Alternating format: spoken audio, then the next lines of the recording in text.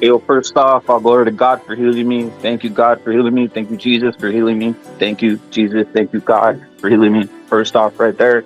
Um, Salute to Eric Gomez, who's in the chat. Salute to Handsome Dude, who's in the chat. Salute to Impala. Salute to Ed Dog, of course. Earl, OG Blaze, of course. SSC for checking in. The Don for checking in on me. JJ, you're saluted. Matador, of course, saluted. Don Chingastos, you're saluted. Killer Be Kill, of course, saluted. Gonzalo, you're saluted. Uh, this live is about Liam Smith versus Eubanks Jr. Eva Green, of course, you're saluted, bro. Right? This live is about Liam Smith versus Eubanks Jr. We're gonna get it on popping. It's a great Saturday to watch boxing. I get to watch boxing. I mean, can't take it for granted. Salute, salute, salute. I don't know who's on the undercard, but we're gonna get to it right now. In any case, salute to everybody out there. Salute to Matador again, times a billion. OG Blaze, of course. You know, SSC again. Everybody out there. Everybody who basically, was asking, bro. You guys are salute times a billion, right? You guys salute times a billion out there, bro. Pounds, of course. Pounds salute times a billion. Who else? Chris Court, of course, saluted. Budo saluted. We got Lobito saying he's sparring. Salute to Gonzalo again. Everybody out there, but this is what this live is about. Knockdown Net, of course, you're saluted, bro. This is what this live is about. Let's get on the starter, guys. We'll get to the rest. Also, Fulioso, you're saluted for you're saluted, Fulioso. You're saluted times a billion out there. A lot of people, bro. A lot of people. Too many to ask. Salute to the Don times a billion, who was basically trying to check up on me all the time. A lot of guys chilling. Salute. John Smith, of course, saluted. But yeah, let's get this live on and cracking. Let's get this like Eric Gomez, you're salute, the first one in there, bro. First one in there. Yes, I am. Donaires, Boston Academy. I think I'm better. Salute to you, AD. Salute to AD, bro. Salute to Bay Area. Salute to Bay Area out there. Salute to Chitlin, of course. I'm healed, bro. I'm healed. I just might need other things, but I'm healed. AD, salute to you, bro. Thanks for asking.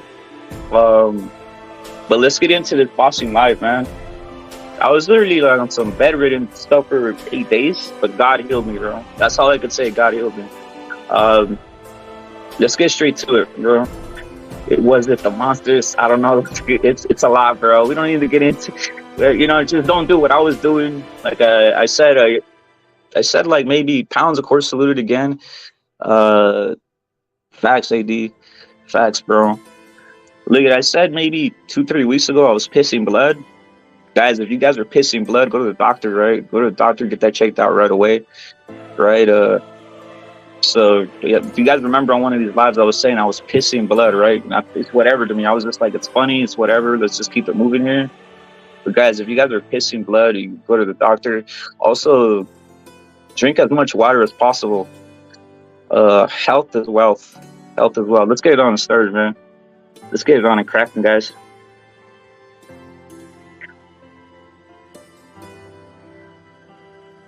Hey, do you guys remember the torch? I'm gonna show you guys the torch right now. Salute, salute. Wait up, hold up. Let's do the OG intro and then let's get to the torch. Furioso, salute again. Everybody out there, Earl, of course, saluted, bro. Your salute times a billion. Evil Greens, drink water, bro. I'm telling you that right now. Drink water because it could all go down real fast. I would recommend everybody drink more water. Watch what they eat, right? Even if you look good on the outside physically, sometimes, I look in shape. I look skinny. I look in shape. But sometimes, from the outside, you might look like the greatest.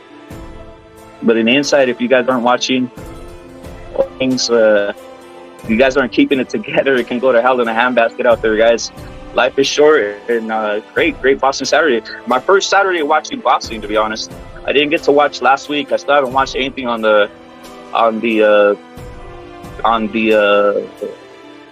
Usyk or anything. I haven't seen anything, guys. I was literally bedridden, like I said, for days in extreme pain.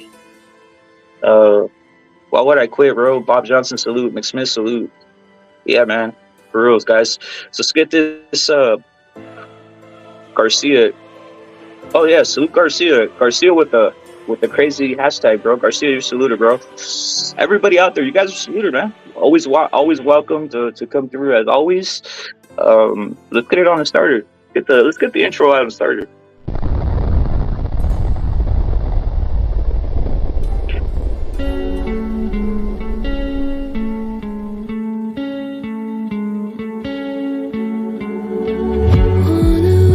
To circle the other, as you go you remain a stranger to me, to you, but our pieces left uncovered. I'm thinking about four-leaf clovers. I've got composure, silver coin. You hold me, turn me over right now, but expect to forget about it. Salute to Sergeant, bro. Sergeant kept in on the second day. Thank you for the prayer, Sergeant. Salute to Sergeant, bro. Salute to everybody who threw a prayer out there. Salute to BDA Boston on the building. Salute to everybody who threw a prayer, guys. Girls.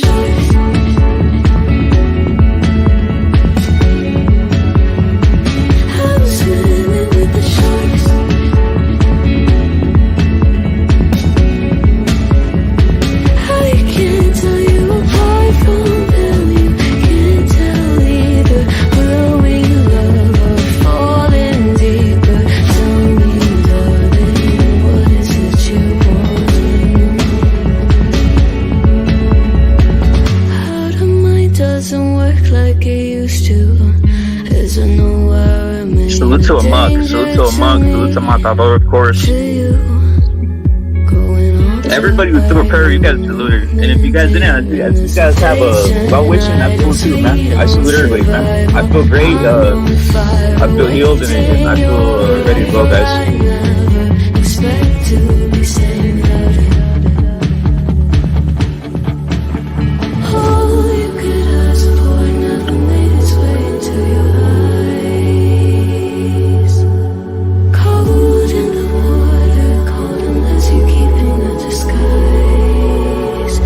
Swimming with the sharks.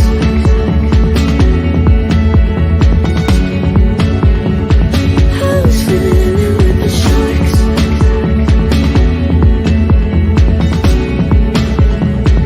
It's out of my control. You set the play in motion.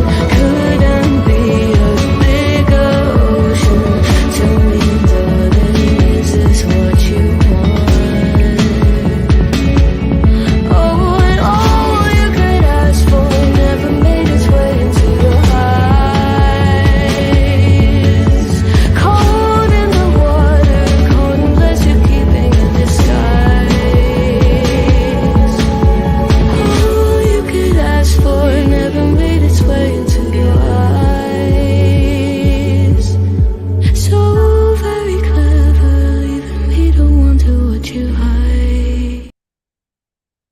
Pound salute. Let's get into the torch, right? I think I dropped this on the last live, but let's drop it again. The torch.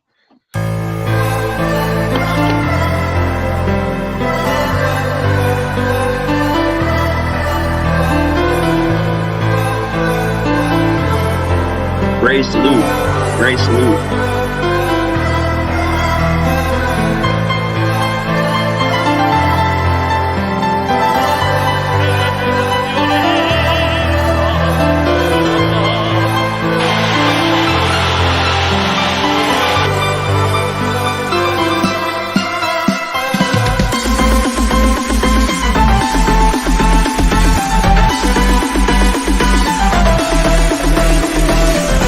Así se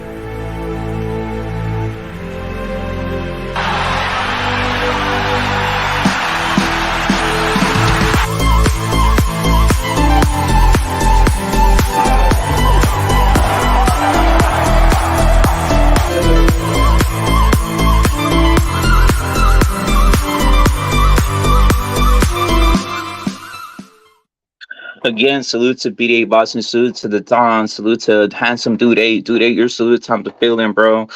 Salute to Dude 8 again, time to fill in. But let's talk about something else, guys. Canelo, right? It went to the torch. It went from Chavez. It went to De La Hoya. It went to Canelo. Who gets it next? I don't know, right? But right now, Canelo has it, bro. Stranded in the open, dried out tears of sorrow. Voy a decir en español para que todos se me entiendan porque es puro mexicano. Que chingue a su madre.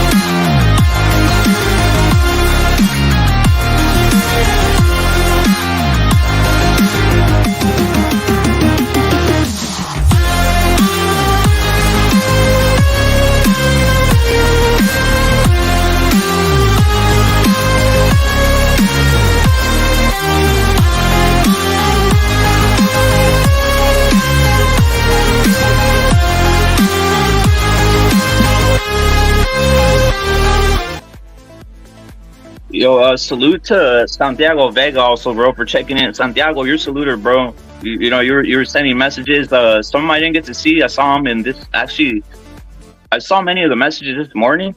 But you guys are all saluted, man. Everybody who sent me a message, or anything like that, bro, or had just a positive thought, you guys are saluted, or threw a prayer in here.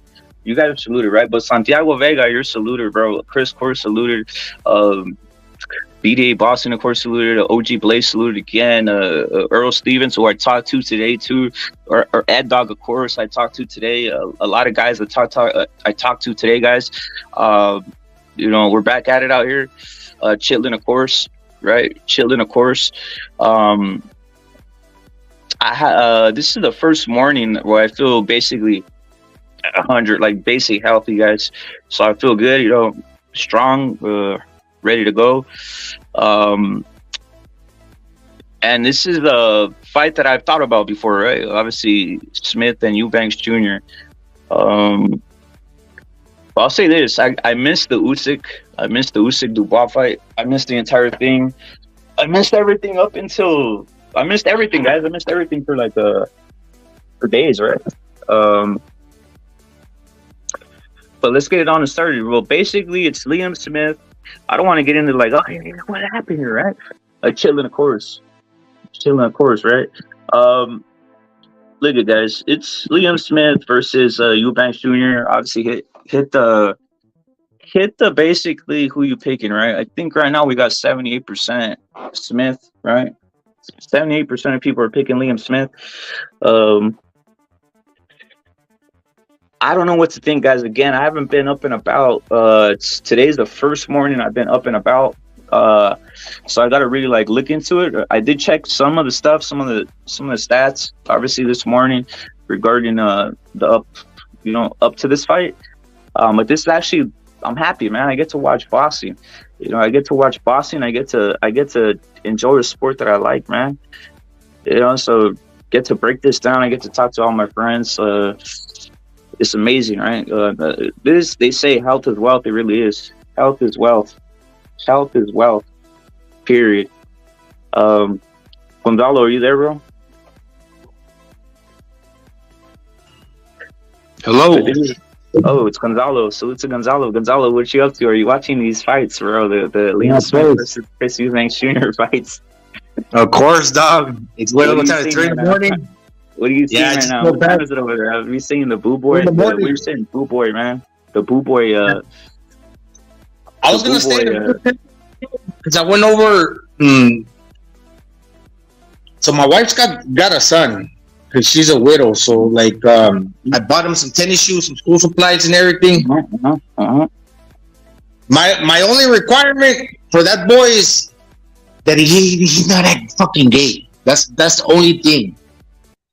And hopefully he keeps up with that shit. But anyhow, I mean, no, I went over to bro. Just tell him it's a hey Gonzalo. Just tell him it's a sin if he does that, and it's not up to you, right? Just tell him, yo, never sober salute. Just tell him it's a sin and keep it moving, bro. Tell him, hey, I disagree with that. That's a sin, bro. I'll tell people, movie, I tell them, swing your fucking arms, swing your arms. Yeah, But anyways, no, I stopped by the Manny Pacquiao gym because, like, dude, it's been like in the back of my mind, I should have done this years ago. But anyhow, I lost the weight. I put a little bit back on, but I can cut those 6-7 pounds where I'm back at 158. And I went up there to look at the double M bags, how Manny Pacquiao has the setup, because I heard that his double M bags are tight, like they don't have a lot of leeway where they swing back and forth. So it was interesting how he got the setup. So I looked at that. Then I made plans to go back in 3 weeks. I'm gonna go sparring. Hey man, I got a chip in my shoulder. Call it a midlife crisis. Who fucking cares, dude? I'm gonna go in there and I'm gonna go in there like you were Valero. I'm probably gonna be slightly bigger than the fighters they got there because they're naturally like 35 pounders, 30 pounders, and lower. Yeah. So I won't go like trying to body fools because you got to pay respect to the weight classes, but at the same time, they're younger, they're professionals. But at some point, right, if they start clowning, I'm gonna stop dropping the hammer, dude, with the left hook, boy. So it's one of those things that I'm looking forward to, and I'm preparing. And call it what you will. Call it is what it is. So looking forward to that. But I'm glad you're back. I didn't text you a little bit because not that I was afraid to like sound cheesy, like hey, what's up, Rip? But there's other dudes that were like already looking. I thought that other fools were like reaching out to you, and if them fools didn't get a reply, well, I was just gonna see like what was going on because if they didn't get an answer, I couldn't, dude. I had my everything was out, bro. I was just concentrating on I was literally in pain for 8 days, bro. A lot of pain. I'll tell you what caught up to me, bro. The alcohol, the smoking, the staying up, bro. Like I don't like guys. I don't go to sleep. Like I just have a lot of energy, bro. I never go to sleep, bro. So that not drinking water, taking other things, bro. I'm not gonna say what, right? But just like the entire thing caught up to me, and my kidney, it got like a kidney stones, bro, right? And I was straight. It paralyzed me, bro. Most pain I ever had in my life, bro. Yeah, but basically that I've been drinking. I drink a lot, bro, but people don't even know, bro. Like, it's like I was drinking a lot, dude. I've always, it's just you just figure like, hey, it's what it is, right? But yeah, bro, it's just like it finally caught up to me. And then I was like bedridden for 8 days, bro. Wild stuff, man. Well, glad you're better, man. Glad you're better. I thought I was dying, bro. I was like, I'm dying out here, bro. I was like, I'm dying, right? I was like, I'm dying, man, but I'm better, bro. I really am. I'm gonna start looking out for my health. I'm gonna start drinking more water. I'm gonna start doing all the stuff that people, I could do it. I'm disciplined, right? And then it's like, obviously, sometimes people look in shape, but sometimes if you guys are just you guys are just going 24/7, bro, 24/7. Hell in a cell, or just drinking and everything else. Sometimes it does catch up, especially if you're not drinking water, bro. I wasn't drinking any water, dude. No water at all, dude. So yeah, it got kind of rough, bro. I was literally like the worst pain ever, dude. I can't even imagine, bro. I've been cut in pieces. I've been not cut in pieces, but I'm not gonna say what, but I've been cut. Hey, no set, salute, bro. Thank you for coming through. No set, you've always been missed. I've been cut. I've been stabbed in the knee. All this, dude. That is no pain compared to what to what I went through the last 8 days, bro. Yeah, when you're pissing the kidney stones, where they start breaking up in your kidneys, and like you start pissing the stones, and they start going out the tip of your dick, man. This shit fucking hurts.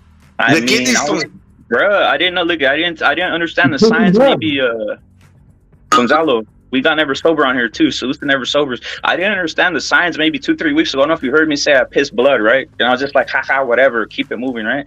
But yeah, I was pissing blood like 2-3 weeks ago, bro. And I didn't understand. I should have gone straight to the doctor, bro.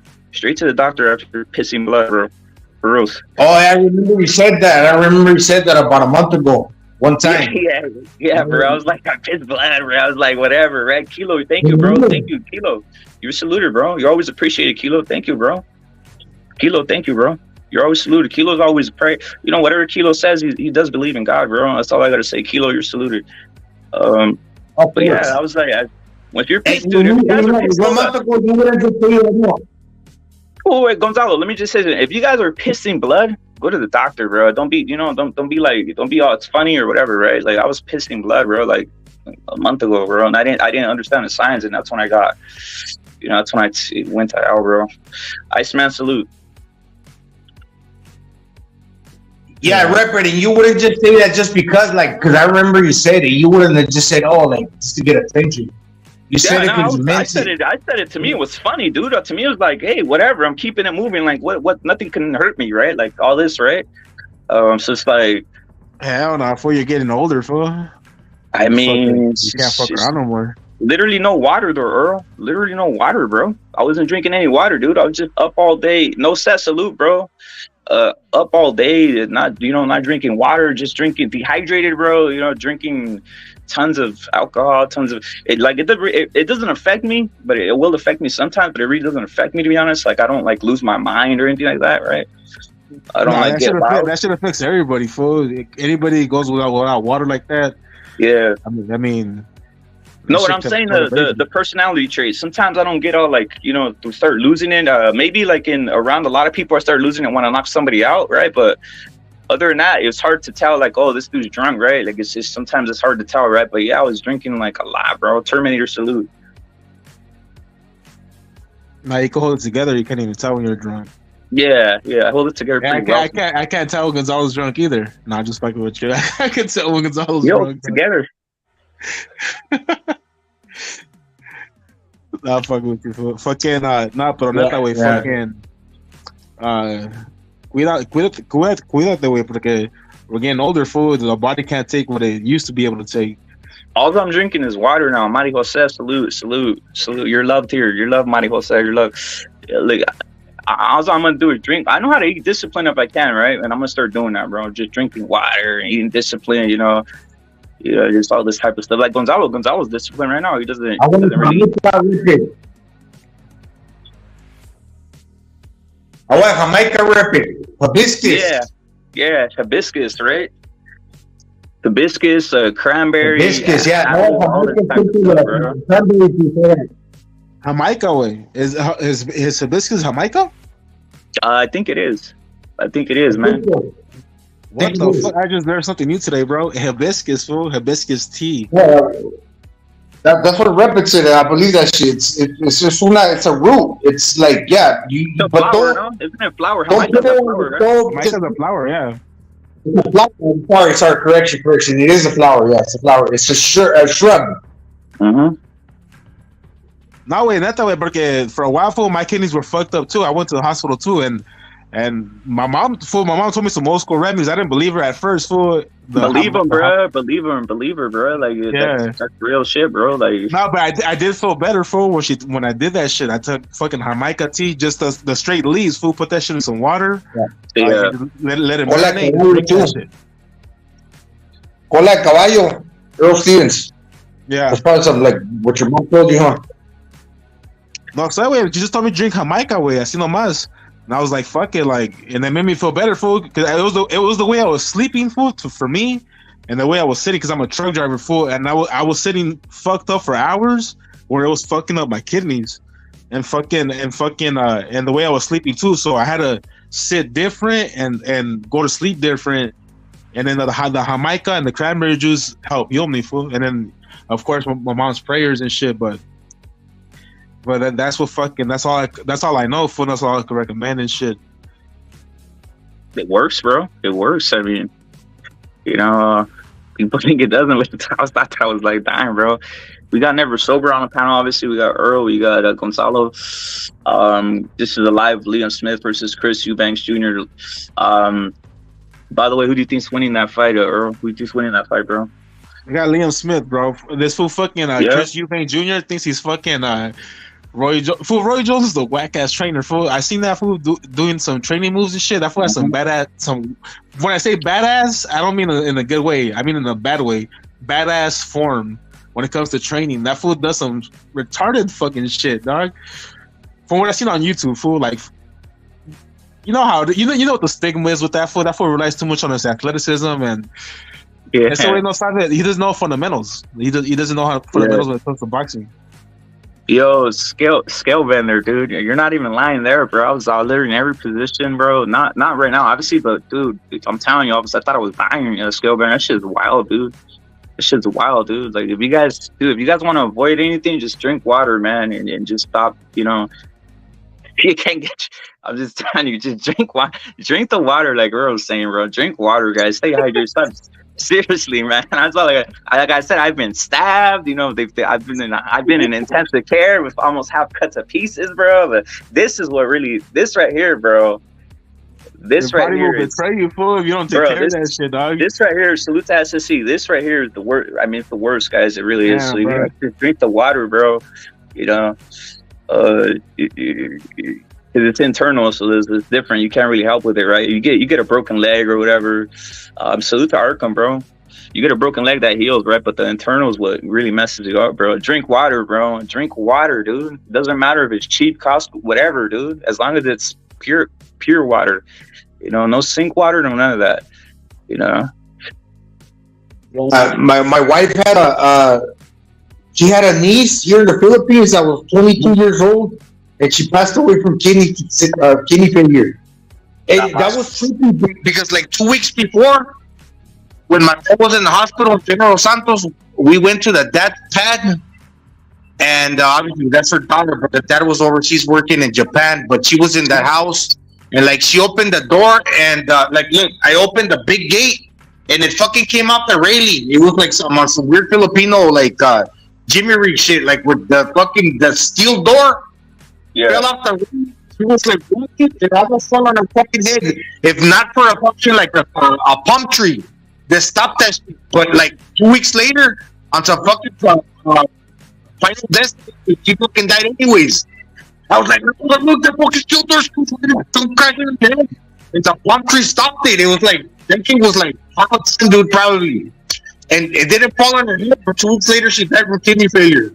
It was crazy, and I was like, damn, that was crazy, dog. That's not what fucking Reppin wants to hear right now. No, it's all. No, it's what we could hear. Dude, I wasn't through so much pain. I could hear whatever right now at this point. I feel better today, bro. Don Ramon Champ saying, I've been telling you fools, those monsters. It's the Venoms, bro. I'm not gonna Don Ramon Champ or Ed Dog. It's those Venoms, bro. Monster too, bro. But guess those Venoms are very heavy, bro. very heavy, and then when you mix it with tequila, White Claws, and all this other shit, Come on, like bro. that, it's not gonna And go good. the For lack you. of water and shit and being dehydrated. No and all that water, no shit. water, dude, no water. Just drinking, like smoking, smoking. It's gonna get to you. It's gonna get to you, man. That's all I gotta say. It's gonna get to you, bro. Like, Nah, I feel you, fool. Hey, I feel you, dog. Yeah, fuck, you gotta flush out the system, fool. You gotta. That's how you flush it out with water, fool. Water flushes everything out. Boom, boom, boom, boom, boom.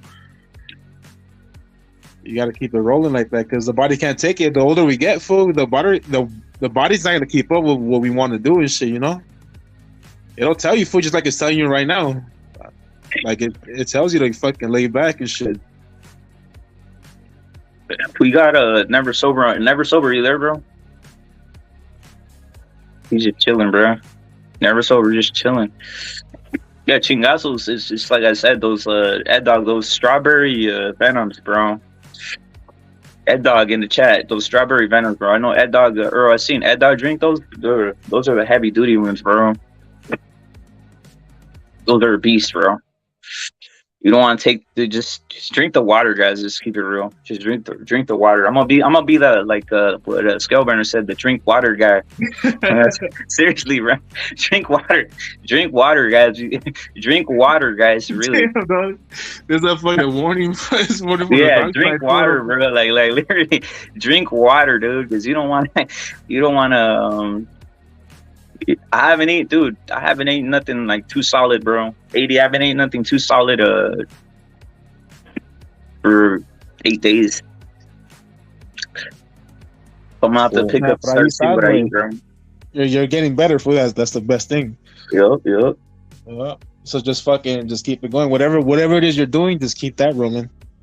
Yeah, well, I'm gonna keep it rolling, but I'm gonna have to change. Keep a certain change my diet a little bit, bro. Because I lost 10 pounds, bro. 10 pounds out of just 10 pounds went to hell. So there's that, bro. 10 pounds, bro, is a lot for me to lose, dude. It's like, it's not like I'm carrying a lot of weight, so the 10 pounds it's very visible, bro. Yeah, just chill. All you can do is just relax, bro. Be like Gonzalo. How much you weighing right now, Gonzalo? I went up. I'm hitting almost 170, 169. I went up 9 pounds, almost 10. But I'm gonna cut those motherfuckers out in the next days. Yeah, I ordered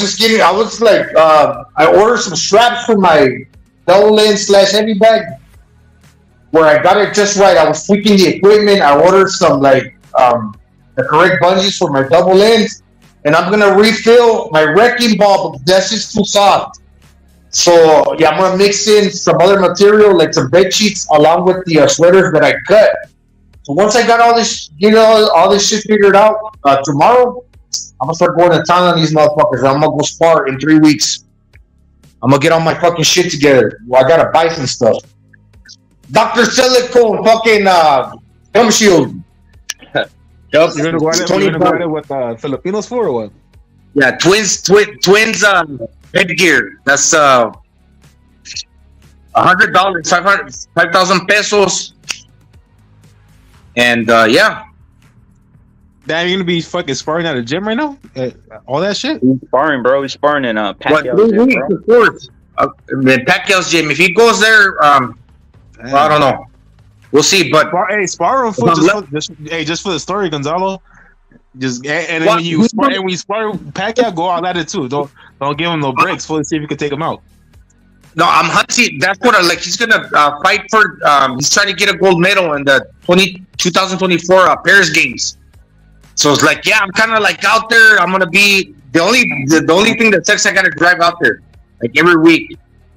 It's like 70 kilometers, like 40 miles away. So, but anyhow, yeah, man, it's just something that's been bothering me. Why am I deciding to do that now? Well, it is what it is. But hey, wait, we'll see what happens.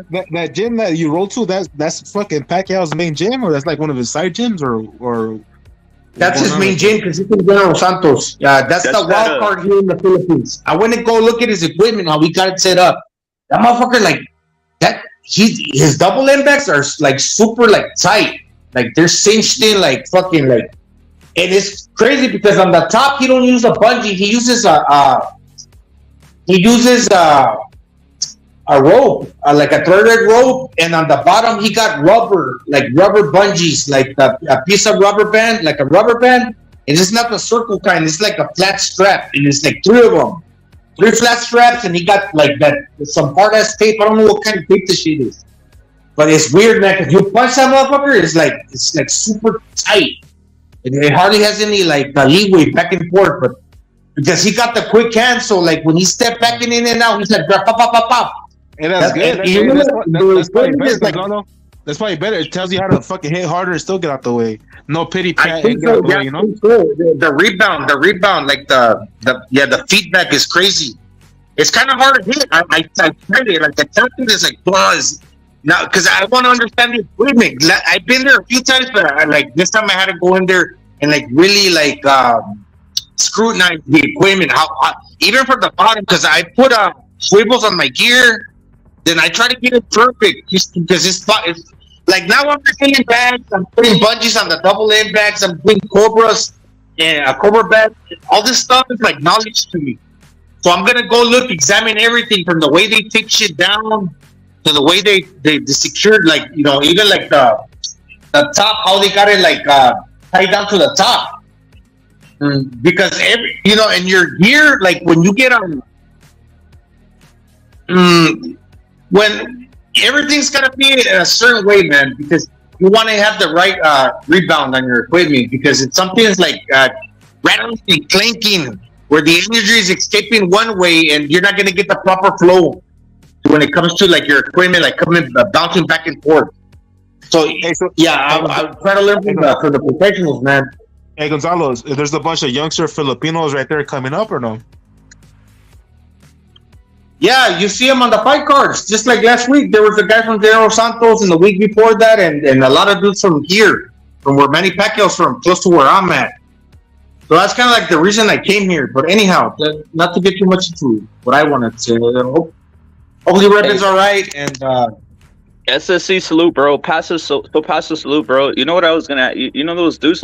They put them on southpaw over there, right? Because of the Manny Pacquiao thing. So they say, "Oh, Manny Pacquiao, let's all be like Pacquiao. Let's put them all southpaws now, right?" That's what they're doing over there, or no, Gonzalo? That's right, Redman. That's right. I'm a southpaw.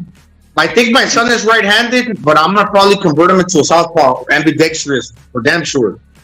But like my wife's, because she's a widow and she's got like a 12-year-old boy. He was 8 when I got. He's a left-hander. He's left-handed. That fool Mike Sayos from there too, no? Or no? Yeah, but those guys are converted, like you said earlier.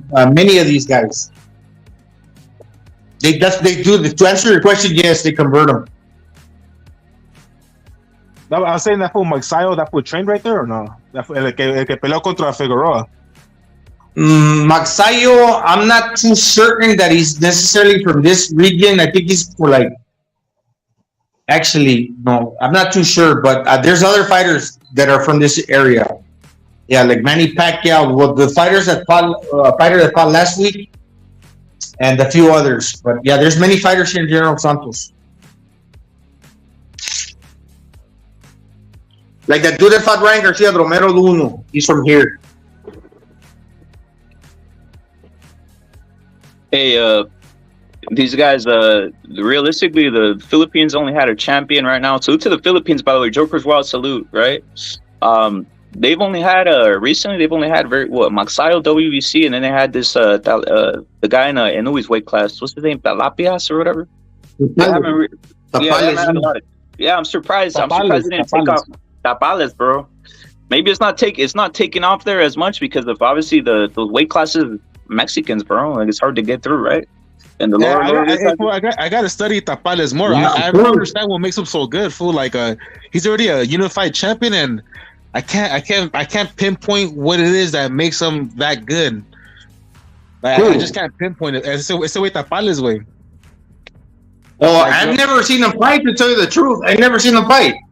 I saw his last fight a little bit, and I was kind of like in and out watching it and shit. but I didn't see nothing special. But I really want to like, if you make it to that level, fool, I really gotta like study them to see like what makes them that good to be on that level. You know, because no, I don't see. I'll tell you one thing about the Filipinos, man. I seen a little fucking Filipino. Se echó dos pinches sacos de arroz, de costales de arroz en his head.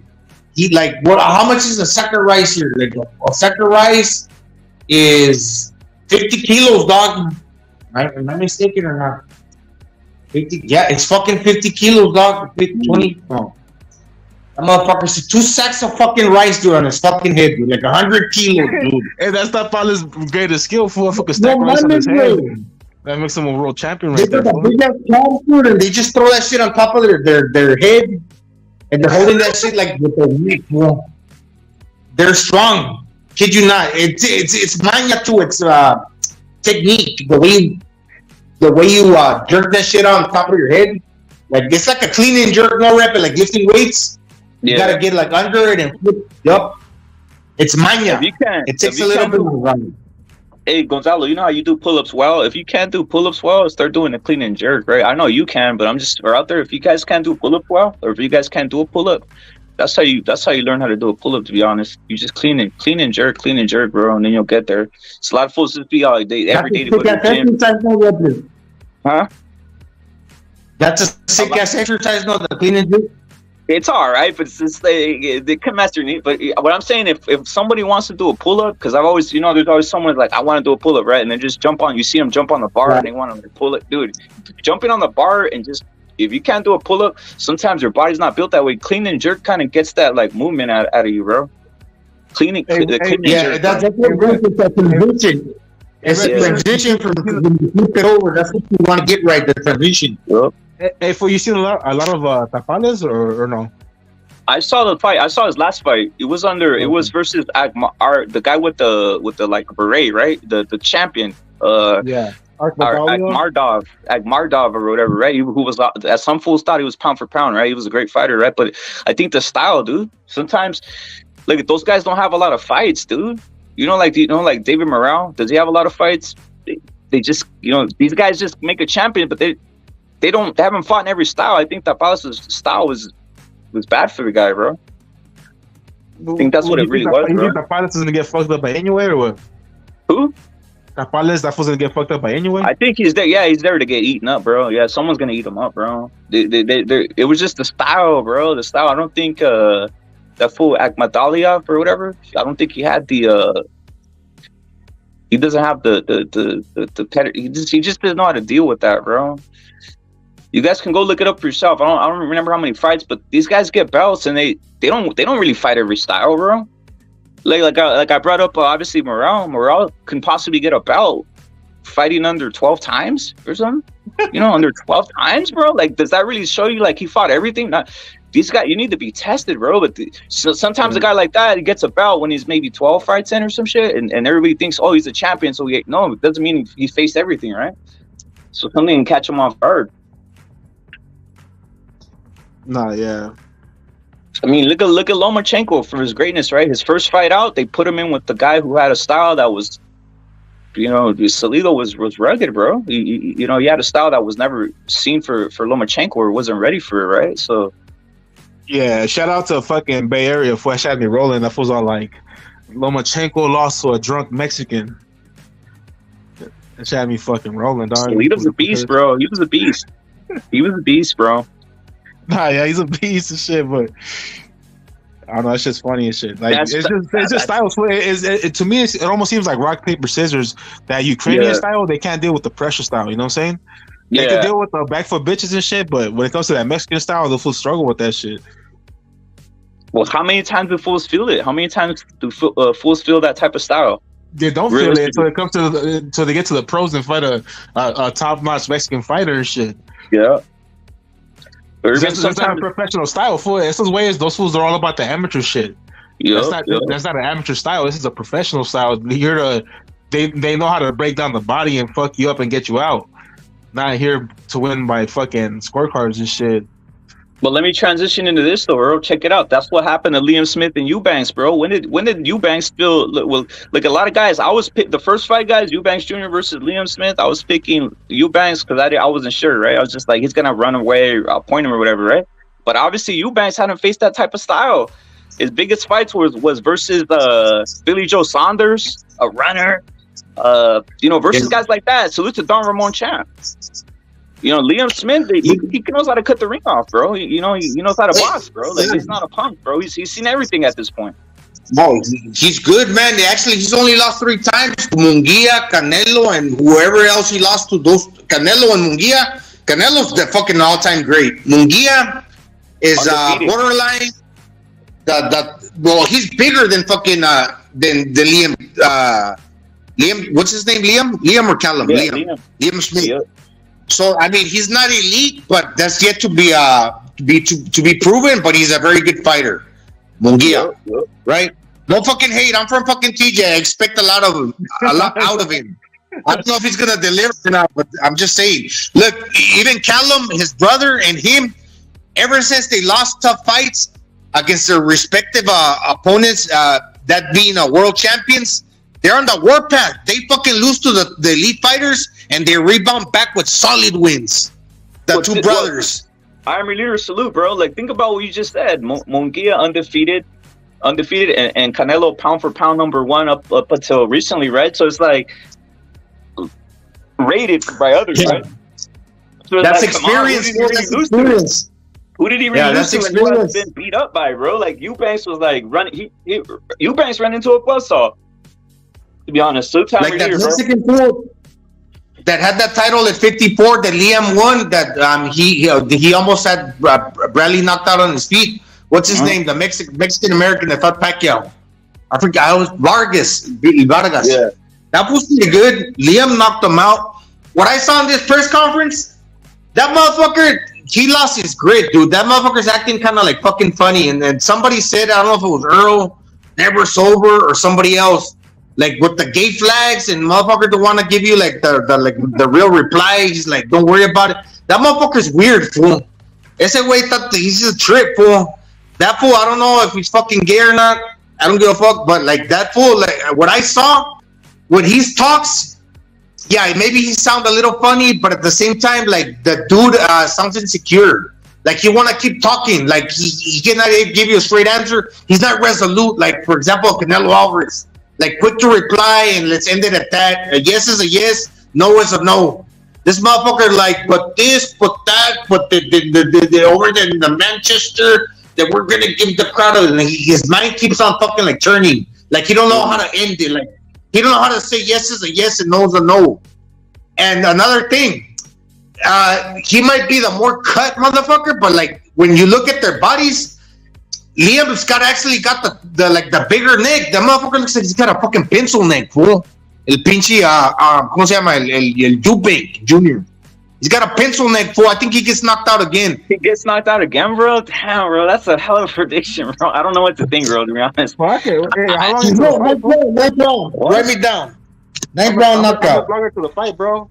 Huh? I'm watching right now, this dude right here who looks like an overgrown Tank Davis walking in the ring, bro. It's called Big something.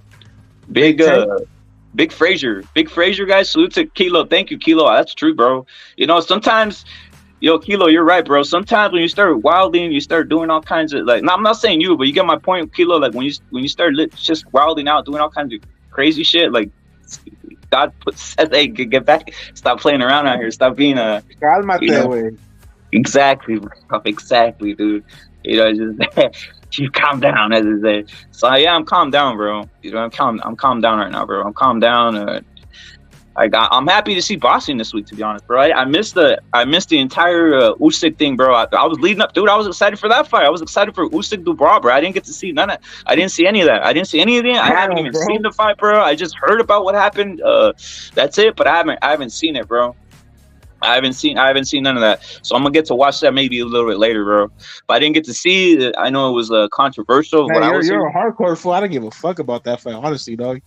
I wanted to see it, bro, because first of all, a lot of interest, as Furioso was interested in that. He's like on some Furioso funny, Sutu Furioso. So I wanted to see that, and I wanted to see What happened, bro? What happened? Real quick, just real That quick. What fool happened, Usyk bro? won, fool. I saw the highlights and whatever. Usyk won, domination, but Yeah. that fool got socked in the stomach. Fool's trying to say it's a low blow, but it didn't hit him in the balls and shit. That shit hit him like underneath his belly button a little bit. He went down.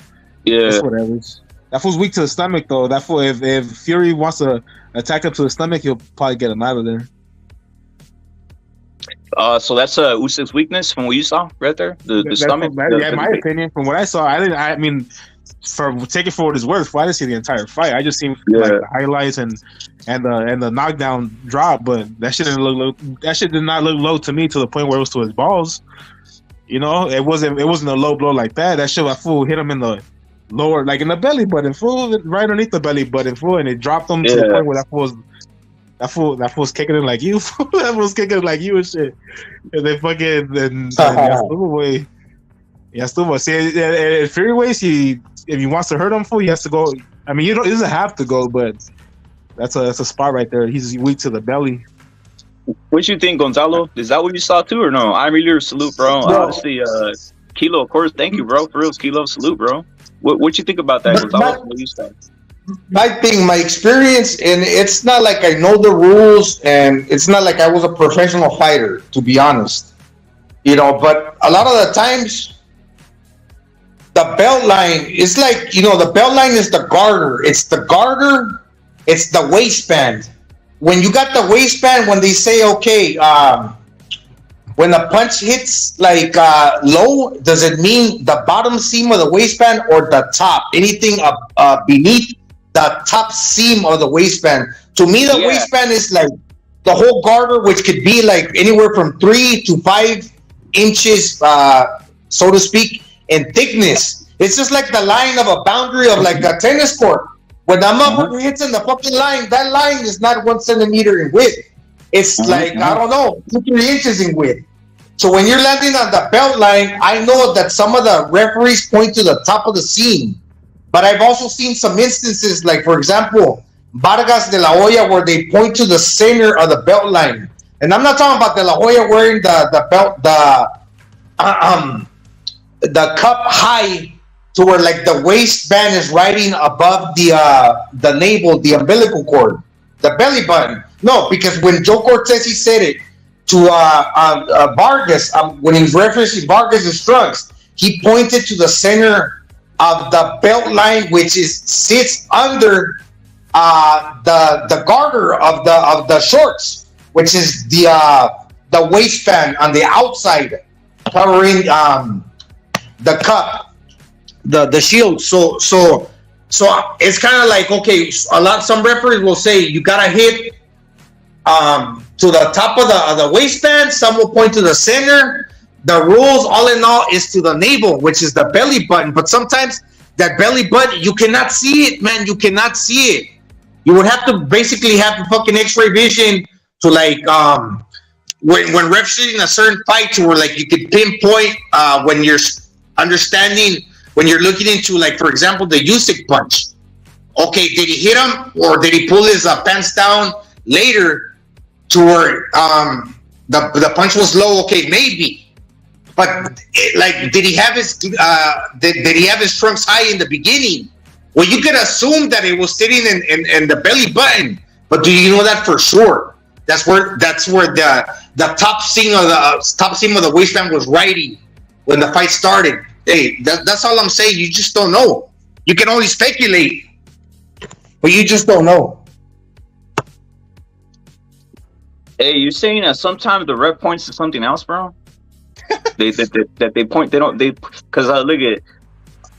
I gotta keep an eye on it now. But you know what? L Dog, you out there, salute, because this is what L Dog always says. Hey, the top seam is where the belt line is. No, it's not truthful, because those fools were the top of the seam above their belly buttons, and some fools are saying that a low blow is below the belly button. And like, I know fools gonna talk shit, especially Chillin' Distributor, for me listening to the Chris Maddox podcast.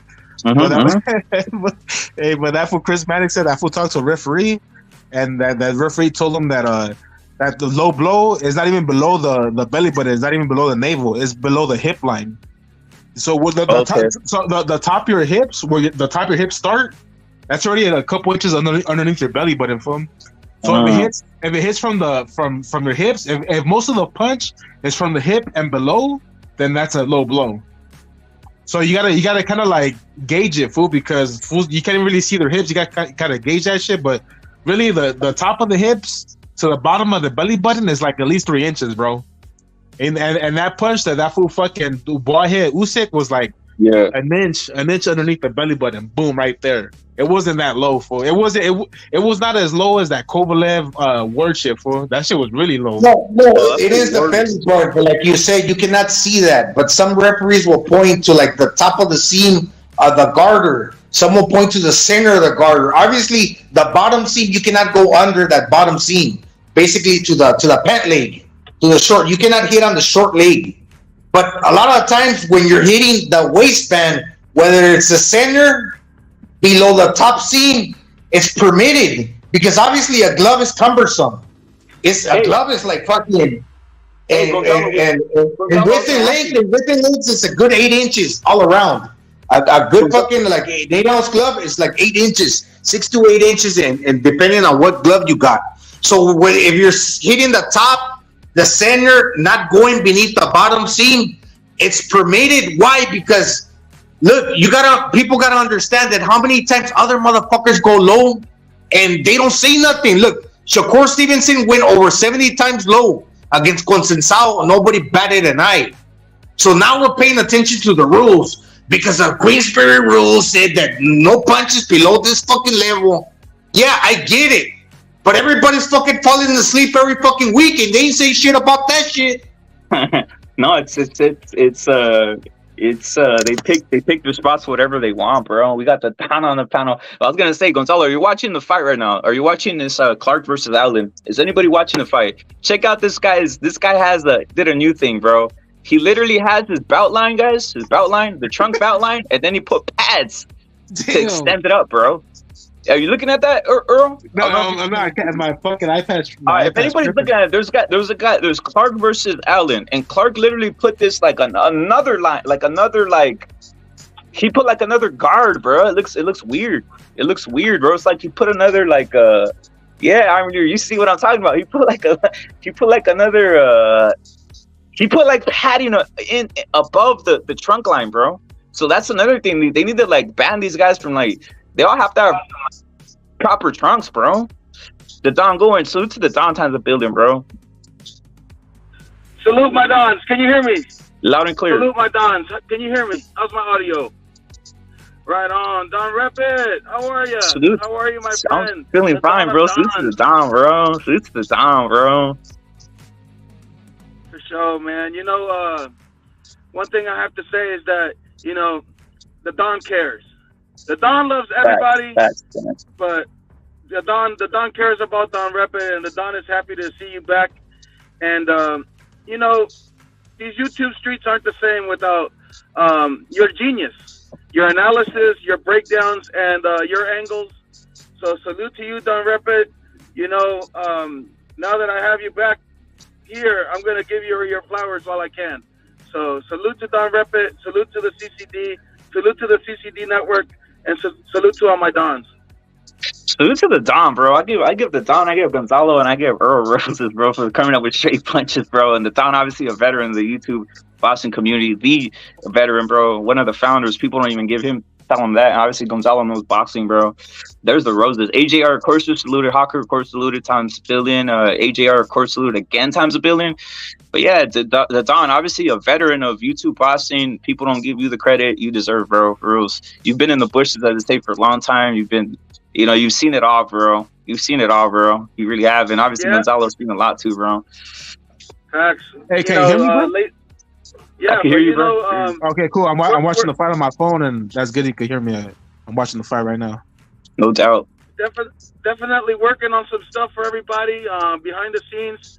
So the CCD network is definitely pumping and just doing things, to push things forward and just beware. You know, we got some good content, some good stuff coming. Of course, you know, I didn't want to do nothing. I mean, obviously, I'm not gonna sugarcoat things. The major key factor of the CCD and the CCD network, the president, as you would say, it would be Don Repit. So nothing was gonna move forward without him. And the Don stays 10 toes down, and is always gonna back up Don Repit. We're here to succeed and win, and we're in it for the long haul. And another thing that I wanted to say is that today I'm in my white tee, blue jeans, and Nikes. And what I mean by Nikes, I'm in my Cortezes, so don't get it twisted. The Don does not wear Jordans.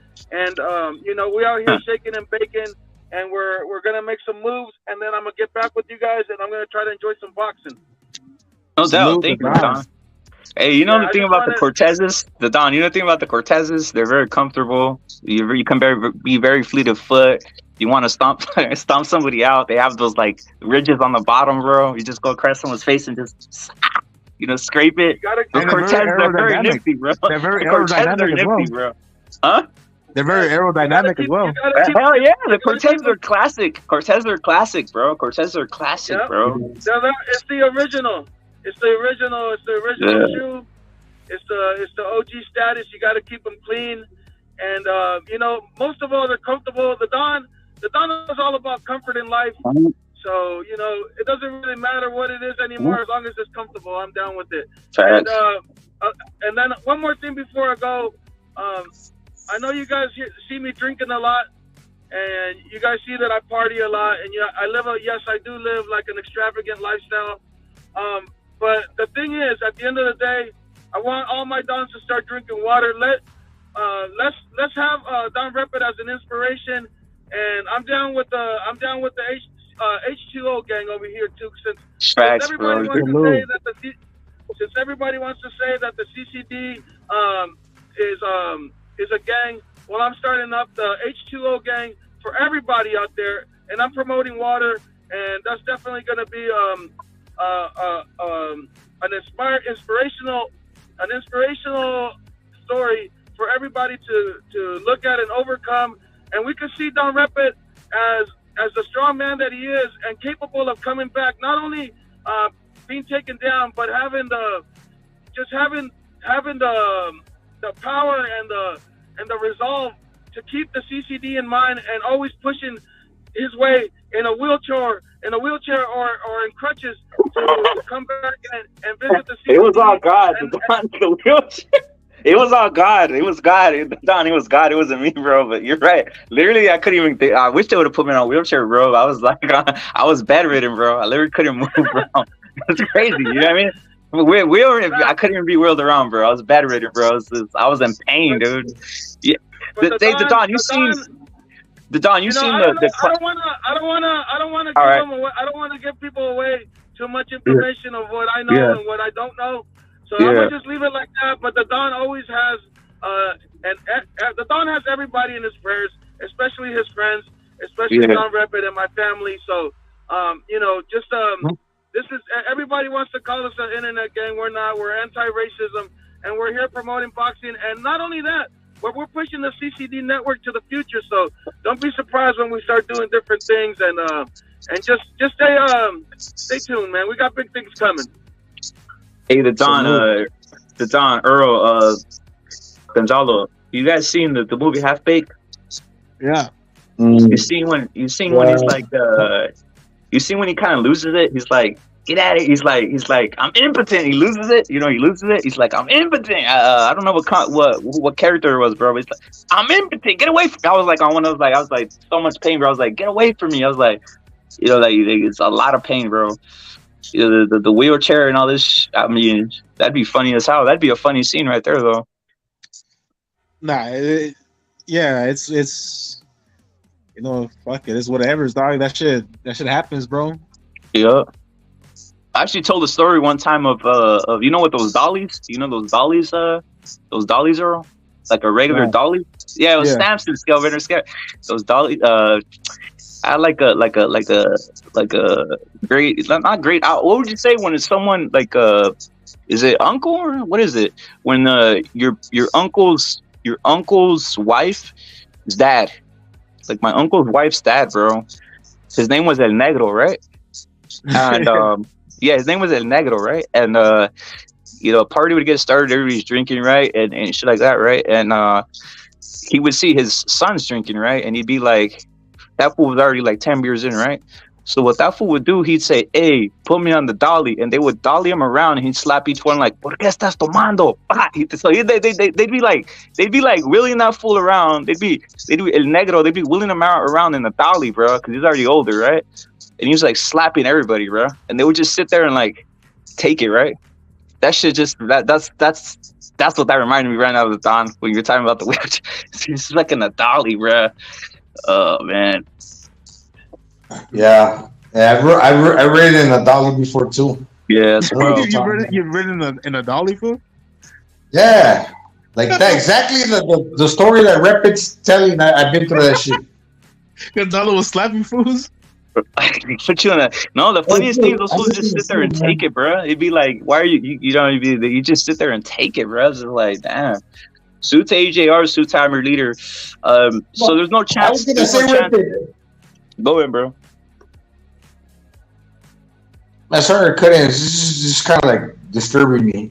I don't have no quarrel. Like obviously, I'm just being like with the referee's decision to give Usyk, the champion, the benefit of the doubt because ultimately it's his call.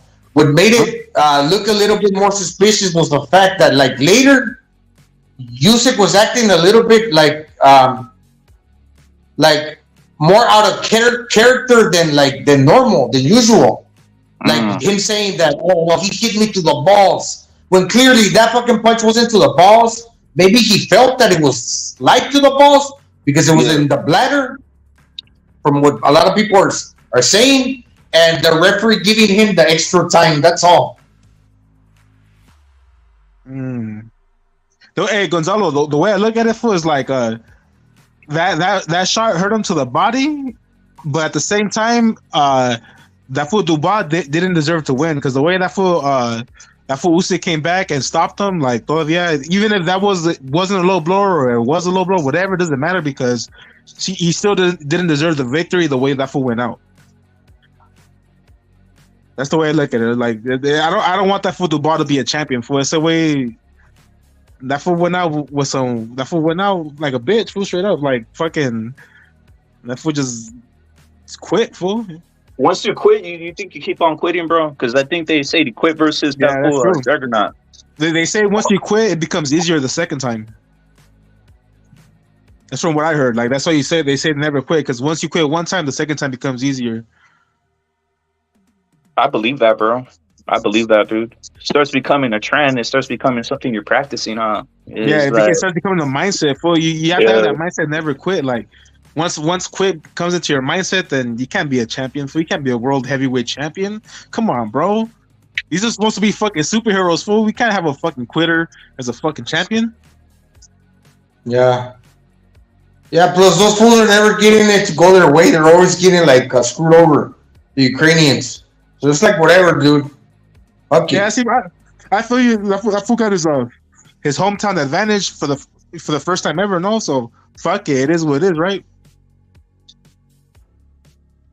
Yeah, you need to knock down that. Sometimes, he's been a road warrior, bro. So it is what it is, bro. Right? It is what it is. Like at one point, at least give him one home. What's the word called? A little bit of home cooking, as they say.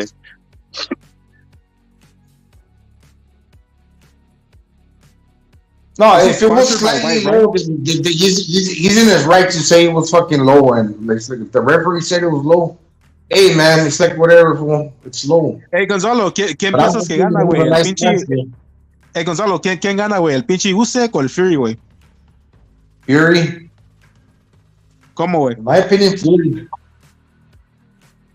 Well, hold up, bro. Technique salute, bro. Technique salute, and salute to Conor McGregor. Salute to all the Irish peoples, bro. But I was gonna say something.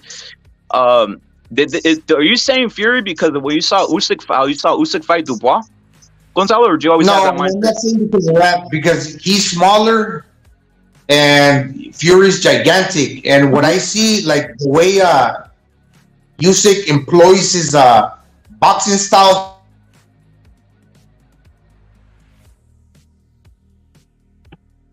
get a gauge on that dude's stance and the way his dimensions and everything. But when you're 6'9", with most likely like a greater by far like an arm length than your opponent, how are you gonna like feint with that dude and parry? Because Usyk a lot of times he carries that arm and he basically tries to feint to like confuse the opponent to try like to get him to step in, then counter him. Then when he makes that dude fucking bite on his face, that dude will like close the distance. He's on you like white and rice. He basically closes the distance after you throw him to where he's sticking to you and now allowing you to punch because he's reading. He's right there to respond with the quickness. But when you're fucking 6'9" with like the greater length, that dude's not gonna fall for your fucking feints that easily. And even if he does, he's still got the length advantage. So that dude's not gonna fucking step in just like nothing. He can play with you. He can hold his arm out like that fucking long ass arm, Tyson Fury. Okay, you try feinting your way in. I'm not fucking biting on that shit. And if you fucking like, okay, get a little desperate, and whether I'm biting on that shit or not, and you step in, I'm gonna counter you because the distance is too far from you and me. That's why I say that's the reason that I'm picking Fury. Because he can feint and parry his way in that easily, and that's what Usyk's boxing style relies on: feints and parries. Hey, fool, and when you're fucking 6'9", fool, and that massive, any little short shot is gonna hurt It's gonna hurt Usyk, fool. If he catches him with like a little short hook on the inside, any little punches that touches him, fool, is gonna rock him, fool. That fool's big, fool. That fool Fury is big as fuck. And fucking and the way I look at it is like fucking Usyk has one way to win. He has to outbox him. He can't outfight Usyk. And I feel like Fury could do two things. He could try to outbox him. If that doesn't work, he could try to outfight him. And I think he could put in work like that. So, and he's big, fool. I mean, we're not saying anything that's groundbreaking. Fool. I'm pretty sure if that fight opens up, Fury's gonna be the favorite. So we're not saying anything that's crazy. He's not a power puncher. But he does have power when he throws that swivel left hand, the jab hand, and when he gets up on your chest after you done punching, like I said, he closes a space, and when he's on your chest, and he throws with full power, basically punching through your head, like popping your head back, because he knows you're done punching. So after you throw your punches, how can you punch when he's covered the distance on you and he's getting his shots off? Dude, he's overwhelming you. But when you're 6'9", and you can hold that dude off because you're not biting on his face and you're fucking parrying his hands down, good luck, Usyk, having him close that fucking that space where he's getting up on you to land that full jab and fucking push your head back with that fucking straight right hand. Like, hey Gonzalo, Usyk has to fight the perfect fight. Usyk has to fight the perfect fight. That's the way he gets power. Hey, Usyk has to fight the perfect fight, and if he starts putting hands on Fury, it's gonna piss him off, and then Fury's gonna start fighting back. Like Fury's not gonna go down like a bitch like that. If Fury starts getting pieced up by Usyk, he's gonna start fighting back, fool. It's like this, Arrow. Like you throw your right hand after you throw you missed. I'm gonna close the distance with my leg. I'm gonna close the distance and I'm gonna hit you with the right hand, but not from far away, from really close. Where I'm gonna fucking snap it. That's how Usyk hits you. Once you thrown, he's a master at closing the distance. Like when he gets up right on you and he hits you with everything because he knows that you're done punching. But good luck closing that distance against a tall dude with long ass arms like Fury. I'm not saying that he can't do it, but that's the way he gets the leverage on his shots. But Fury's an intelligent boxer. He's not gonna allow him to collapse the pocket like that. That's all I'm saying. He plays with them from the outside. Because a lot of times that's what Usyk is doing. He's playing with you. He's playing by, what I mean by playing, Usyk is feinting, making you bite on that shit. So when you get desperate or like nervous and you throw, now he closes the distance. And he's on you. But if you ain't biting on that shit, he ain't getting no power in the shots from afar. Hey, you know what's crazy for is that Ukrainian style, it might be a dead style because they have a dead country. Fool, we might not see that fucking style again in the future, dog. Because those fools might not be around for the future and shit. Yeah, there's from what I'm seeing. Is there anybody coming up right now that you can think of, Earl? Like I always look to see who's That's what coming I'm up, bro. saying, I fool. don't see you guys coming up, bro. I don't see you guys That's what coming up right now. yeah, that's what I'm saying, fool. Fucking like that style is very unique. It's entertaining. It's interesting. That Usyk, Lomachenko style, but that their country's dying, fool, and fucking those fools aren't worrying about boxing over there. They're worrying about staying alive. So Yeah, man. that fucking style might be gone, fool. So appreciate it while it's here. That's some rough stuff going on out there, bro. Like that's all I gotta say about that, bro. Fools are dying for who knows what, bro. Fool, I seen a video where their fucking mall got blown up, fool. Like the fucking city mall got blown up, fool, with fools inside and shit. I was like, damn, this shit is horrible. Hey, Blaze, salute to you, bro. Did Nico Ali take a loss, bro? I think he did. That's crazy, guys. I didn't even know that. That's wild, dude. Nico Ali took a loss out there, bro. Wow, bro. Did you see that or no? Did you guys hear that? I didn't see it, but I heard about it. Was it on the same card? Did Chisora win? We saw the Chisora fight, Dick. Did we see it? Yeah, yeah. Whoa, no. That was on the AJ fight, right? That was the AJ fight, right? The AJ fight. Chisora fought on the AJ card, right? I think so, yeah. Yeah, we saw it. So basically, because right now think about this, guys. Basically, the British heavyweights are left to what? Dubois gone. AJ, I guess AJ and who else? Joe Joyce, bro. Yeah. There's not many heavyweights out there, bro. There's not that many heavyweights. That's why I'm watching these two guys right now, Clark and Allen. These guys are younger, like UK heavyweights.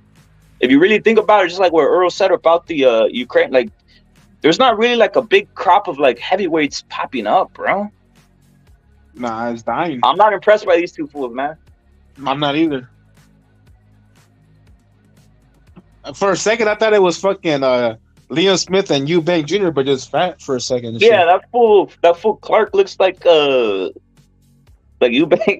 Looks like a Eubanks Jr., bro. Yeah. Yeah, that fool looks like Liam Smith, but gordos and shit. Yep. Hey, we got right here Pound saying thoughts on Caleb Plant saying Canelo hits harder than Benavidez in an interview. I believe him, bro. What can we say, right, Earl? Like, I believe him, Pounds. I believe him, bro. Canelo hits hard, bro. Well, yeah, that fool breaks bones, fool. Like, who KO'd? Salute to Pounds, bro. Salute to Pounds and salute to Pounds, bro, for basically, for messaging me, bro. Salute to Pounds, bro, for reals. But you know what? Though, I mean, who else stopped Kovalev, bro? Like, come on, bro. Like, this guy hits hard. Canelo hits hard, bro. Nah, yeah, that fool, you could tell, fool. That fool be cracking bones, knocking motherfuckers out. He's not like an extreme power puncher, like to the highest level, but he's got enough power to fucking break your face. So you better be careful, especially if you're coming up from a lower weight class. So these fools think just because they're black, coming up from a lower weight class, you're gonna put in work. They're gonna get a rude awakening. It's just hilarious, and I'm excited for it, and I'm ready for it, bro. I'm gonna buy those fucking pay-per-views. Both these guys are UK guys, bro. Both these guys we're watching right now, bro. Both these guys are UK guys. This fool David Allen was known as the Rhino, I think. They're kind of I don't know if you're impressed, bro. It's like, nah, I'm not. There's not many heavyweights, bro. That's why I was like, Andy needs to get in there somehow, get a fight. What do you think Andy does to Dubois, bro? He fucks his ass up. Fast, that was talented, fool, pero no tiene ganas. He eats him alive. He eats him alive, bro. He eats him alive. Yeah, that fool needs to fucking. I wish he was super disciplined and super hungry to be the best ever. That fool's comfortable, bro, and that fool's just a natural, gifted fighter. These fools train hard to fucking be good fighters, and Andy's like whatever's, and that fool will still fuck you up, like, because he's done that shit since he was a little kid. Fool, that fool's a natural born fighter. You got the muscle memory, dude. The only guys who have the muscle memory is Usyk, Fury, and Andy, bro, in the heavyweight division. Those are the only three guys that have a muscle memory in their body that are in the heavyweight division, bro, who have been doing it since Fight Back, that have won a belt. Those are the only guys, bro. There's not. That's it. AJ's not there. None of these other guys have done that. Joe Joyce started when he was damn near. When Joe Joyce started 26 or something like that. Crazy, it's starting to die. For the next crop is that fool Anderson, Torres, y ¿cómo se llama el otro güey? El Jalabek? Jala something? Javelov. Love, that motherfucker is a beast, fool. That fool's He has a beast. power. He has power, huh? He has power. Hell bro. yeah, that fool has power. That fool has deadly power. That motherfucker has deadly power, dog. That fool, you need to be careful with that fool. That fool stopped Torres in the damn in the amateurs, bro. He knocked them out, bro. Dude, so that fool's no game, dude. I heard about that shit. I was telling you, fool, when I heard that shit live, that shit caught me off guard, fool. That was the hardest punch I heard all night when that fool Javelov landed those body punches on that black fool. He landed two of them. Boom. He cracks. That's the word, crack, right? Fools don't say that, but yeah, he cracks, bro. Fucking power, bro. Straight power. Hey, what do you think of a distance fight at heavyweight division, Gonzalo, Earl? Like guys like this, right? Big Frazier and David Allen. What do you think of guys going to distance, bro? Does that prove anything, or is it like you're like, come on, bro? I give my 2 cents. It shouldn't go the distance, especially at this level. If you're coming up to a championship fight, you better be knocking fools on the way up there. If not, then you're the reason why the fucking heavyweight division is dead. Might as well go to fucking Bridger or Cruiser. Everything should be deadly out here, bro. That's just my opinion. For the heavyweight division, everything should be deadly, bro. At least someone should be getting battered. Someone should be getting injured. Somebody should be risking, their face should. Look at both these guys' face, Earl. Look at both these guys' face, bro. They went for a jog, fool. Dude, it's like they nothing happened, bro. They're just sweating, bro. It's like they went on a little sparring match, bro. Predictions, Rip, for the Eubanks fight. Who am I picking? No, are you taking down predictions? Yeah, I want to know your prediction, bro. Like I don't know who to pick, to be honest. I'm gonna go chalk Liam Smith, right? Liam Smith, because once you get taken like that, once someone disembowels you, once someone finds you, finds that you have no heart, I think they keep on going at it, bro. And that's not on some boxing shit. That's just on some I took your heart and I'm gonna take it again. I think Liam's gonna take his heart again, bro. I got Liam Smith, 9th round TKO. That damn 9th round. Yeah, when I put it up before, I mean it, dog. I mean it. Yeah. Maybe sooner. These black fools, they got weak fucking chin. So I see your bet and I raise it. 7th round KO Liam Smith. Hey, Victor, you gotta pay Earl. I started hearing Victor, bro. Nah, don't even bring up his name. Victor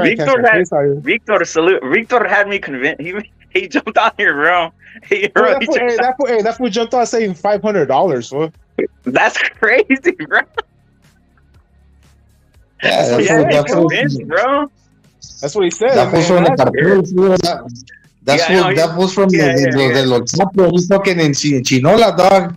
Yeah, he said he knows Valdez. I got no beef with Victor, but just pay up, bro. I got beef with Victor. Earl has straight punches, bro. Straight punches for you, homie. Yeah. What do you want, dog? I mean, maybe he wasn't watching, maybe forgot. Maybe if you're on, jump on the chat, bro. Jump in the chat or jump into the. Or jump in front of my face, dog. Get these straight punches. Get the fuck out, dog. How much is 20? Right? It's $20. Yeah, it's $20. Fucking fools. Don't call the cops after I kick your ass. You know what I'm saying? As long as nobody goes to jail, fool's all good. Navarrete really put it. Navarrete's a beast, bro. That's all I gotta say. Susan Navarrete. Hey, exactly what BDA was saying for at that time. Remember, we're like, that's what I said too, fool. I was like, okay, like say if Valdez cracks him one time hard and rocks him. Valdez don't have the finishing skills like that. You think if he tries to go to finish Navarrete's not gonna fight back? He's not gonna finish Navarrete. Bro, I didn't see Navarrete get hit one time cleanly, bro. Some people say he got hit, but I think he rolled with it, to be honest. And you can't tell someone rolls with a punch even on slow-mo, bro. It looks like he took it, right? But I mean, bro, I haven't seen Navarrete really been... The only guy who basically put down Navarrete was that guy, the guy from Australia, bro, knocked him down, bro. That fool put him down. No, pero you have to put him out, fool. Like, Navarrete, the only way, the path to victory for Valdez was to put him out. Say he put him down, Navarrete's gonna get up and start fighting back, bro. Yeah. You have to put him completely out. I don't see Navarrete getting put completely out. You either have to outbox him or put him completely out or shut him down with some power. And I mean, that fool's a dope ass fighter, fool. That fool don't get the credit out here in these YouTube streets, but Navarrete's a You know, pound he's for the pound best, fighter for bro. real. He's the best. Yeah, he really is, bro. He really Hey, you is. know We what? got it. I'll tell you like this, bro. He's probably the best fighter in boxing right now, over To me, he's the Benavidez. best. To me, he might be the best boxer too. To be honest, bro. Who's out here take like I was working on something, bro. Navarrete literally is a magician of defense too, bro. That's all I gotta say, guys. I was like, what the world? I watched that fight 2-3 times, bro, and this fool was Yeah. on some like, all these I saw some fancy like. magician shit. He was on some Yeah, magician yeah, shit. yeah, yeah. All these fancy, like, they show, like, we see Canelo, dude. I have it on the highlight. You guys see Canelo, like, scathing, parrying punches, like, on the ropes, just deflecting. Bruh, no, that they literally made Valdez look silly, bro. Navarrete flips his cape. He flips his cape and doesn't get punched. That one just turns to the side. That fool walks a little bit back.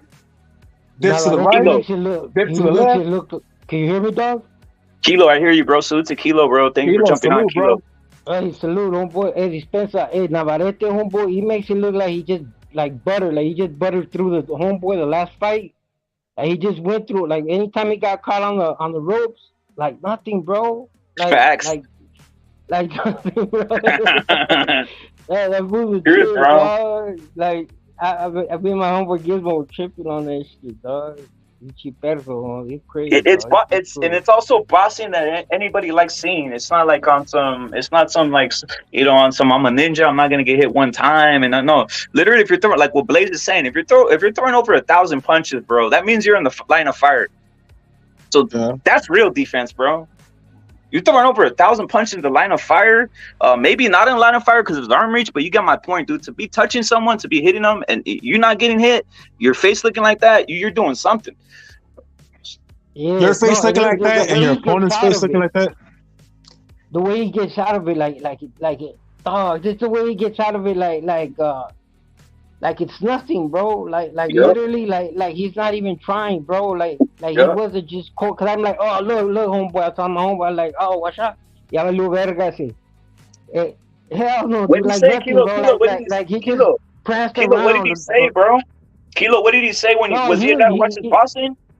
A lot, or you just saw him? You just said, "Hey, look at this fight," and then he's like, "No, he's the one. No, I got take. He's always telling me, "Hey, got this. Watch this. Watch this. Watch this."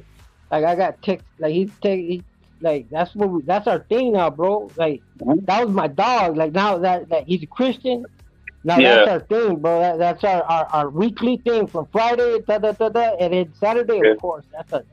That's the like the magic day, right?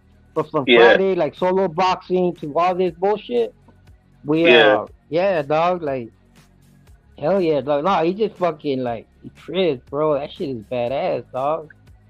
I mean, I just like the way Navarrete fucking dog. Like usually when you get cornered like that, you see a nervous face or you feel it. I can't explain it, because I ain't that good at like you are.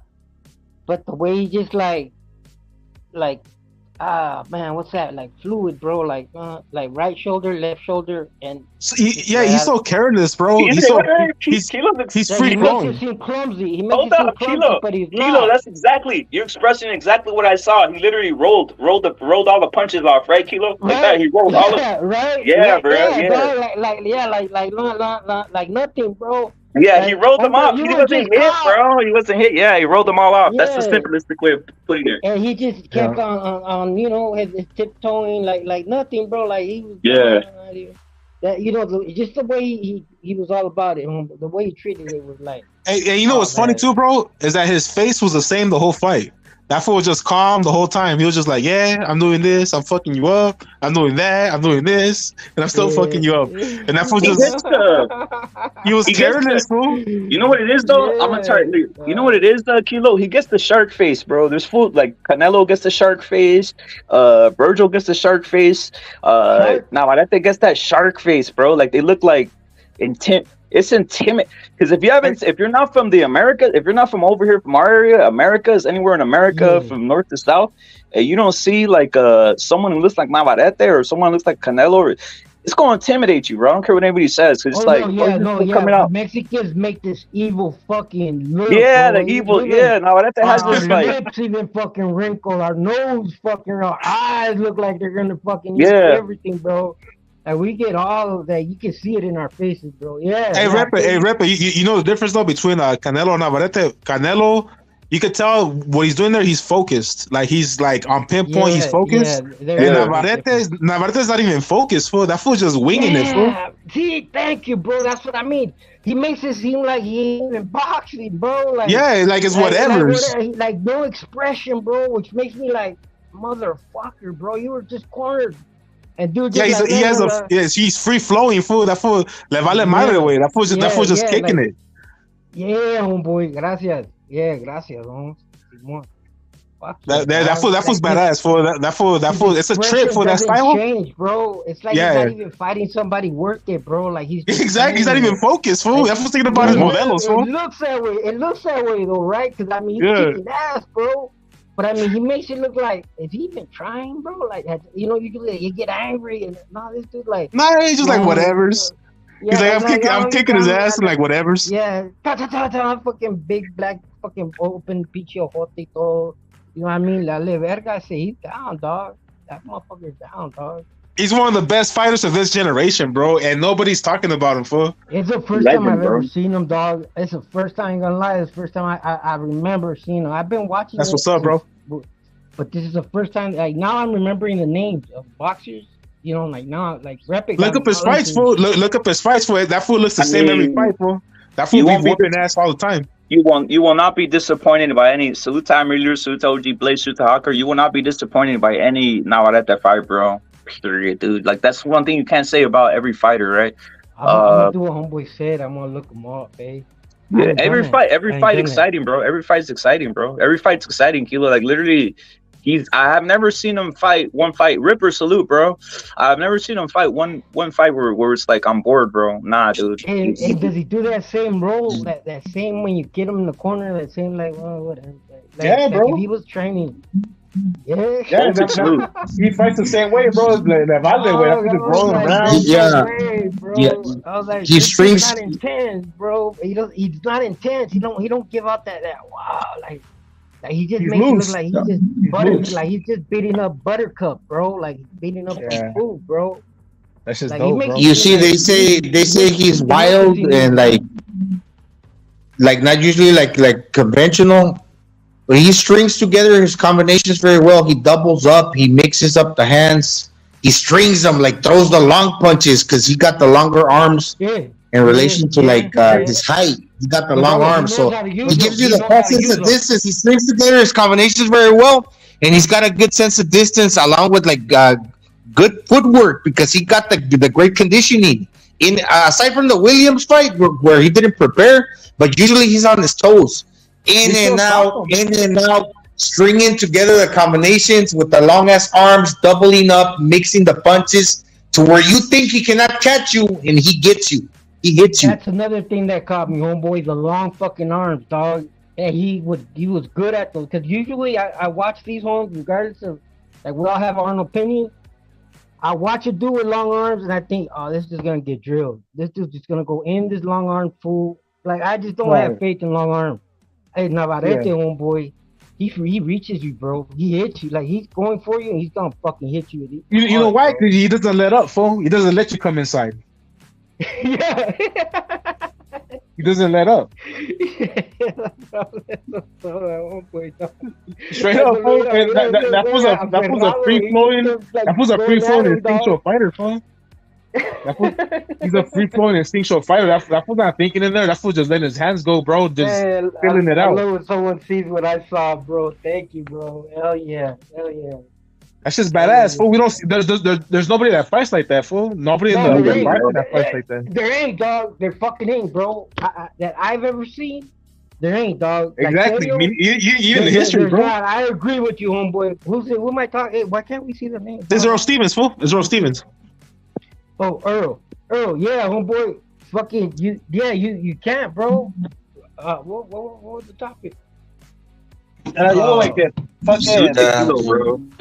Salute to High Voltage, salute to Sergeant, bro. I got all excited, dog, but yeah, no, fucking Ripper salute, but no, Kilo, dude, he excites, bro. He excites, bro. Like there's not many fighters out there who basically are fan-friendly fighters, bro. They really aren't, bro. At least because they're not pushing. Hey, fool, his style is a problem for anybody. Fools that say that Shakur beats him easy is bullshit, bro.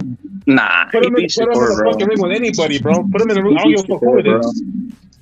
The only fools that give him problems, for I'm telling you right now, like breaking down Navarrete, you have to have that one punch, like stopping power. Fool, you gotta break him out of his trance. If you got that one punch to fucking rock his ass and make him stop being free flowing, that's what's gonna fuck him up. But Shakur doesn't have that shit. People's mistake is thinking that the boxers are like what you call quote unquote boxers are gonna affect Navarrete. No, bro, he eats those guys alive, bro. He eats those guys alive, bro. You know who has the style of do damage though? Is that for Mauricio Lara though? You put him against Mauricio Lara, so that's like a fight, bro. Mauricio Lara got that power, fool. But do you know what? Look at why weren't promoters looking ahead to move Lara like that, bro? Look around, thinking like, hey, we could have him in with Navarrete, we could have him with Venado, right? Promoters don't think like that, bro. That's their problem, bro. It was right there. It's a layup. High voltage salute again, bro. Like it was a layup right there, bro. It's the way those three fighters, Navarrete, Lara, and Venado, are top of the class in those divisions, fool. And in my opinion, fool, like if they all went at it, fool, in my personal opinion, I got Lara on top. Like Lara, you want to go heads up with Lara? You're gonna get Is that the motherfucker that chases you, bro? Is Lara the motherfucker that chase? That's the one that fought like last week or the last time, right? That chases you, that keeps fighting. No matter what you do to him, he's coming at you. Is that the one? No way. He was from Tijuana. Or he was fighting someone from Tijuana like 2 weeks ago. That's El Pantera Neri, I think. The one from TJ? No, we're talking about Munguia. Or Tachiro Fierro. Tachiro Fierro from TJ too. Yeah. I'm trying to remember the name, but that dude just fucking kept on going, dog. Like he just didn't give up, bro. He didn't give a fuck. He just kept going there. He wasn't trying to like block, and well, he was, but you know what I mean. He wasn't like, hey, Kilo, you gonna watch that fucking Canelo Charlo fight or what? Oh fuck yeah, bro. I'm into this shit now, dog. Hell yeah. Hey, fool, the undercard's gonna be bad as fuck, fool. Those fools on undercard are good ass fighters. Oh yeah. Lubin, that's a great ass Ramos and Resendiz. Resendiz, yeah, I got the other fool, Elijah. I got the other fool. Resendiz good, but he's got too much muscle. You got Elijah Gonzalo? Yeah. My bad fool. It's like 3 in the morning and I'm like fucking tired because I was driving a lot. That's why I hate staying up for these UK fights, man. Because right now it's like 4 in the morning, but I really want to watch it. So like I'm kind of like fucking grumpy. Hey, Gonzalo, is that you, dog? They don't even sound like you. Don't even sound like them, dog. No, estoy cansado, güey. I was driving for like a few hours, and it's like 2:30 in the morning, 4 in the morning. But usually I doze off around this time because these fights are like at 6 in the morning. By the time the main event and the British cards commits begin.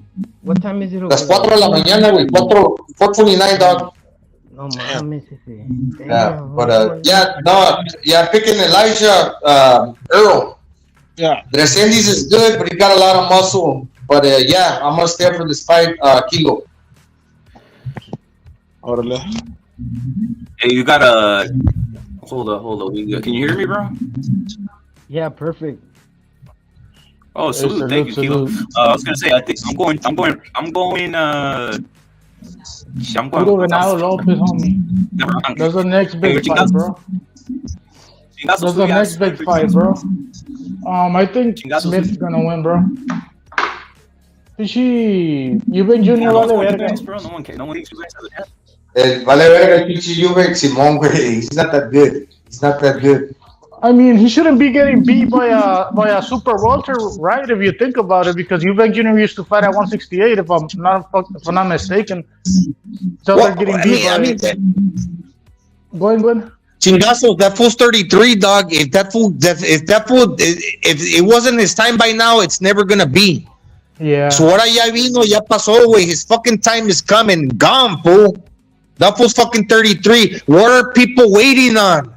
For who to show up? That motherfucker wasn't it. If he had stamina in the good engine, he's not the young dude that had that, and let alone the boxing skills that he never possessed. ¿Sí me entiendes? Simón, el papá era chilo, and Billy Joe really exposed Eubanks Jr. Way back in the day, if you think about it, and he couldn't make a comeback after that. And Leon Smith was supposed to lose against Eubanks Jr. Eubanks Jr. was the favorite, right? If you go back and look at the odds. And some people are saying it was a upset, but is it really an upset? Because Leon Smith is a former champion. What the fuck is Eubanks Jr., bro? He's black, fool, so it's an upset. The black fool's supposed to beat the white fool. Don't you know this already? He's whacked because he's supposedly the stamina. It's just that fool's chin's been broken. So if it's a stamina, he's 33. So I'm not saying that the Leon's any younger, but I think he's even younger than him, and he's a veteran. But at the same time, that fool would ever. The proof is in you see the pattern. By the time Roy Jones, when all those like the athleticism, the tiger fucking the reflexes were gone, he wasn't that good, right? So he's a fighter that's kind of like patterning or mimicking that style where he does the drills is only like based on pure like athleticism. That shit's fucking came and gone, fool. He doesn't have the boxing skills to rely on because he's an older man by now, 33, right? Hey, and truth be told, bro, if they would have told Conor Benn at Eubanks Jr., I think even Conor Benn beats Eubanks Jr., bro, straight up. Damn. Yeah, and it's like you can say, oh, I sound hypocritical because Canelo's 33, and then I'm saying Canelo's in his prime for the division that he's fighting now. And Crawford's 36, but yeah, those are different fucking fighters, man. Those are different fighters, and I can tell you why they're so fucking different than this dude. Tell me why. No, pues you guys know, fool, but like just you guys know, fool, like Canelo, dude. Look at the way he learned English, Inglés sin barreras, fool. That fool picked it up in like 3 weeks. That fool's resolute. That fool's not like stuttering like. Wishy-washy like CTE like Errol Spence. The motherfucker like Charlemagne the God asked him a question in fucking Ebonics, and Canelo is like, no, yes. Yeah, he's straight to the fucking point. That dude is like, the brain connects to the mind connects to your body. So obviously, if he can counter like a black dude that speaks Ebonics that quick because he's resolute in his thinking, that's just an extension of the way he fights. Because that dude's gonna like. He can catch you like that. His mind is like quick. He's quick. Gonzalo, it's a reflection of his sense of timing. Exactamente. You said it. You got it, Toyota. I mean, Canelo, you would think Canelo would be losing something, right? Because he's 64 fights in. But when I listen to him talk on interviews, and he's pretty sharp. He answers the questions pretty quick, and when it comes to the mental aspect, Canelo has it, bro, and the mind and all that shit, despite having 64 fights, you know? Hey, Tingazos, one thing I never heard anybody say, let me say this real quick. Canelo has great fucking timing, bro. He's always a smaller man out jabbing the bigger man, bro. When I see him, that was an underrated jab, and it's because of his fucking timing, bro. He knows how to hit you in between punches.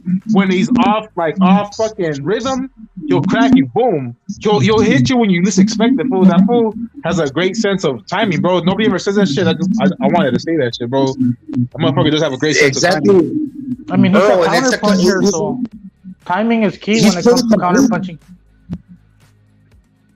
Dale chingazos.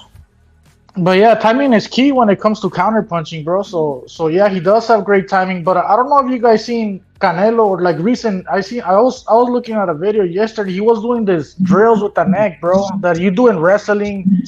Like they put their neck on some ball and they balance it.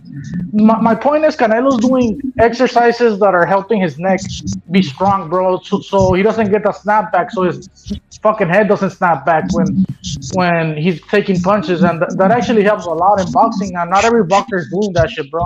And every boxer should be doing those wrestling drills to make your neck stronger, bro. Yeah. He has a strong neck, fool, because he has a short neck.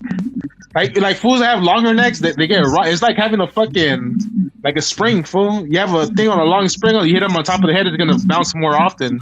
That was a short neck, so you Well, hit him on the. they want you to tuck it, bro. They always say tuck it, bro. Sometimes what are you gonna tuck? You're gonna end up looking like Leo Santa Cruz, kind of hunched over, right? Like just like. And like just like Leo Santa Cruz, bro. That was a great fighter. Como el Van Rodríguez, güey. Por eso se le hizo el cuello así, güey. Because he's always Van has that hunchback too, bro. What like Ripid said about Andy and Fury, that how they got, what did you say, Ripid? Like they got it in them ever since they're little kids, like they got the reflex. Canelo, like he keeps his hand behind, he keeps his eyes open behind that guard, so it's gonna be very hard for you to penetrate with a straight punch.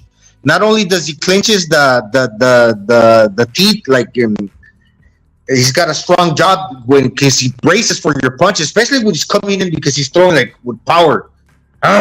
So he's like already like primed to take your power too. But he's keeping his eyes open behind that guard. But if he's sitting back just a little bit, like expecting you to throw to him, he's watching the shoulder. If you're cocking back a little, he knows a hook is coming. So he not only he knows how to anticipate your hooks that he's rolling. Not because he had a strong shot, he's always going to take the punch. He's going to stave off the brunt of your power by rolling away from. You saw it with Bivol, with Golovkin's best Sunday punches, with Jacobs in the 10th round when he threw that big sweeping left hook. I think it was the left hook or a right. Canelo is riding. He's riding el rolling. In Mexico, le dicen el rolling. When you're rolling your neck. Hey, fool, straight up, Canelo's on some high-level defense shit, fool. If Bivol can't fuck him up with straight punches, nobody can fuck him up with straight punches, bro. That fool's on some. And that rolling is a full counter, fool. That rolling is a full counter. It's not a full counter like back and forth in a straight line like Mayweather. Or does he tell you, or maybe the fans are not picking that shit up. But when he's rolling the neck, he's rolling into your with a punch. You're right. He's rolling away and dropping the hammer most of the time. Back in again.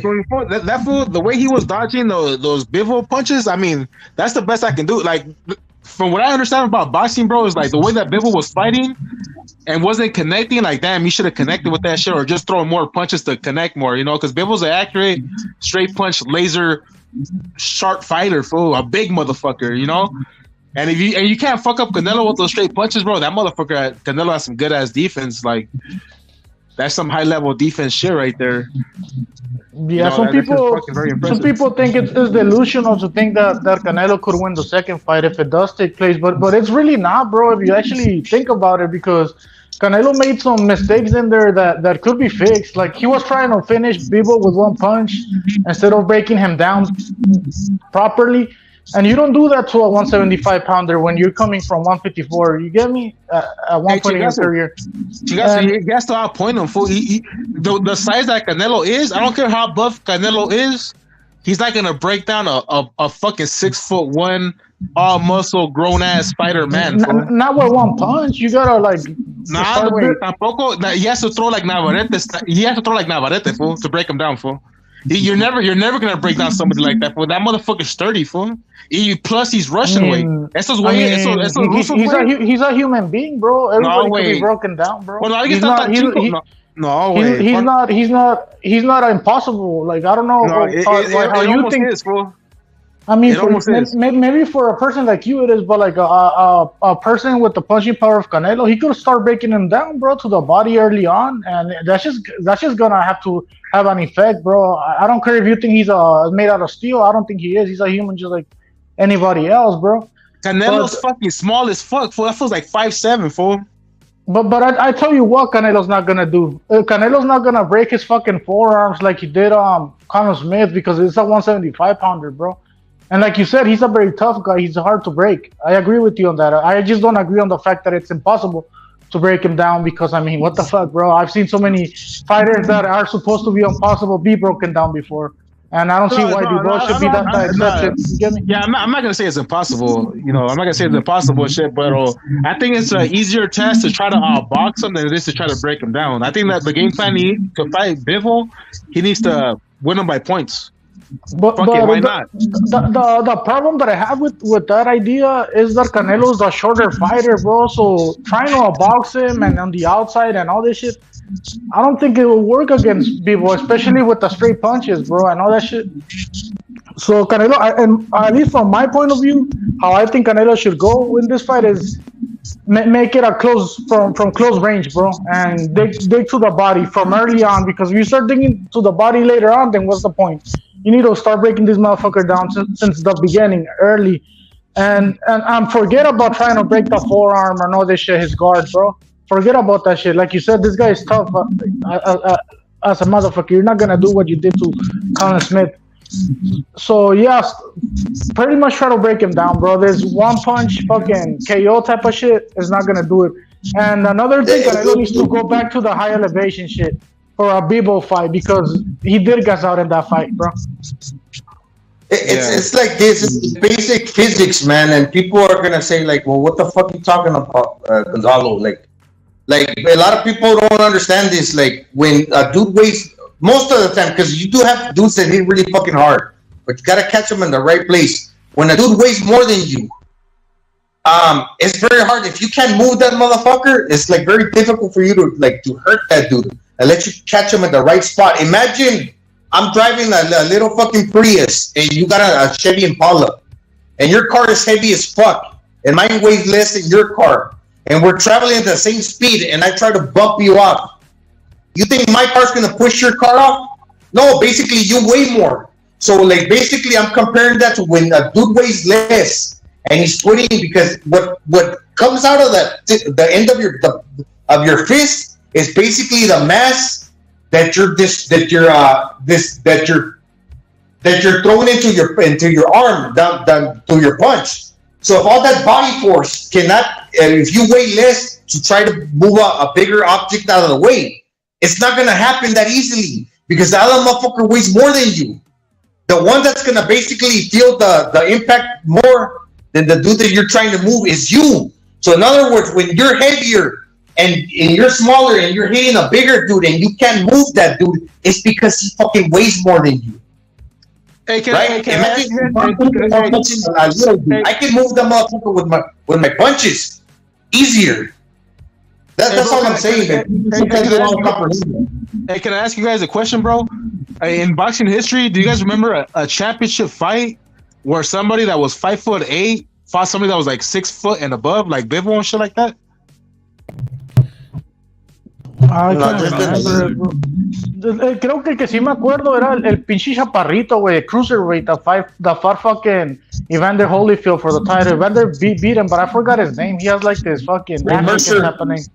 No, Ray Mercer. Vinny some shit like that, bro. I forgot. But yeah, Asbury used to walk around like a midget. It's rare, bro. It's rare, but in addition to what I was saying earlier, breaking down the body, another reason why I was saying that shit is because fucking Bivol has a high guard, bro. And one way to get that motherfucker to drop his high guard is digging at the body, bro.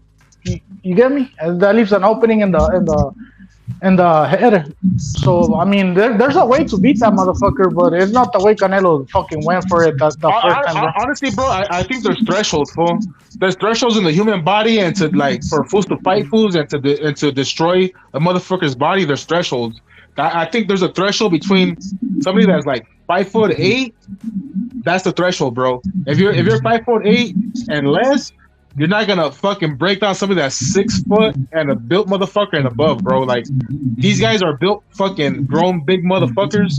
You're not gonna beat them. Like if you're 5'8", 5'9", 5'10", you can fuck up somebody that's 5'9", 5'10", maybe 5'11". But once you hit 6 foot, the human body, I think there's thresholds, bro. Like smaller, like shorter dudes, we're talking about like dimension wise. But if you're stockier and you're short, yeah, you can beat the dude on the inside. If you kind of weigh around the scene, like if you're more talented, you're just gonna beat the other dude. What happens? The problem is like when you weigh less, the only style and you're like a great fighter.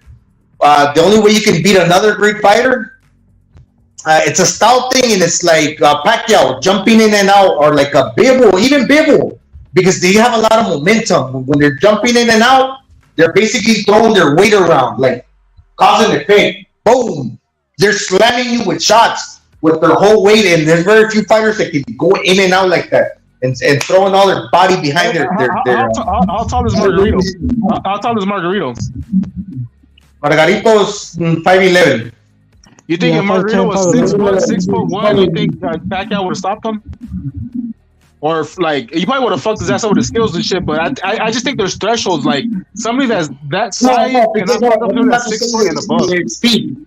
If your little dude facing a bigger dude, it's gonna be the speed and the way you're coming in and out with your punches, like I said.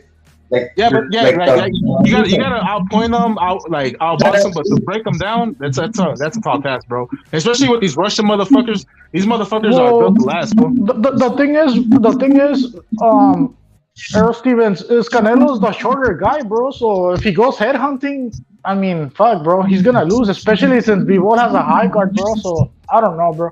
I just wouldn't go out of it that way. I think if you're short, the body's there for you, and you should take advantage of it. You know, that's how I see it.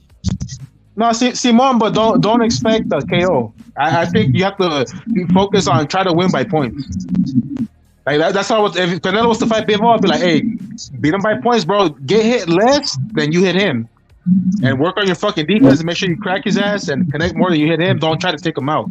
Don't expend your energy like that because you're not gonna break him down, bro. It's gonna take more energy for Canelo to break down Bivol than it is gonna take Bivol to break down Canelo.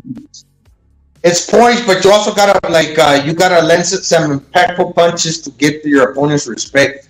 Because if you're just landing fucking pity pads, the other fool's gonna walk you down. So basically, Canelo still gotta say, remind Bivol, hey, I'm here, dude. You gotta watch out. You can't just fucking jump in and try to get me, because if you come in reckless, I'm gonna fucking get you too. So Canelo still gotta hit hard enough to where he still commands respect, right? Right. Hey, has Bivol ever fought a guy who just goes back foot? Like, that's what Earl's saying. I would say Canelo just go back foot, bro. Back foot, pot shot him, bro. Dude, like a Shakur, like that. Just pot shot him, bro. Why not? All these other fools do that shit and they get fucking number one pound per pound. Yeah, pot shot, move. Now, I don't know. Bivol might be able to handle that. He has a lot of stamina. The problem with that idea, bro, is that Canelo doesn't have the reach and he doesn't to fucking do that shit, bro, to tell you the truth. That's why he doesn't throw a lot of jabs, because he has the head movement. He doesn't have the reach for that shit. But he has the head movement and he has the timing, fool. That fool has the skills to get in, get his shots out, not get hit, and just try to land more on him. I believe, my personal opinion, I believe he does have the skills to fucking hit him more times than he can hit him back, fool. Now you gotta remember that. Look, it's not me making excuses, but just pay attention. Canelo said that he wasn't at his best when he fought John Ryder. So after the Bivol fight, he had surgery in his arm. If you watch because he's not even making excuses, you can tell that probably he wasn't 100% for that Bivol fight, man. I'm just gonna say that right now, because since he ain't making excuses, it's not out there like he's saying it. But I'm just noticing, right? That's another thing, because the arm, the hand, the right hand. You know what's fucking ridiculous, bro?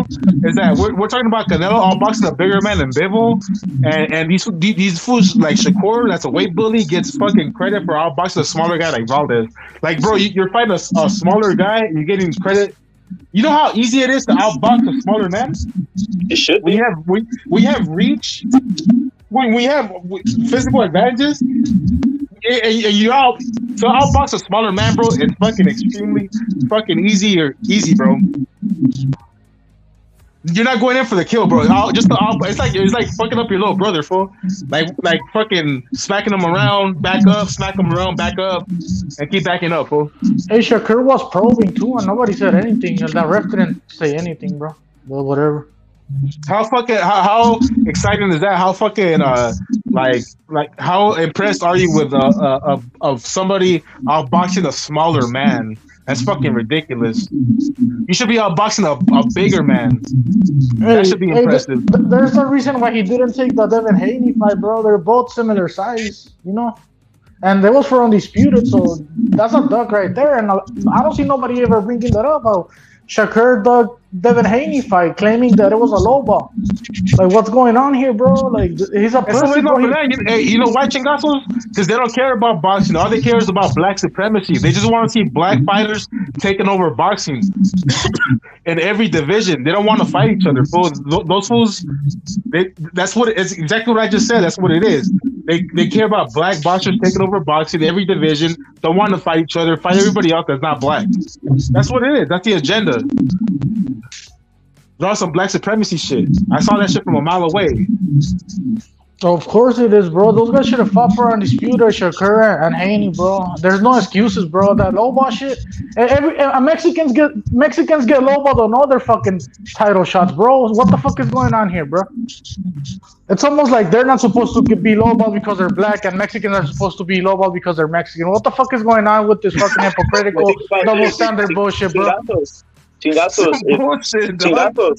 Fights wouldn't be made though. That's the whole thing, right? Boxing would be stagnant. It basically guys wouldn't resort to like Lara taking a weight drain, Ryan taking a weight drain, Canelo fighting Mayweather, weight drain. Like these types of fights would never be made, bro. Look at the Pacquiao Mayweather fight would have probably never been made unless they would have not known that Pacquiao was injured, bro. Like I've always said, I think they really knew he was injured, bro. They have spies everywhere. It's like, yeah, fight him. He's having problems out there, bro. Like, these fights won't be made, bro. These guys always look at Charlo. Look at Charlo's getting rewarded. Chingazos. Charlo's getting rewarded for basically both of them supposedly are going to get rewarded for keeping the line, bro. Right? Keeping the line. But they want Andy Ruiz to take a pay cut against Wilder. When Andy Ruiz is going to bring people, bro, the Mexicans are going to buy this fight because it's Ruiz versus Wilder. It's not Ruiz against a bum. Well, we know Wilder's low-key a bum, but most people see him as, oh, wow, 10 title defenses. The only one to beat him is Fury, extraordinary power, all this shit, right? That's the casual take on Wilder. So Andy, why would they try to rip off Andy, bro, when he's the one bringing in fans? Because they're infatuated with shirtless black man. Just because you're black, you're worth more. You're the ESPN athlete. Trip out, Chingazos. Andy was the unified champion.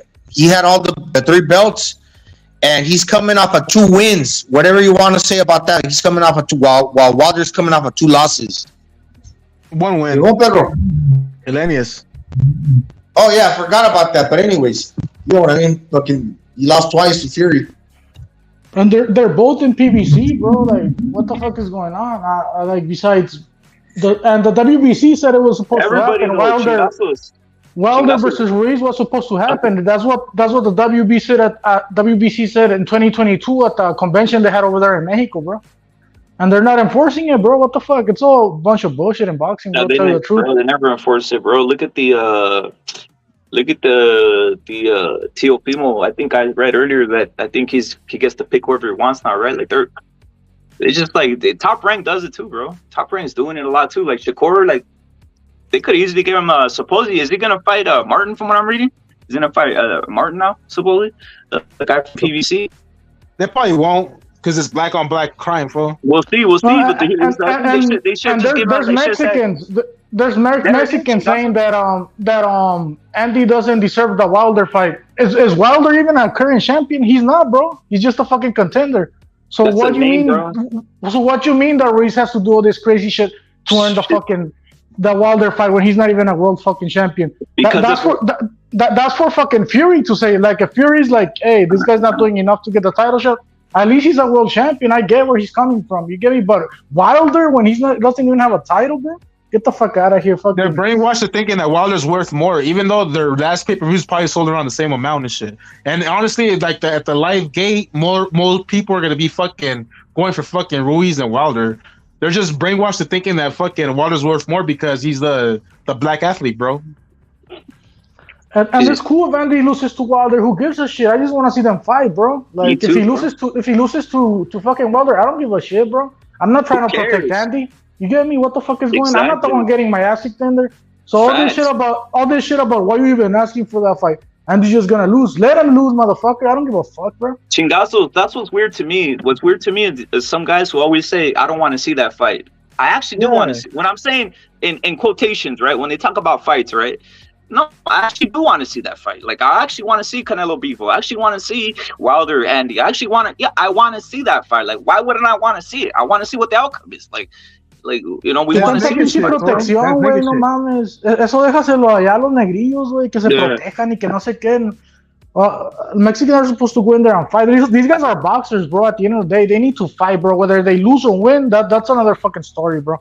Look at the chingazo I was gonna go into earlier. Shakur literally has. Look at, they could make an in-house fight right there. Like, I don't know what's going on with Robert Garcia, but they could literally make an in-house fight with Shakur Stevenson and Murataya, bro.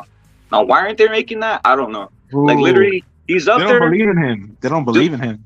Is it? Well, hold on. I got a question. Is it that, or is it that they don't want to move him? That's the whole point. Is I don't know what to think there, bro. Because look, for Shakur, are you scared of the guy? Like, again, that's the whole thing about having a mouth and a voice too, right? These guys, some of these guys need to speak up.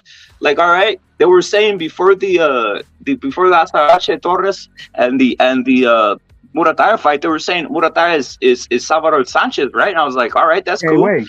Hey, the fighter needs to speak out. The fighter needs to speak out. That's my point, bro. The fighter needs to be like, fuck that. I want this fight. Tell Robert Garcia what's up. Make this fight. Like, have confidence in yourself.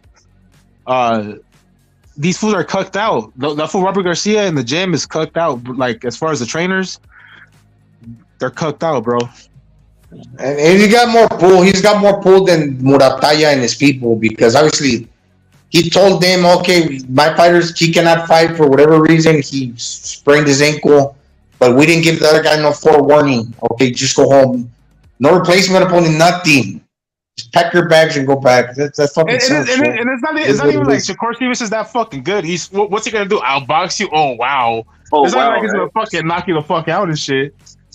Hey, you know what Shakur's greatest asset is? To be honest, he's got he's got speed and timing. They say timing beats speed, but he got speed and timing. Basically, like a fucking truck. He's got the quick reflexes. Exactly. So, but speed and timing, but that goes hand in hand with the distance control. They say he's got good distance control, and he's a southpaw. But guess what? Navarrete's greatest asset is too. He's a master of the distance, fool. Yeah. And he's ambidextrous, fool. Good luck fucking setting distance against fucking Navarrete. He's gonna fuck you up. Hey, he's ambidextrous. You're left-handed. That motherfucker's ambidextrous. He's got long ass arms and he's got great legs to separate. So he's more of a master of the distance than probably you are. And he's coming in there to beat you up as opposed to you stinking out the joint against Joel Gonzalez. He's breaking fucking Joel Gonzalez's face and beating the other two opponents, 3 in total that you won against. He's beating those worse. Right? Let me say this, bro, to what Gonzalo said. I agree. Shakur Stevenson, in my opinion, his best asset is reflexes. And you know what beats reflexes? It's combination punching. And you know who has combination punching? It's Navarrete. Navarrete. Camarón too, bro. 135. Camarón. Look at. You know what else though? His other weakness is lack of knowledge. Go on. Manita salute, bro. So and Shakur got brittle hands. He got brittle hands. This is what Capetillo said. The worst hands that he's ever had to like deal with and rap is Shakur Stevenson. He got and Navarrete he got Cemento Forte in his hands. He's got fucking cement. That's who sponsors him. He fucking that's Espinal Lopez. That motherfucker hit like he's put it like this: when you fuck with a cat with good reflexes, you swipe at him once, he bounces back. Yeah, cool, whatever. What happens when you swipe at him 10 times? Fool, bah, bah, bah, bah, bah, bah. They can't reflect that many times, fool. Look at visually and optics wise, bro. That's another thing that will make Shakur look bad. Fighting a guy like William or even like a Navarrete who throws volume, bro. How's it gonna look when a guy's throwing 10,000 punches, bro? And maybe you land one. That stamina, bro. The reflexes like that. Yeah. In addition to everything you guys just said, bro, the thing about Shakur Stevenson's style, bro, it works great when you're fighting a fighter with shorter reach. That's short because you get to backpedal and use your long reach against him, counter him, other shit. But what happens when he's fighting somebody with the same reach or higher reach? the same height as him that fucking throws combinations. That's what I'm interested in seeing, bro. Me too, And bro. I never seen that's it. that's the thing. Like a fighter like Navarrete and even Crawford, man. To be honest, like their arms are longer than what their body appears to be. So when you're sitting across from him and you think, oh well, he cannot touch me from over here, but then his arms are longer than what you can ever anticipate. The dude is touching you, or like, oh, what the fuck is going on here? Because his arms are so long. You don't think that you're facing a 5'7" dude and you're sitting like at the edge of his wheelhouse in relation to like how you think he can, like he's like far or like to a point where that that he's not gonna get you, but he's getting you, fool. So it gives you a false sense of distance. But to the point to Morataya, that fool seems like a soft mannered guy. He doesn't seem very outspoken and shit, and he just it seems to me like he's just doing what Robert wants him to do and shit. And I think Robert doesn't. I think Robert's just cucked, bro. Robert is cucked. You gotta let Morataya unleash, bro. This motherfucker's a beast. You just gotta let him do what he's gotta do, bro. I hate this cucking shit, bro. Morataya is ready, fool. Morataya today is Shakur Stevenson's best fight to this date. I mean, I thought Makatila was gonna give Morataya trouble. To be real with you, like I was like Morataya's probably gonna win, but like on the 11th, fucking 12th round, 10th, I think it was a 10-round fight, right? So on the 10th round, now he finished fucking Nakatila in the second round, bro. Like nothing. He made him look like a bum when he's not supposed to be a bum. Hey, wait, pero todavía está joven, wait. Let's see what Morataya turns into when he's 27, 28, 29, 30. Let's see what kind of monster that motherfucker turns into, fool. He's got a strong punch, but he's been floored twice, I believe. So we gotta pay attention to his chin. He's got power, but can he catch? That's the thing, man. Maybe he's not dropped this far, and that's why he pulled out of the fight. To be honest, I give him the benefit of the doubt. You don't gotta show no papers or anything. It's like he can't make it. Oh well. Hey Gonzalo, I give him the benefit of the doubt because most Mexicans have a good chin, bro. And most blacks have a weak chin. That peanut head fool, they get knocked out really easy. That's why they fight so defensive and shit, because they got that knockout switch. It's like I was gonna say about what Chingazo said. Shakur's 5'7". I think Navarrete's 5'7" as well, but Navarrete's arms are like longer. So if Shakur's the master of the distance because he's southpaw and he's kind of like holding that front foot to like where you can't cross that line because he's gonna catch you like he did Valdez. Good luck with Navarrete because he's springing his punches fucking far away and he's changing up the footwork like from left to right. And he's in and out, so you're not gonna be able to have that distance control against a guy that got just as good as a distance control, if not better than you got. Hey Gonzalo, if they're saying Shakur's a master of the distance like that, let's see that implemented against a bigger fighter that has longer reach and that's bigger than him. That's a real master of the distance. They're hyping this fool master of the distance, and this was a fucking weight bully, fool. That's the thing. That's why I stress that like a lot, because with a taller fighter, you know that motherfucker got long arms, so you're staying way the fuck outside because at least something is telling you that dude's tall, he's long. But when the dude's the same height as you, but he got that extra 3 to 4 inches on his punch, and you think you're kind of like, okay, I'm safe here, when you're not, because it's like his arms are long and you don't anticipate that he's fucking you up.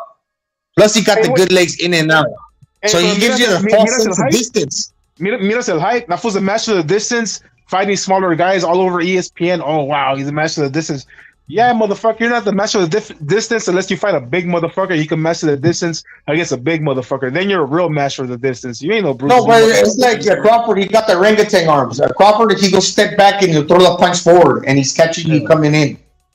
And he's still like, he's catching you coming in. He's still catching you coming in where you're not even half fully in. He's catching you when you're barely starting to come in because he got the extension on the arm. He'll scoop the punch under, and like even before you step to him, he's already catching you on the counter. Now, Adrete kind of saying long ass arms. He can catch you where in these safe spaces that you think you are because he's the same height as you, but he got the longer arms. That's the key right there. That's the key. Where he's clipping you where you think you're safe, but you're not because you said, oh, well, he's my height. I could kind of guesstimate how long his arms, like in relation to our exchanges, but no, you're surprised, right? You're surprised because he's getting you, he's punching through your head, and not only that, he's stepping in the footwork. Hey, Gonzalo, long ass arm, stepping in. Hey, Gonzalo, panel. Let me say this before I forget to stop, bro. This is my theory, bro. Fucking that I've concluded to it. These fucking black fools, these fools are not fucking fighting for legacy, for greatness. They're fighting for money, bro. In my opinion, bro, a lot of these black fucking boxers are living vicariously through what the accomplishments of black boxers in the past. They feel just because Sugar Ray Leonard, Muhammad Ali, Mike Tyson, and fucking Roy Jones accomplished this, they don't need to accomplish that shit. Fuck that. That's not them. You need to do what you got to do. These fools, they don't want to fight for greatness, bro. From what I see, these black motherfuckers, they don't want to prove that they're the best fighter in the world. They just want to fight for money. They just want to fight for money, bro. They don't have that monkey on their back to be like, oh, I'm the baddest motherfucker in the world. They don't have that monkey on their back. And it's because I feel like they live vicariously through the accomplishments of previous black boxers like Floyd Mayweather and shit like that. You're not them, motherfucker. You're you. Do you make your accomplishments? You're not Floyd Mayweather. You're not Roy Jones. You're not Mike Tyson. Hey, make your fucking history, motherfucker. Bro, can you hear me, bro? I was gonna ask something, bro. Do you think how come Lomachenko, how come Shakur wants Lomachenko so badly, bro? Supposedly. It's probably fake. I don't know what to believe, guys. Salute to Evan. Salute to Hawker. Porque ya está ruco, güey, por eso. You think so? Simón, ya está ruco, güey. Ya está ruco y está más chico, güey. That fool Shakur's a welterweight, güey. That motherfucker's a welterweight. That fool's big as fuck. Shakur's a little ass 135-pounder, fool. Not only that, but Shakur knows that the machine is not really behind Lomachenko anymore. He saw that fucking Haney robbed him in his last fight, and even Shakur's calling it a robbery. So he knows, bro, that if it comes to the decision, he's gonna get the nod and he's gonna get the victory, bro. And most likely he's gonna end in a decision, bro. Let's keep it real. Hey, wait, Simon, if he gets that victory under his belt, he knows his pay grade goes up, fool. These fools are in it for the feria. They're not in it to prove they're the baddest motherfucker, bro. Well, I mean, he's basically trying to pretend like he's tough because really, like, Lomachenko was going to get that opportunity anyways. Because if Haney is ducking Lomachenko and he's moving up to 40, and a lot of people thought that Lomachenko beat Haney, he's in contention to where the sanctioning bodies are going to order for him to fight for those vacant belts. So obviously, Lomachenko's already like raised his hand. Okay, he's fighting for the vacant belts. Shakur knows that he's in line to fight for them belts, so he's basically calling out the guy that's already in line to face him. Basically, just trying to say, "I'm not scared. I'm calling you out." No, he's already in line. That's the fight to be made. Now Lomachenko pulling out of that fight because he knows that he's gonna get fucked over. You know what I mean? But Lomachenko's actually he's the number one guy right now to fight for the titles. That's These just a fact. are fighting for money, bro. We see it all throughout boxing, bro. These guys have no pride, no dignity. I don't give a fuck what anybody says, bro. That's the truth. They're not here to compete, to prove they're the best motherfuckers on the planet, bro. They're not. They're living vicariously through the previous black boxers in history, thinking just because Floyd Mayweather is TBE or Mike Tyson was the best on the planet, that means I'm the baddest motherfucker on the planet or I'm the best ever. No, you're not, motherfucker. Just because you're black doesn't mean you're fucking Mike Tyson. Doesn't mean you're fucking Floyd Mayweather, motherfucker. You gotta prove yourself. And these fools don't want to do it, bro. They're fucking retarded. Let me double down on this shit. Fucking Earl Stevens is on this fucking prediction. Liam Smith. That's his name, Liam Smith. 9th round TKO. Well, Simon. You got 7, right? Simon. Yeah, I got Liam Smith in the fucking around the 9th. Hey, Rep, it told you fucking Dubois wasn't gonna make it out, bro. Remember you were kind of like questioning me, like, are you sure TKO? Or what if he doesn't get the TKO? What if he doesn't get the KO? And he did, bro. And people were trying to convince me that fucking Dubois was gonna win because of the power, but I just didn't see it, bro, because of like I told Furioso, bro, there's 2 requirements in boxing, bro. One is to have a good chin. The other one is to have a gas tank, bro. And Dubois doesn't have any of those 2, bro. and he doesn't have heart. He doesn't have anything, bro. Like, what can I say? He has muscles, fool. He has muscles. Yeah, he has muscles, but I mean, fuck, who gives a shit about that? As for the low blow, I couldn't tell you. Like, I guess it was a low blow if you want to be technical about it, since it was below the belt line or whatever. And the punch was an awkward punch because it was a mixture of an uppercut and like a hook to the body. But it looked fucking like it went up. I don't know. It looked like a weird punch. But at the same time, bro, Dubois gassed out in the end, bro, and he quit. So that the time off that he got also helped Dubois, bro. And the problem that I have with Dubois, bro, is that if I drop a person, bro, and I know I hurt him, I get encouraged, bro. I'm like, fuck, I'm gonna beat this motherfucker up ahorita que se pare el puto. Arre, juégala, puto. You're gonna get it right now. Dubois got discouraged, bro, se agüitó y no sé qué, and mentally he doesn't have it, bro. That's the thing about Dubois, bro. So he wasn't gonna win that fight regardless. And I don't know if this is true. If Usyk could be lying, right? I don't know. But he said that if the ref would have started the count, he would have gotten up right away. I don't know. But that's subject to like. I mean, that's something people will never know. We will never know. But I'm gonna say this, chingazos. I'm kind of happy that it turned out the way it did, and they're making such a big deal about it, like us and obviously the professionals and like the pundits, because now you establish something that's as low as you go, and if anybody else from here moving forward goes any lower, motherfuckers better call that shit, right? They better call that shit now, of course, because now I'm gonna say people are full of shit if they don't, right? Since the president. And some said that it was maybe because the fight was in Poland that it went that way. I don't know if that's true, but I remember Furioso was like, "Oh, the fight is in Poland," and what I told Furioso is like, "Hey, factor that shit in, bro, because that shit does affect the outcome," and it did. No, these motherfuckers, they better be careful if they stray like below the belt, like the Shakur Stevensons of the world. Andre Ward comes to mind, but that was a generation before. But the fighters that are active now, if you're gonna go to the body, go to the body.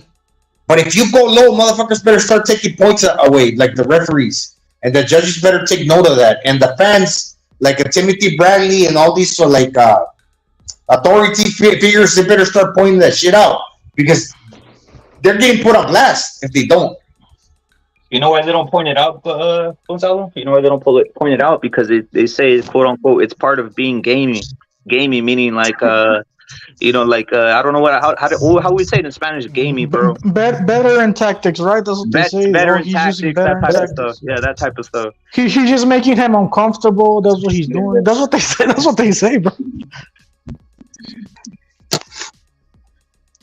But yeah, that fight, Dubois was never gonna win it, bro. He sucks, bro. Let's cut the crap, and I don't think Dubois is gonna get very far in boxing. All right, Chingasos, make it clear. Was it a low blower? Hey, Chingasos, low blow or not? Was it or not? I mean, if you go by fucking boxing rules, yeah, but I'm not sure that she hit him in the nuts specifically. I don't think he did. I mean, at least my nuts there aren't up. You know, like what the fuck. Or two things can happen. The judges better notice that shit, but this is another scenario that can happen. You see, that shit was only called low, really, because Usyk complained. If Usyk if he wouldn't have gone down or complained, maybe it doesn't even get called at all because Dubois didn't even get a point taken away. A lot of fighters, when they go low, a lot of opponents, when they get hit on below the belt, they don't complain like a Consensao. He didn't complain against Shakur. So one or two things. Fighters are going to start going down and like fucking acting like, oh, he hit me low because they're not acting. Like actually, like if you went low and they deserve like for the other dude to get a point taken, they're going to fucking like they're going to go down and say like, hey, ref, come on, dude, you got to make the calls because this is fucking going low. Or the referee's gotta take it on his own. He's gotta do something about it before the fighter complains, right? Yeah, and also the angle. I think the ref side from a different angle, so you could sometimes get away with low blows if your back is his back is behind the ref and he's not seeing it. You get me? Some fighters do not use that tactic, but the thing is, if motherfuckers start dropping down to the floor, then what's gonna happen? The ref is just gonna start counting 1, 2, 3, and he's not gonna give a fuck if you say it's a low blow. Sometimes, you get me? Well, it's because the ball's a hard puncher, man. A lot of fighters take punches where I'm not saying that. Okay, Usyk didn't have the right to take the count, but a lot of fighters get hit there, right? Now they hit the cup, the cup. Like remember when Amir Khan got hit in the side of the leg? Yeah, and I mentioned it. Nobody against Crawford, bro. You know what I said? I said the same thing. The cup fucking like made the fucking on the pichi le rozó los huevos, no, where the fucking he clipped the nuts, and that's why he felt that shit. But nobody, he quit. Okay, Usyk, I'm not saying that he didn't deserve that or that he's a fucking quitter. Like, get fucking hurt because obviously the boss a power puncher. But people gotta keep it consistent, man, because a lot of fighters when they're getting hit, they're not complaining. Obviously, like I'm saying, I'm not blaming nobody because the ball hit hard as fuck. Yeah, he's a one-trick pony. It's the only thing he did in that fight, and then everything else. But we're talking about that one incident specifically. Somebody gotta do something about it. If it's not the fucking referees. Like, and people are talking, but they got to keep it fair now because a lot of people are not complaining, but it's actually taking the will out of them. Conceição didn't complain because he was the B-side, but that shit was taking the will out of him. Shakur did it to another fighter, and when the referee, when he looked at the opponent and looked at the referee, and he even fucking grimaced with the fucking buck tooth, like laughing, like I know I hit you fucking low, but nobody's doing anything about it. That's the problem. Like everybody's watching, but they don't say shit because they're privileged. Kovalev too, bro, with Andre Ward, they hit him with a low blow, and they started counting, and he lost. Yeah, that was really low. I don't know who it was, but it wasn't against Conceição. But now Shakur went like really low. Then he looked at the referee, and he sees that the referee didn't do shit, and he laughed with that stupid fucking smirk and the fucking buck ass teeth. Like that was shady, fool. That was like on some PBC shit. That's what I'm talking about. I remember, hey Gonzalo, that's why the ref matters, bro. Because sometimes we start bringing up the ref and all this shit, like if it's Kenny Bayless and we're already talking about it. But we bring it up because the ref does matter. Because these fighters are at the discretion of the ref. They're at the mercy of the ref, pretty much. So that's why we sometimes bring it up. And as you can see, it does affect the fight, bro. Lo que no me gusta, güey, que mucha gente está cucking, güey. Eso es lo que no me cae bien, güey. I'm with you, dog. Nigga. Fuck these cucks. Yeah, fuck these motherfuckers, bro. Nah, a mí me vale verga, güey. Fuck them.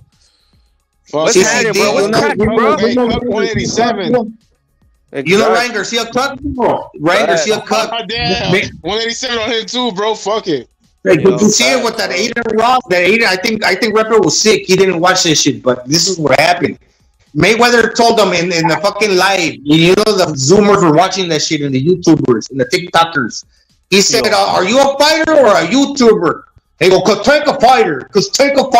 And you know what Ryan Garcia did? He made his crunchy ass fucking face like, you got it. No, yo le dije al ref, güey. Yo le dije la otra vez, we broke it down here. That video. La cosa, güey, me deja decirte una cosa, güey. También ya lo que no me gusta, how, because I came in here to say something, bro. Lo que no me gusta is Pitbull Cruz, bro. He's cucking all over the fucking place, bro. That's why I jumped on, bro. What's good with this fool, bro? Like, why this guy's ducking fights? Why ducking fighters were like Ryan Garcia, and you know what's going on with that to fight with Tank Davis? Like, he has like this weird fantasy, sexual fantasy with Tank Davis. I think Tank Davis goes out there and now boxes him, bro. Like, what's going on with that? Like, what, he could have fought for a belt, bro. He's not fighting for a belt. Now he's fighting a rematch with Tank Davis. What's going on, bro? Is that happening? Is that happening, Yeah, bro? bro. That's it. Nobody wants to see that shit, bro. Nobody's gonna buy for that Yeah, shit. Bro. it's happening. What's going on? And everybody Pitbull acting versus Tank too. bro. What's going on, bro? That's why I'm jumped off, bro. To expose. He's got a bunch of voices in his ear, bro, saying you went the distance. The money, bro. The money, though, bro. The money. Isaac hasn't had any payday, bro. So we just. Bro, he's being moved. He's being moved like a diva, bro. You think I'm happy. You think I'm being CCD is still the come style, on, bro. bro. That Like fucking a run. bitch, bro. Come on, dude. Watch out. Hey, CCD, watch out. The Shakur and Haney run. You know what they did to Lomachenko? Them fools ain't fucking coming to fight. At least Tank Davis, maybe he runs, but he's a puncher too, so he wants to fight. Well, he wants to fucking fight, and he wants to face the guy that's actually like the cash cow instead of those two motherfuckers that don't sell and stink up the joint. They don't come to fight, fool. They're negative fighters. Pitbull's already short. He's got his 4 legs. If they don't come to fight, they're gonna get him from the outside. It's a style thing too. In my opinion, Pitbull versus Tank, I think Tank takes the back foot, bro. I think he back foots Pitbull, bro. Yeah, of course. He out tanks a Tank. He shouldn't even have that nickname. He's not a fucking Tank. Bro, when the next fight happens, because obviously people are saying it's happening, I didn't know it's cracking off, bro. I missed a lot of things recently. But if Pitbull versus Isaac Cruz, bro, Tank's gonna back foot Isaac, bro. Let's just ask this: can Tank run better than Gio did with more power? Can he run better? That's all he's doing, bro. Fools aren't picking it up. Tank's not possibly. Tank hasn't been coming forward in his fights, bro. He's been finishing fools on the back foot, bro. He finished Rolly on the back foot. You know, he was running the entire time. He finished, obviously, even Ryan, he was kind of running the entire time, bro. You know, it's just like he's going to try back footing Pitbull. That's what I see. This is what Pitbull got, and he's kind of like Canelo. He got a great quality about him. He is very focused, and he got that high guard, and plus the tough chin. He's fucking compact. That fool's not making any mistakes. He's educated. He comes from a boxing. That fool's not giving anything away, even though he's a pressure fighter. He's not giving you no fucking free shots. That's why Tank Davis was sticking out his arm like a measuring stick to line him up with the uppercut. He could never get him. No, you know what his mistake is? His mistake is being very predictable.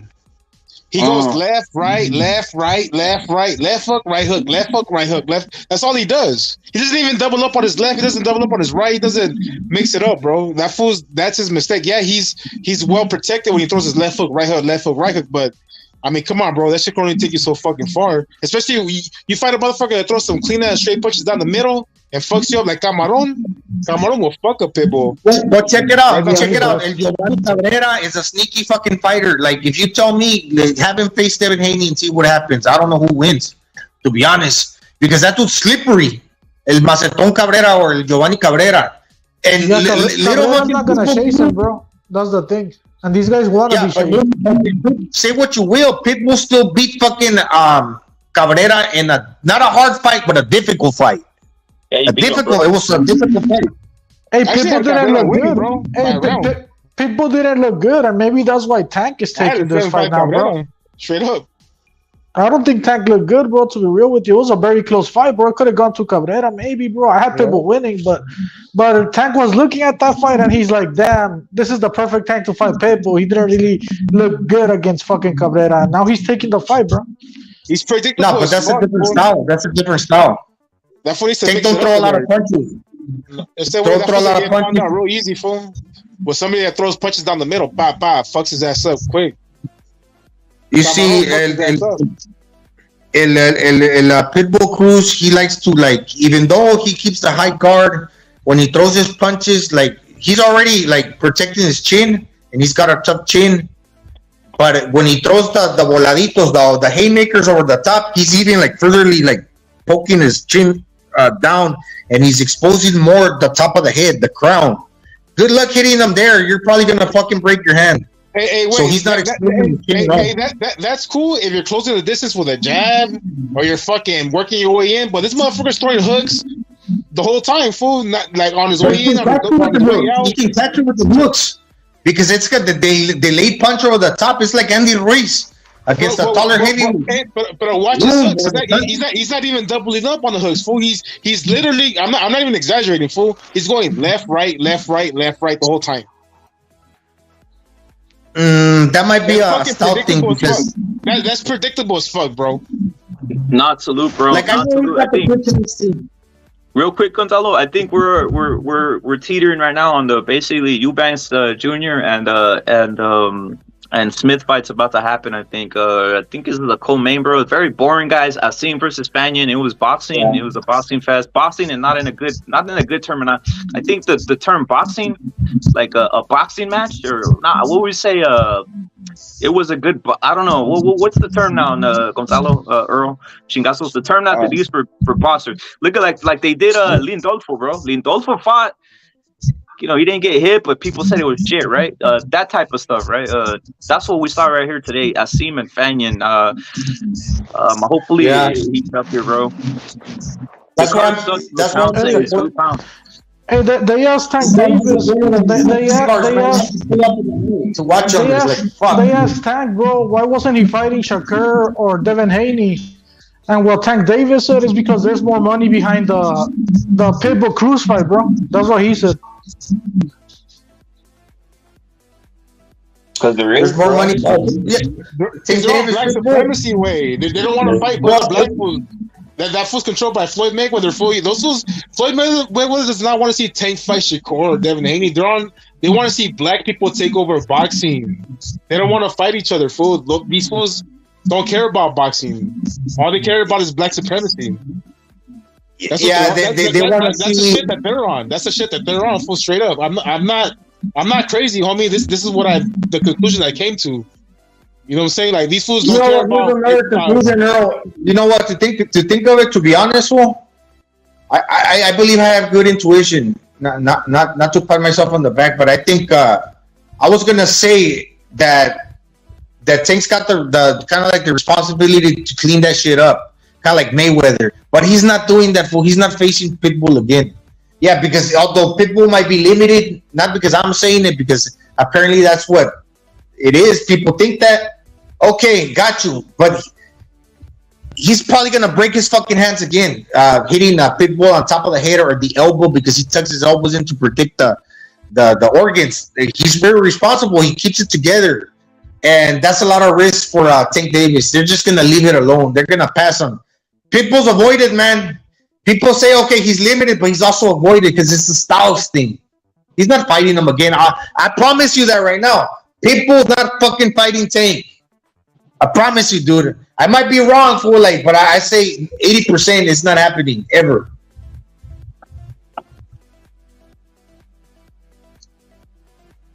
No one believes any of these fights, bro, till they happen. But you know what? This year, at least we've had a lot of fights, Gonzalo. Right? Hey, that's the whole thing, right? Go ahead, bro. Why do you think when they asked Bill Haney, when is Devin Haney gonna fight Shakur? Fucking 3 years from now, when they're at 147, 154. Yeah. What kind of shit is that? That's black supremacy, fool. They're like, they're on some. We don't want to fight another good black fighter. Let's take over boxing. We'll cash out at the end. What the fuck? Where's your pride and dignity? Where's your competitive spirit to say I'm that motherfucker? Yeah. I don't give a fuck. You're black. I'm black. I don't give a fuck. I'm better than you. Fuck everybody. You know these fools represent the race more than they represent themselves. Yeah, the thing is, if you think you're the best, right? If you think you're the best, you think you could take out the best. You want to take out everybody, bro. And these guys, exactly, they're not on that shit, fool. They're not on that shit, fool. These fools are some racist fucking black supremacists, fool. Like I'm telling you, fool. These fools they don't care about boxing, fool. They don't care about the sport of boxing. They just care about black supremacy, in my opinion, bro. I mean, I don't want to get your child shut down or whatever. This is my opinion, bro. Earl Stevens. These motherfuckers just care about black supremacy, bro. Straight up. Hey, what are you gonna think if Shakur takes the Martin fight, bro? If Shakur Stevenson takes the Martin fight, bro? I'll be pleasantly surprised. I don't know. I'm not high on that guy Martin, guys. I really am. I don't know about you, or I'm not high on him. I'm not either. But it's been the first time in the wild that I seen a fucking contender crip fight another contender crip. That would be the hardest fight Shakur's had to date, bro. Because I mean, who has he beat, bro? Especially now, it, seeing how Navarrete handled Valdez, bro. Like it put a whole hole in the entire resume, dude. it's too buddies with these fools, dog. These motherfuckers are homies. Black supremacy shit now, homie. Individual. Boxing is not a team sport, bro. It's an individual sport, bro. You here to prove who you are, no matter who you are. Yeah. You know what I'm saying? These fools are also playing a different game, fool. These fools. I see it, bro. Call me crazy, bro. I see it, bro. This is my opinion, bro. These fools are on some fucking racist shit, bro. These fools don't want to fight each other. They just want to corrupt the sport. And they're fucking the whack ass fans let them do it. It's a one-man gang, so there's always gonna be one fool, like out of the blacks, that's gonna be about it. Not all of them are gonna be douchebags, just like everything in life. But yeah, generally speaking, most of them are taking that route, like Baby Miller Anderson. Yeah, like, I'm not in it for the long run. And let me go on these boxing channels, bro. These boxing channels that are afraid to call out these motherfuckers, though, bro. The fools that try to call out, except from BDA fucking calls them out. You don't give a fuck. Salute to BDA. But these other fucking boxing channels, bro, they try to say, oh, it's the loud minority that fucking talks about these racist issues, these fucking black supremacist fools that say Inuit stacking his gloves and fucking doing this and that and all that black racist shit, right? That we all know about. It is not a loud minority. It's the loud majority. The motherfuckers that are saying this shit are the ones with the highest count on their subscriber bases. These fools are too scared to call that out. They be scared. Oh, it's only the loud minority. Don't go at these Crips. They're not all racist. Nah, the majority of them are fucking racist, bro. The majority of them are fucking racist, bro. The fucking biggest channels in boxing are fucking racist, and they're all fucking black supremacists. Straight up. That's how they think. They have a god complex. For the most part, not the minority, the majority. Yeah, but who cares, man? Because look, in the end of the day, it's like when Inui fought Fulton. Basically, they all shut the fuck up. When they're silent, it's like hurting to them. Cuando les está castrando. Hey, Gonzalo, you know why I care? Because you have this casual fucking boxing fan that barely comes into boxing, jumps into fucking YouTube boxing, and listens to all this fucking rhetoric and gets fucking brainwashed. That's why I fucking you know what care. it is, though, Earl? You know what it is, bro? Hey, look at... There's two things working here, bro. All right, there's what you're saying working there, obviously, but there's this, right? You said, what is the casual? The casual comes into boxing, and what happens? You know what it is? That casual is used to American sports. That casual is used to, when I turn on the NFL football, these guys are dominating. When I turn on basketball, it's just, a bunch of black Americans dominating all over the place. They're cucked out, bro. You know what? Check it out. So they're from that mentality. They think, all right, I'm going to go to this sport and then I'm going to get to enjoy. Look at, was golf popular? Golf wasn't popular, bro. Golf, for some reason, which was very weird, was not popular until Tiger Woods started winning. Then everybody was like, oh, it's cooler now. It's the same as it's always been. It's a sport, but now you're pushing it harder because of Tiger Woods and all this type of stuff. And Tiger Woods, I guess he was a great golfer, but my point is this: it's just weird, man. Now if Tiger Woods was called Fernando Lopez or something like that, you think they'd be, oh yeah, look at his fist pump? No, they'd be like, hey, dude, what's going on here? You know what I mean? Like, cut the crap, right? I mean, that's how it would be. Look at. Here's another thing. Canelo, the face of boxing, these fools, no one wants to accept him. The world's barely accepting him right now after doing so much things. Like, that's the whole point, bro. How can you look at Canelo's personable? Canelo knows English. Canelo is a world figure. Canelo is what's it called? Word, bro. Anomaly? An anomaly in the world, to be honest, bro. There's no one who looks like. Literally, when you look at Canelo, that's Canelo, right? Like, there's nobody like that. Like, in every other sport, you guys can think of it. I think maybe. I can't think of any other sport that's had the face of the sport that looks like Canelo, bro. It's fucking crazy if you think about it. And that's why they hate him for they can't accept it. Mm-hmm. That's the main reason why they hate Canelo, bro. They can't accept that shit, bro. And it's fucking hilarious. That's my point, bro, because I'm tired of these pussy-ass YouTube channels that fucking say, don't worry about them. It's a loud minority. Nah, fuck that. They're the loud majority, motherfucker. These fools are the biggest subscriber counts. Hey, Errol, but don't be too tripped out or upset if people are new to the sport and they're piggybacking off of like what these fake news fucking channels are doing, because like boxing is not for everybody. And if you truly love boxing like we do, like most of us do, you're gonna have the instinct to recognize real from not real. Because when you love boxing, you're gonna be like, oh, this is a world sport. That guy's good. That guy's It good. really is. You're gonna see through the bullshit. Because if you can't, this shit ain't for you, man. And I'd rather it be like that, dog. No, you know what's crazy? I like. You know what, Earl? You know what's crazy, guys? I think right now we're about to get up on Smith and Eubanks Jr. It's about to crack off. You guys put your choices. I'm watching it, bro. I'm watching it. You know what? You know what's crazy, bro? You know what's crazy, guys? Look at the whole point is this. I don't mind the innocent mind, bro.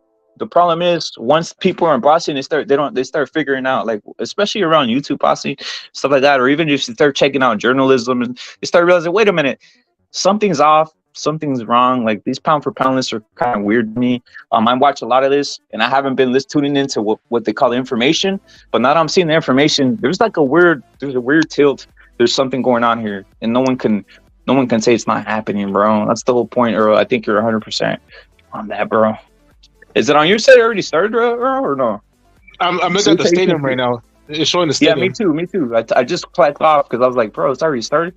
So right now we're about to get into the Eubanks Jr. Smith Part 2. My prediction for this fight. Liam Smith better knock this fool the fuck out, dog. You better, It's bro. gonna be a good fight, bro.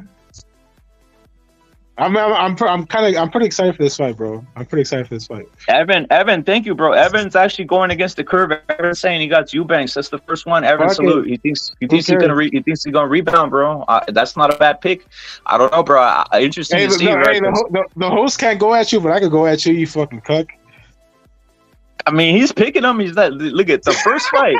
Check this out. The first fight, I had Eubanks winning, bro. I thought Eubanks was gonna win, bro. I picked him straight up. I said, "Come on, bro. Like, Eubanks is out here on some boxing shit, right?" Just as a pick, bro. I'm not saying I'm rooting for him, right? But I was like, he's winning, bro. The first time, I was surprised by the knockout. The first time, I don't know. Were you, bro? Were you surprised by the knockout? I'm not gonna lie. I was surprised too. Yeah, that's very surprising, bro. That was a very surprising knockout, guys. Like, I was like, damn, Liam Smith. But then I was like, you know what it is, though? I was like, wait, hold up. Liam only lost to Jaime, and he only lost to Canelo, bro. Like, I was thinking, like, bro, I was underestimating. Like, I fell into the trap in a sense, bro. Right. Yeah, me too, bro. Let's see what happens right now. Yeah, we'll see what happens. It's about to get on his third, bro. See what happens. Hey, remember when? Hey, Gonzalo, you fools remember when the Sendis retired Hurd? The Sendis, yeah, I remember that fight. Hey, but you're going for Elijah, huh? Yeah, and I don't know, to be honest, bro, I'm reading it. I don't know too much about Elijah. I just watched some highlights. I don't know but honestly, Sendis is good, but he's a little slow, fool. He got a lot of muscles, and something tells me that the Elijah dude is quicker, and just you know what? Hey, Sergeant told me on the Discord too. Watch out for Elijah. I need to look him up, bro. I never seen Elijah fight, bro. I seen Resendiz, and I like what I seen, fool. That fool's dope, fool. He's exciting, fool. Le vale verga ese way. That fool can fight. That fool fights well, is good. So that's a good fight, bro. I gotta look up Elijah. I'm excited for the undercard, fool. This is the best undercard I've seen in a while, fool. You got Resendiz, that fool, and then you got fucking Mono versus Lubin. That's a good fight. Hey, I don't know. Hey, Gonzalo, you're 100% going Elijah then, or no? Elijah, what's that? Elijah. Something tells me, man. That fool Resendez is a monster, though, bro. You think he's too muscle bound? He's too muscle bound, man. He's too muscle bound, bro. That's just he got good. He doesn't have a bad gas tank either. But if he ain't drowning you out in the middle rounds, then he's not like he'll usually like what I saw in this last fight. He'll drown the opponent out. He's like a smaller version, in other words, of like he's not like he's better than Berlanga and the gas tank department. He's kind of like a Joy Joyce, where if he drowns you out in the middle rounds, he's gonna knock you out late. But that style is not always gonna bode well with other styles, like I think like with Elijah's. Well, what's Elijah's style, fool? What's Elijah's style, fool? He's tall, long, boxer puncher, no? Okay. He's a boxer puncher, bro. Does he have I think he's gonna be fucking to a punch. He's gonna lose. He has power and he's fearless, bro. Fearless. Obviously, it's easy to say, you know, Mexican fighters, you say fearless, it's like, oh, you're common, no, but he's fearless. That's Bro. He what, goes for the that was kill. He's not Mexican. playing around. Yeah, he's Mexican American from Arizona.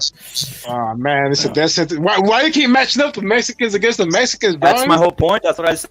That's a bad matchup. I was like, come on, bro. Why are they matching these guys up? Man, bro, you never see bro. the Crips versus the Crips on the 21, undercards, bro. He's 21 years old, if I'm not mistaken, dude. I'm going for the Sandys, dog. Fuck that shit. I like the Sandys, homie. It's a good fight, you know, but it's like, bro, these guys are eliminating each other early, dude. You know, it's just horrible, to be honest. That's the It's horrible. curse. It's horrible. It's horrible because of the situation of the way other fighters are, bro. Like, we're bringing up Shakur. That's why it's horrible. It wouldn't be to me. I'm like, whatever. Let everybody eliminate themselves, right? But other guys aren't doing it that way, bro. Black Americans, mainly. Exactly. They want to wait 5 years till they get down, right? Yep. ¿Cómo se llama? El Hurt was catching the Sandys, but finally fucking Hurt like, oh, wait a minute, it's just coming on strong, so he overtook him. But Hurt's not really a power puncher. Yeah, he's big, but he doesn't hit that fucking hard. Pero me gustó el corazón que enseñó, güey. El corazón, las ganas, and his output. That's what made me fall in love with the Sandys, way. I was like, okay, fuck it, I fuck with him. No, and to be honest, I'm kind of like guessing with Elijah. For some reason, I just, that's what I think, and I'm not changing that, but that's weird that I say that because I don't really know too much about Elijah, but hey, whatever. That's probably like my most casual pick. Hey, Gonzalo, we were on the stream, we were watching the Sandys versus Hurt. Do you remember that shit? No, I watched the Sandys, but I only watched Elijah's. Maybe, doesn't Elijah have like 2 kids? Like 2 children, like they're young? That's the one. Oh, that was fucking vicious for that's why, because I was kind of like thinking, is that fool? He's like 22, no? He's like 22 years old or younger, like 19 or 20. How old is Elijah? He's 20 years old. That's insane, bro. No, Elijah's the one with the 2 kids from Texas. Yeah, he's 20. He's 20, bro. That fool's a fucking killer, fool. That's why I remember that fool. He's a killer, fool. He barely has a mustache. Bro. That's Mexican, of course. That's why the mustache that fool is fucking hard as fuck, bro. Yeah, that fool's taking out fucking Sandys. He's taking them out in the later rounds. It's probably like a. Come on, dog. Anyway, no mames, güey. That was fucking. Dude. You're not gonna take him out by point, fool. You're not gonna knock out a Mexican. Come on. Nah, but referee stoppage, corner stop. Remember, fucking the sentence getting busted up. He's getting cut up. Like swollen eye, like. Remember? Hey, you know what makes me happy, bro? I do feel like PBC is pushing Mono because if they wouldn't push Mono, come on, they give Mono a Lubin fight. That's a big fight, fool. Hey, I feel like the PBC is pushing Mono, fool. Earl, what do you see on your side, bro? My side is, you know, like it's just not cracking off yet, bro. What do you guys? It says ESPN Plus, Live Sports, Original Series. Yeah, that's it. It's not cracking off here, right? So right now it's an intermission. I don't know whether they're having some time or whatever, but it's about to get on cracking, guys. But yeah, that's you know, your last second picks. There's nobody picking Eubanks. I'm picking Smith. Obviously, I don't believe that sometimes when someone finishes you in categorical finish, I think it's gonna be hard for you to cut. Like that's why the whole Crawford Spence, bro. Come on, bro. Spence not coming back. Who's gonna do him again like that? So maybe he proves me wrong, bro. Is there any fight you could think of, Earl or Gonzalo, that you've seen a guy get finished in you know, just other than AJ? I'll say AJ was fucking pointed Andy. Like that. Let me see. What fight a guy just gets finished and then comes back and obviously. You said AJ. AJ's a good example. Like I was rewatching PDA because I missed like the first half of the show, and there's been fighters that been dropped and but no, they were in the fight. Like somebody that got dropped 3 times and basically losing every round and got knocked out in the end, to where he comes back and rematches and wins. It's very hard to think of a fight like that. Me too, bro. It's very hard to think about it, bro. I gotta go through my Rolodex, and I'm way too faded to fucking think about that shit right now. Fuck. Need some water, bro. I need some water, bro. Bro. It's about my bad, Fire. I don't want to. My bad, Fire. I don't mean to tempt you. You know what I'm saying? No. It's not even 10. I was like, bro, after paying, I'm not tempted by anything, bro. I'm like, oh, that's good, bro. I was gonna say, like, you drink a lot of water, bro. You really do, bro? Yeah, I do, fool. I drink a lot of water. That's it, bro. You're smarter than me, bro, for real. Right now, do you see anything Water's different? life, my nigga. Water's life, my nigga. You see anything different now on the screen? I see the stadium. The stadium. Yeah, that's what I see. So we're getting there, guys. We're getting there. You guys can make a last second pick. OG Blaze got Smith. I'm taking Smith. Who am I rooting for? Smith, obviously. Can Eubanks win? Maybe, bro. Was he winning the first fight? Earl? You think he was winning the first fight? I just watched the knockout, fool. I just saw the knockout, fool. I can't even tell you straight up. Hey, but wait, hey, fucking, hey, but that's what's up, though. That PBC is pushing Mono, though, right? Against Lubin? Like, yeah. I think that's a good PBC showing love to Mono, putting him up against Lubin like that, because this was want to put get a Mexican versus a black fighter and promote him like that. You get me? No, but you know the money's gonna be with Taizu, with Jim Zhu, because he's getting the belts at 54. Hey, it's the way Mono. That fool's good for this last fight against the undefeated fool. That fool looked great. Remember, at 160, there's not too many black fighters. At 68, there's not too many black. Now that Jermel Charlo's moving up, he's gonna relinquish the belt, and Australian dude's gonna pick him up. So the Mexicans like Virgil Ortiz and Mono are gonna fight for those titles because they're the real contenders. So. Fucking Virgil's done, bro. Esa madre que le pegó a Virgil, güey. Yeah, he's done, bro. That's the biggest tragedy in boxing since fucking Valero, way. It's nobody's fault, dog. Yeah, that shit was I'd rather he retired, dog, because like if he's one step away from getting knocked out, maybe he gets clipped and something happens to him. Yeah, right. He ends up or even if he gets clipped to the body, fool. Because that fool tries really hard. He's like, it's you know what I read in I feel in Spanish. The doctor that condition plagues the athletes that got that come forward fucking aggressive style because the body's fucking on overload. So for guys like him, that's very dangerous. With that condition. Hey, Gonzalez, ¿sabes qué, güey? Ese disease se come tu muscle, güey. Se come tu muscle. Hey, wait, so his punch technique is not going to be the same, fool, because his muscle's going to be a little deformed, fool. His he's got to be deformed. Like, goes out, fool. That shit's like, it's just tough on your muscles. That's what I'm saying. His technique is not going to be the same, fool. It's going to be a little off. Puro salute. Yo, is this Evan, bro, on the panel? Yeah, it is. Canelo's salute, bro. We're on here, bro. I think we're about to, we're about to get the fight on and started, bro. We got Earl, we got obviously Gonzalo.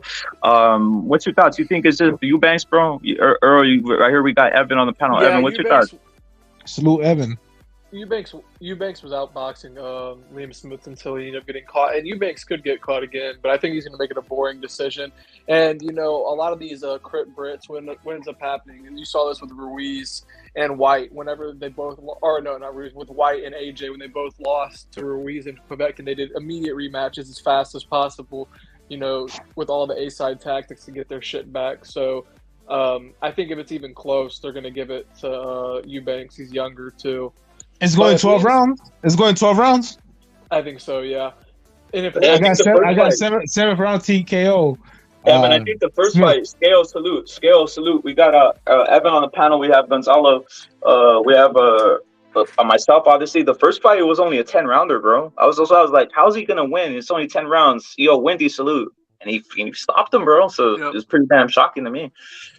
I mean, if Liam Smith wins, he might get the winner of Mendoza Zhu. I don't know if PBC is trying to push Jesus Ramos and Lubin winner versus Mendoza and Zhu. That's really good. I mean, if the PBC does that, I'll give them credit. I like how they're moving Jesus Ramos early, into Lubin. Lubin's still a really good fighter, even though he's been finished twice. I mean, this guy's no bum. So it's a really, really good fight. Hey, bro, Mono Ramos got the fucking. He's a good fighter, bro. Yeah, he's fun to watch. Ahead of him. I have Ramos in that fight too. I'm picking him to win. I think that's what the PBC wants to. They're trying to flush out Lubin. He's like 20. He's young, but he's fought so many guys already. He's a little bit war torn, and at the elite level, he's just he's lost every time at his biggest step up. So, and they're trying to push Lubin out because Ramos is 23, 24, and he's like young as fuck. So they're gonna try and push him up. Yeah, but they're pushing him though. But you know what? Though? He already beat Brian Mendoza, and the Brian Mendoza knocked out Fundora. Yeah, so I mean these things can happen. But I mean he's got a great resume already, bro. That motherfucker's a bad motherfucker. Ramos does. I mean he beat Joey Spencer. Maybe they get him against Magomed. I don't know. There's this Russian dude, and he beat Liam Smith and Patrick Teixeira. That's two former world champions, and maybe he's like 25-0. He's not even on the Ring Magazine list, which is crazy for the top 10. But BoxRec has him as the fourth best super welterweight in the world right now. So maybe Jesus Ramos can fight Magomed, who beat Liam Smith. That's his only besides Jaime Munguia and Canelo. That's the only other loss that Liam Smith has. That'd be a really, really good fight. Magomed's only 28. He's like 25-0, like 20 knockouts or some shit. Like that'd be a fucking amazing fight. Hey, the Canelo undercard is fire, bro. We got Mono Ramos versus Ruben. We got Resendiz versus Alexis, or I forgot his fucking name, Alexis. But I like Resendiz, bro. He's the guy that retired Hurd. Versus Elijah, bro. Elijah versus Garcia. Versus Resendiz, bro. Hey, Earl, Evan, Gonzalo. Do you guys see Eubanks walking to the ring with his green, with his money? Yeah, they just care about money, fool. Because I told you earlier, they're living vicariously with the accomplishments of the previous black fighters. I mean, that dude. You know what I'm thinking? How come? I haven't seen. I'm surprised it took this long for someone to do that, bro. To come out with some. You thought I was lying for you? You thought I was making this shit up out of my head? No. What I'm saying, I'm surprised it took someone that long to. Am I miss? It looks like it's all money, right? Like it's on some like. That's all they care about, fool. They don't care about being great. They don't care about proving themselves. They just care about the money, bro. They already think they're great. Well, that's for. I think that's Louis Vuitton, bro. Louis Vuitton. Even if he beats Frank Martin, he only has wins over 2 champions, and he is a 3-weight world champ. And even though Navarrete only has wins over 2 champs, at least he's cleaned out the entire Latino stable at Top Rank from 22 to 30. He's the only guy to ever stop Dogbe. Shakira hasn't really ever looking like super impressive or pound for pound talent in any fucking fight he's been in. And Frank Martin's from Indianapolis, so I'm rooting. Hey, fool, they all think they're undisputed, fool. Fucking Shakur thinks he's undisputed. Frank Martin thinks he's undisputed. Chris Eubanks thinks he's undisputed. They're fucking retarded, bro. We got SSC salute, bro. SSC salute. I mean, if Isak Cruz could jab more, he could really beat Stan Davis easily. The dude just has to fucking stop throwing looping punches and shit like that. Because he's very defensively responsible. But all he needs is a jab. Exactly. All he needs is a jab, and he'll beat Tank Davis. Yep. Just implement a jab and fucking Pitbull Cruz, and you'll beat him, bro. Well, see, he's already in the ring. We got basically Eubanks in the ring throwing his little, his little shadow boxing uppercut combination here. Where do you got Evan salute SSC salute times $1 billion, bro. Yo, what's up? So I have a quick question for you guys. Salute. Who do you want the winner? Salute, bro. Who do you want the winner to fight? Oh shit, my bad.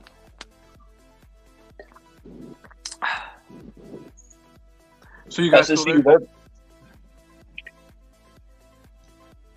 I think SSC. Yeah, SSC, jump on, bro. Salute to you, bro. Yeah, who would I want him to fight? Why not with a winner fight Jaime at 168? Why not, bro? Especially for Liam. It sounds crazy, but maybe he wants revenge. Fuck it, Nah, I said death sentence for both these fools. Maybe you know what they're getting this. They'll talk shit about Jaime all day, but they won't get in the ring with him, bro. No, but that's just my look at. That's just the mentality. I'm thinking like Liam. I don't think he's a punk, bro. I think he might be one of those that's like, hey, why not? I want Canelo again. Like, why not? Right? Like, shit. I want Canelo. I want Jaime again. Why not, bro? Why not, bro? Right? Like, I'm pretty sure he's probably thinking that. He's like, I only lost to Canelo. I only lost to Jaime. Like, maybe I'm undervalued out here. Is what he's thinking in his Hey, brain, these bro. are some of the best fighters from the UK, man. Him and his brother, to be honest, and John Ryder. Even though they lost against the Canelo, there's that no shame in losing against an elite fighter, man. SSC salute. Gonzalo, No. that shit would sell though too if you Yo, think what's about up, bro? it. If Can you hear me, Liam dog? Smith stops Eubanks, yeah, go ahead. I Yeah. hear you now. Salute. Let's just see. Gonzalo, can you hear me? Yeah, I can hear you. ¿Qué onda, compa? Y nomás, ¿cómo estás? ¿Estás malilla? Bien, man, güey, nombre, man. I just got over COVID, homie. Oh shit! Thank God bless, bro. Salute to SSC, bro. I didn't know you were sick. You were down for the count too, SSC. I didn't know that, bro. I can feel your voice. You sound congested, dog. I was down for about 3 weeks, homie. Are you serious, bro? Are you serious? Yeah, real talk. Hey, man, but this the third time I get that shit, bro. So I'm good, man. Did you? Let me ask. I don't want to get. We don't want to get to it. So to be the bossing, did you take it at your house, or did you basically were you basically recovering at your house, or did you have to go to the hospital, bro? No, well, you know, I got little kids, man. So what happened was that my kids got that shit at school. You know, one of the other fucking little kids got my kid sick, and then my kid got me sick, bro. Yeah. But I'm good, man. I'm good. I ain't even tripping about that shit, man. I'm just, hey, man. I'm glad you're doing better, Rep. You hear me? I appreciate you, bro. I'm glad too. Hey, dude. I was in pain, dude. I was dying. I was Hey, Rep. Yeah. You were gone too long, man. You had motherfuckers over here making memes about you. That's cool. That's cool. It's funny shit, bro. You know, I don't take fools take a lot of things, bro. I don't take anything personal. To me, it's all cool. It's all good, guys. It really is, bro. I don't. Least sensitive. I'm not sensitive, bro. It's funny Take shit, that guys. shit personal, fool. Fuck it, dog. Fuck these fools. Nah, bro. What's up? I just want to say what's up to you, man.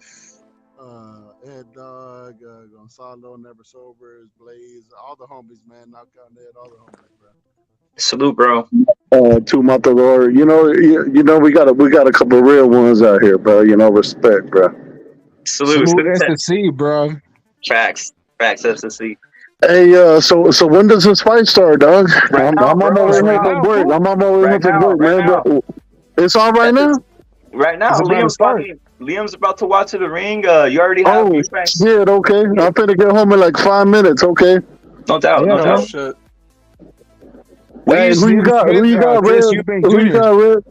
I'm going Liam Smith, bro. Once you do it one time, I look at that's just my opinion. Once you stop someone one time like that, I think it's hard to, especially the confidence I see in Liam Smith. I think it's hard to. I think he thinks he's gonna take him down, bro. So I'm going with like the chalk, as they say. I'm going Liam Smith to stop him, bro. Early, maybe 6 rounds. Okay, for sure, man. I'm about to turn around by now, man. But yeah, man, like I said, I just want to say what's up to everybody, man. Go solid respect, man. BDA. I don't know, is BDA on the panel? He's in the chat. Salute to BDA boss in the chat. He's here, bro. Salute to BDA, man. Hey, I've been listening to the Second Renaissance, man. It's a badass channel too. Respect to BDA, man. Facts, bro. But yeah, no, I'll watch the fight, man, and I'm gonna hop on later, bro. I didn't even know it was about to start. I thought it was gonna start like around 7 or 8, bro. No, it's on and cracking right now. It's early. It's on that side, so it's their late night right there, bro. Okay, man. No doubt. Salute, SSC. Salute, bro. All right, guys. The 65, the 10 one. ¿Qué onda, Gonzalo? ¿Qué dijiste, güey? Todavía tienes el 65 a 65, ¿no? El Impala o 64. 6-2, güey. 6-2. Oh, 62. The tan one, right? The tan one. Aquí está. The tan one. Nomás lo saco los domingos, güey.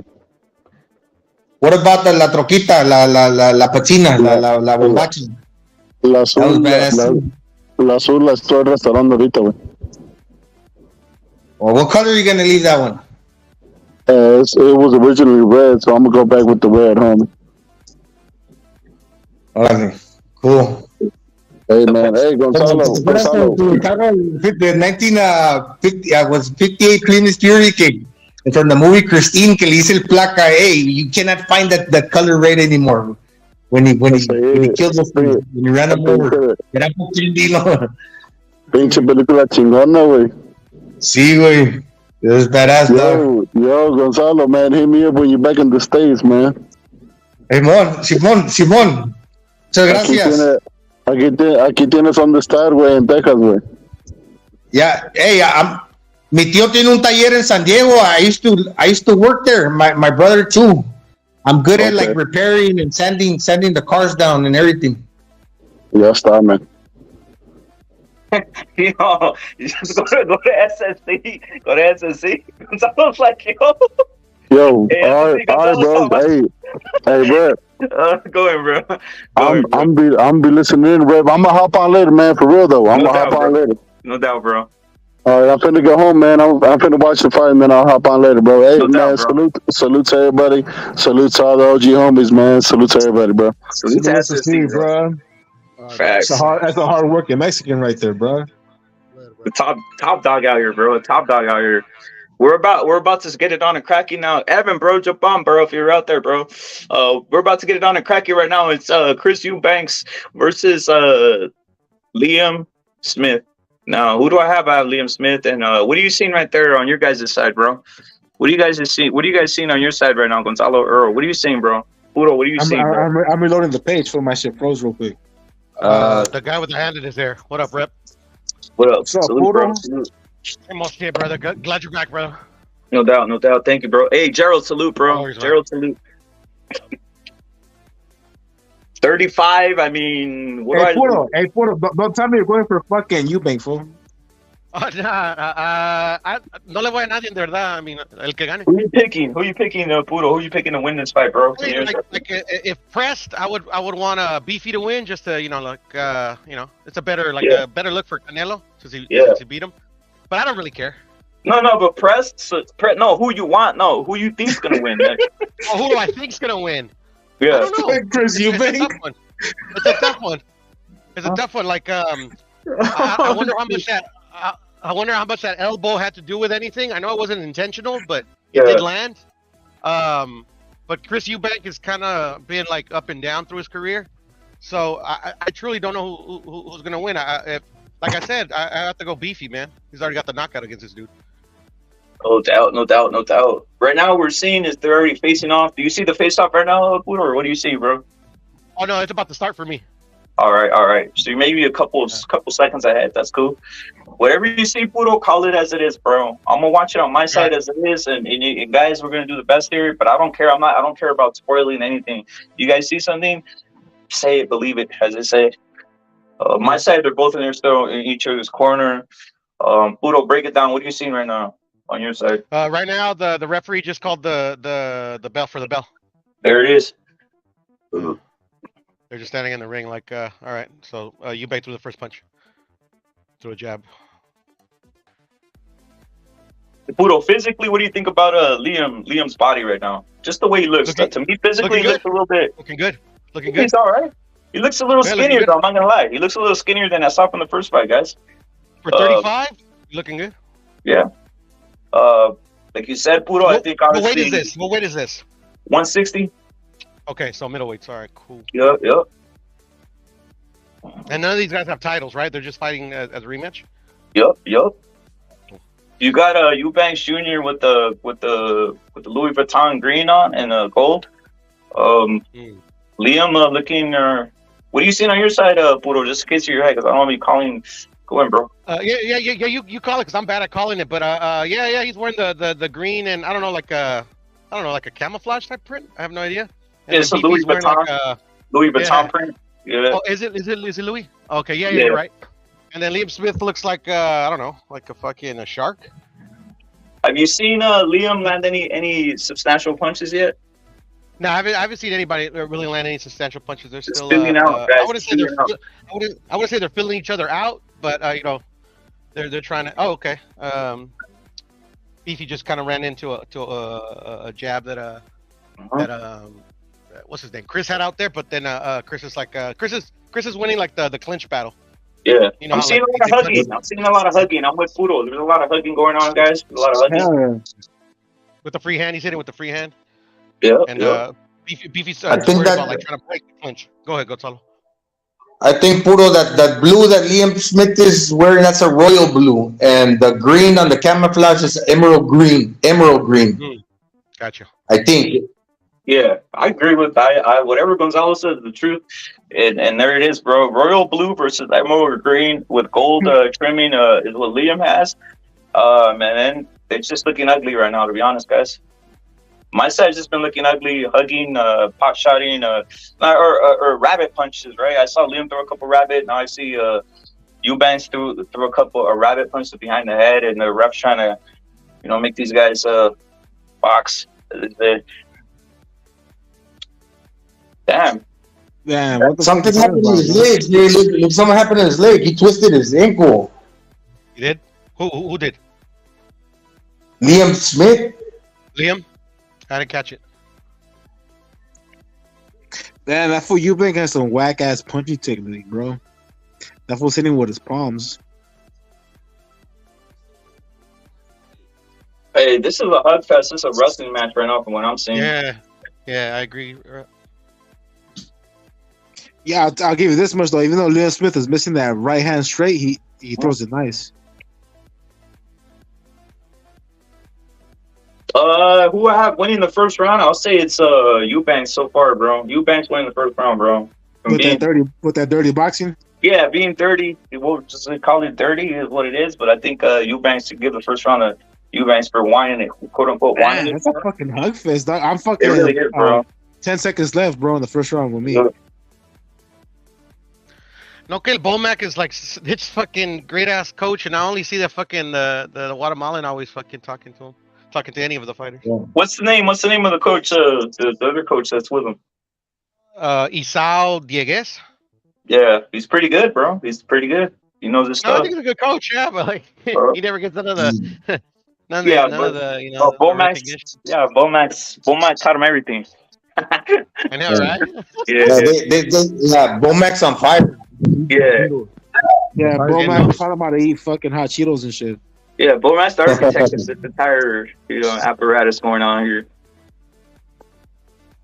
It's a clinch fest. It's ugly, bro. It's a very ugly fight, guys. He's like, I'm gonna show you how to eat some pork without getting a heart attack. Fool, don't trip. Yeah. It's a trick, no. Bomac, you just replace the O with the I and it's a Big Mac, no. Big Mac. I'm already at the start of the second, guys. It's on a cracky and more of the same so far. Nothing too.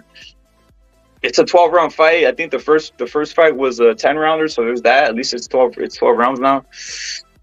See what happens, bro. We'll see if it gets heated up.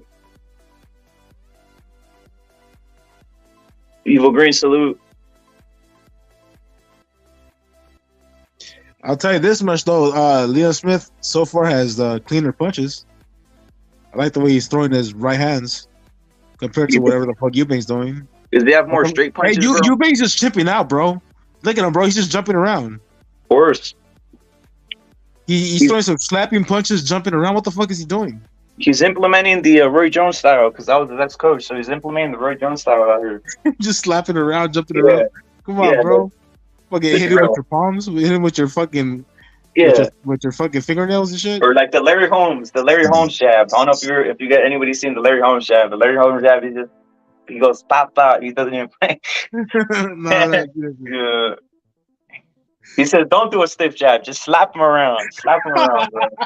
Yeah.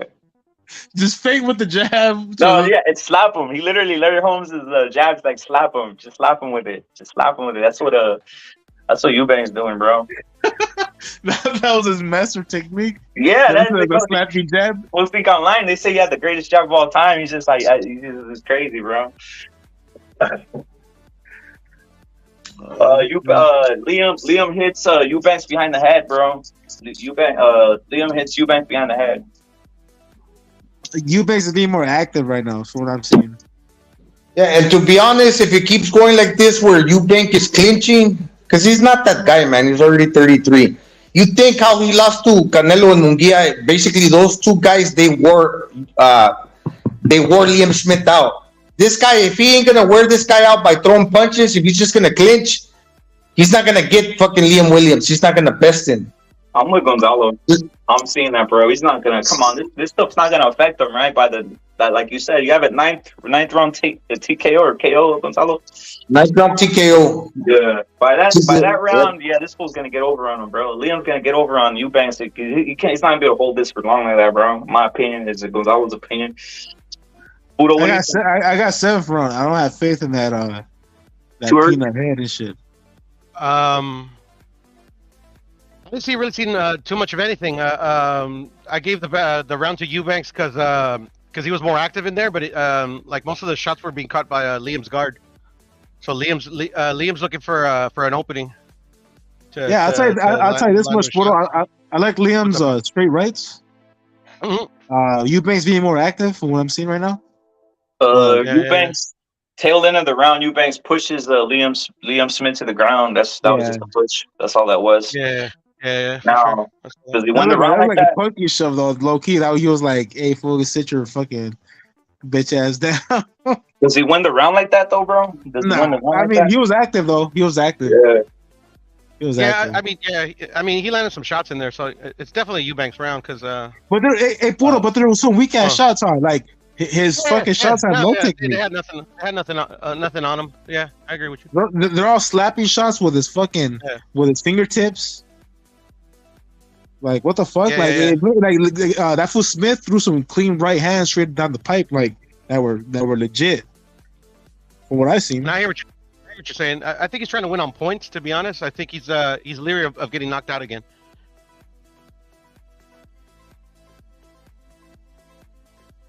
No está moviendo tanto. He's not moving too much though. No. You would think that would be like. What he's trying to do is like he's trying to overwhelm with those combinations that are just landing on the gloves. They're not scoring blows, but he's just trying to keep them off of them. That's what I think he's doing. And they're just waiting for like an opportunity to crack him with something good. But Beefy's using his waist movement and head movement to come in and try to find himself a punching angle. That fool has a whack ass punching technique. Damn, Chris Eubanks Jr. is fucking trash, bro. You gotta get this motherfucker out of here, dog. That fool has some of the wackest punching technique I've seen up to date. Oh, I don't know if that landed, but it looks like it was fucking nice straight right. And I seen Beefy land some sneaky uppercuts though that you can't really see, but I don't know if they land or not, but they look like they land. Yeah, he's being active. Liam Smith needs to be more active. He needs to push the pace. You can't let him outwork you, dog. Eubanks outworking Liam Smith right now, from what I'm seeing. Yeah, no, I agree with you. It's an ugly fight, guys.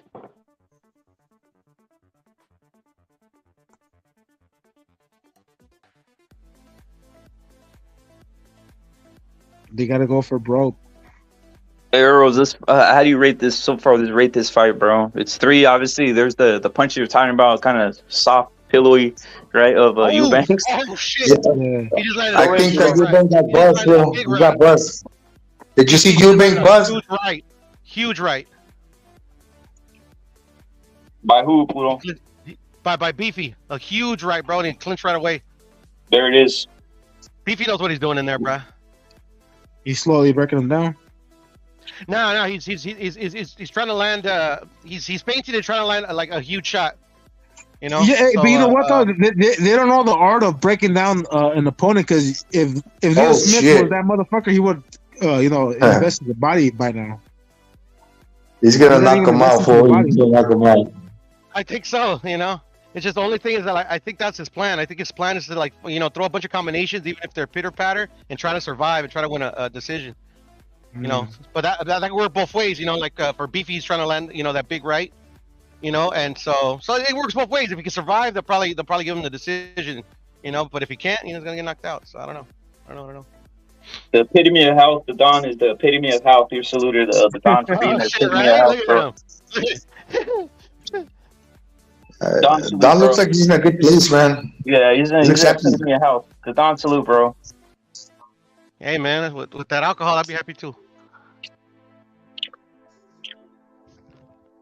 Oh, I like that dirty fighting from Liam Smith. Don salute, bro. Don salute, bro. The epitome of health out here, bro. He's having a drink, bro. Thank the Don salute for coming through, bro. The Don salute, bro. He got himself a haircut and everything. Yeah. We out here, guys. We out here. Hey, Hey, you know what? You know what I heard earlier, Rep it? What? Well, Ed Dog told me that you know Humboldt County where they grow all that weed up in Northern Cali. Yeah. Suppose that fool's telling me that there's an area right there that's called Murder Mountain, where it's like a high area of people being kidnapped and murdered out there, bro. That fool said he drove by a gas station to fuel up over there. Yeah. There's a gang of fucking missing people signs everywhere and shit. That's crazy, man. There's traps, bro. There's a lot of traps. Well, we can get into it, but there's a lot of traps and all this type of stuff that the fools set up for each other out there, bro. Yeah, so he said he looked it up, and he said I guess up there, like in Humboldt, like all that weed growing area, there's a bunch of missing people that go missing every year up there and shit. Yeah, because all like the destitutes, like the homeless, they go there. Oh, I'm gonna go get a job, like cutting weed, like little plants, little colas. Down goes beefy. Oh shit! And I saw that sneaky uppercut too land a bit. That one landed. That one landed clean. Did he get up though? He got up. He got up right away. He spit out his mouthpiece too. Okay. Was that a real knockdown, bro? Was that a real knockdown? It was right on the button, Rep. Yeah, there it is, guys. Knocked down by Eubanks. He felt it. Eubanks knocks down. Come on, man. He's laughing though. He's laughing. He's okay. Yeah, he doesn't look like Tocado or anything. But BD said he got a good uppercut. BD said he got a good uppercut. Damn. Come on, Man, bro. Eubank is just a step faster than Smith today. That's what it looks like right now. It's looking like, bro. Smith looks like he's over the hill, right? Uppercuts, everything's landing on him. Yeah, man, it looks like he's grown old overnight. I haven't seen him this That's the only thing I really seen land on him, Rep, is that uppercut. And I think he noticed it. That's why he keeps throwing it. Man, this is disappointing. This would have been the first pick I've had wrong in a while. For real, me too, bro. I'm still sticking to my pick. It is what it is, man. Oh my! Yeah, maybe the fight will break out in the second half. Maybe it'll be a completely different fight, but we'll see. Win some, you lose some. It's a 12-round boxing match, bro. Yeah, it's 12 rounds, bro. Like you never know. Now Liam's got the obligation to knock him out even more because he ain't winning this decision. Pretty clean shots though right now. I mean, Liam landed a big right hand last round, so Eubanks landed a nice left hand just like a couple seconds ago.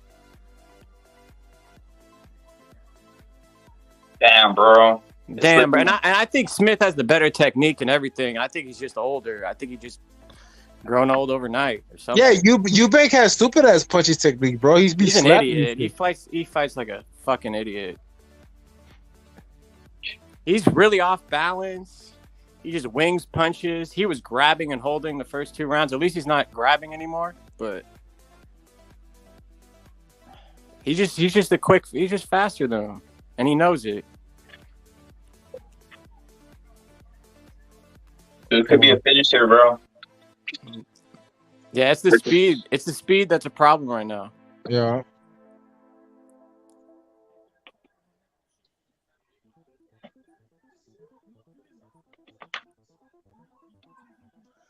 Liam Smith needs to throw out a jab, man, because he's just walking into that uppercut. Yep, and he's bending into it too. He's bending down into it. Excuse me. Now he's not even punching back. He's either thinking in his head he's going to take him into deeper waters and wait. I don't know what his game plan is right now, or if he's really hurt and he's just hesitating. He's trying to collect himself.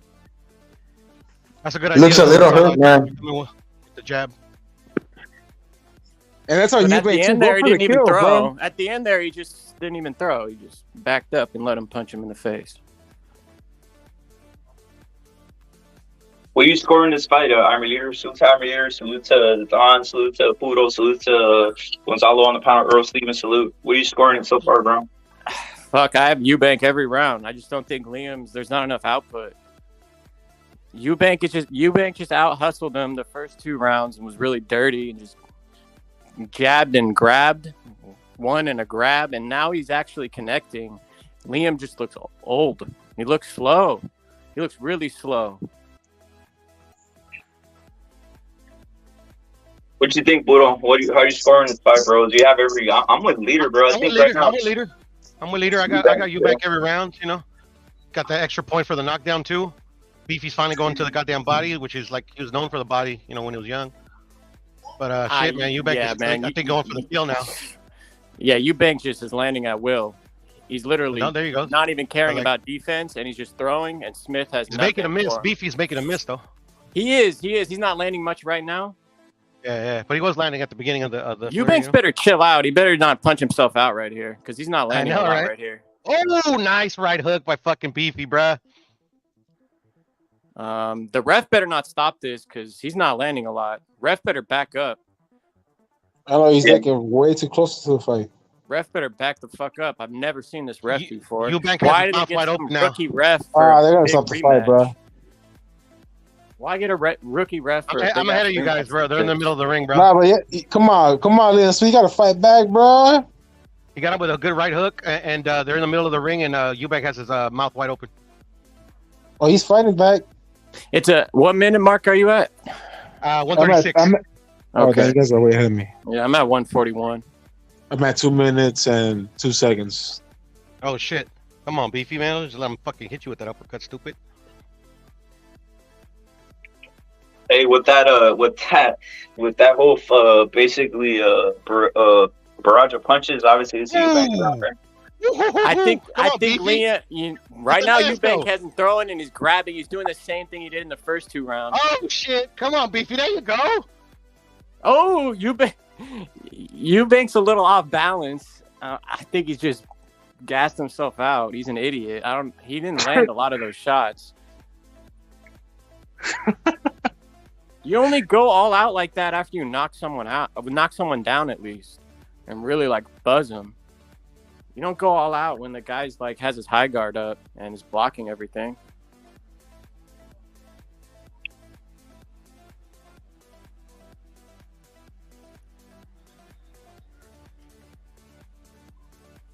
Yeah, Gonzalo, I wish you was fucking leading with the jab instead of just with the high guard, bro. I totally agree with you that last assessment. He's not feeling anything though, Budo. That's the problem. I don't think Liam. Obviously, the stiff punch that put him down, but other than that, I don't think he's feeling any of the punches, bro. Mm. Bro, he's disrespecting. He's Dip his head disrespecting the power. He's disrespecting Eubanks' power in a sense, right? Yeah. I hear you. It just it'll set up his shots a lot cleaner if he comes in with the jab and just with the waist movement. I think Liam might have pulled this fucking round off. Yeah, he blew his load. Eubank blew his load in the first like 30 seconds, and then yeah, for sure. And then did what he did in the first 2 rounds: jab and hold. Yeah, he's doing his crib tactics right now. He might, if he does that, then to finish the fight off, he's a bitch. He should work off what he did in the first 30 seconds, collect his energy. But I don't know. He's not that smart, so he might not do that. He might just grab and hold the rest of the fight. Yeah, he's satisfied with that shit. He doesn't care about no knockout. He just wants a W. You saw though when he turned it on the first 30 seconds, he actually did well, and then he started missing, and then he started missing, and he couldn't control himself. Yeah. Like in the first round, in the first round, it looked like someone was wrong with his leg. He was like turning his ankle. And right now, I see that he's not sure-footed. Something's wrong with his legs.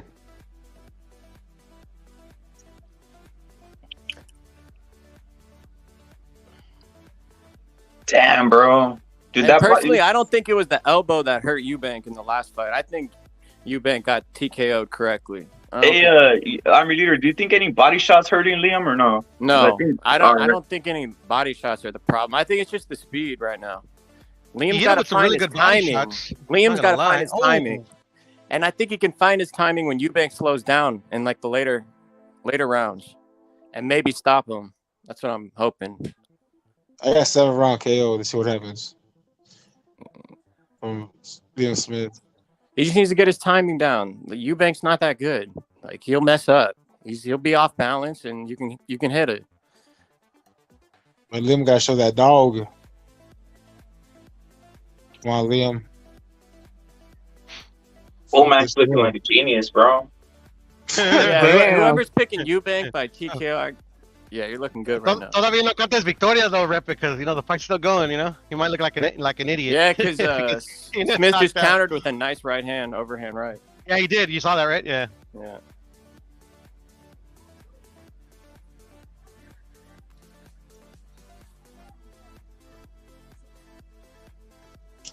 Yeah, he's kicking Smith's ass right now.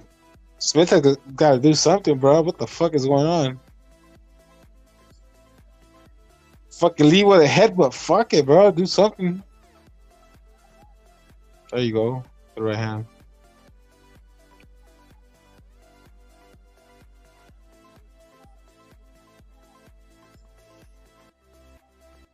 Yeah. Now Eubank is just keeping his distance and jabbing. That's all he's doing. Yeah, He's not doing anything else. Yeah, he doesn't want to go for the kill. He's satisfied with getting the W. Anything else. He's just keeping his distance and jabbing. Typical Crip. He got knocked out the last fight. Yeah. He has no dignity, no pride in it. He's satisfied with getting the W on points. You get me? Yeah. Oh, he's going for points. He's going for the points win, bro. That's the one thing about Eubanks, bro. He has the killer instinct, bro. No dignity, no pride. You got knocked out your last fight, but you're willing to go for points. That's what I keep saying. Full stick, I'm crazy, bro. No. You don't go after a fighter right when the round begins, after the fighter's gotten a minute to recover. You're an idiot, dude. You only go after him when you hurt them in the middle of the round. This guy blew his load, and now he's fighting like this. He's a bitch, dude. Come on, bro. You got knocked out your last fight. You better knock this fool the fuck out. He's keeping his distance and jabbing. That's literally what he's doing. And he's going to fucking pull it off because fucking Liam doesn't have his timing at all. You know why? Because he's living vicariously from his dad's resume and shit. Like, no, motherfucker, you're not your dad. That's what I keep saying, bro. These motherfuckers are fucking retarded.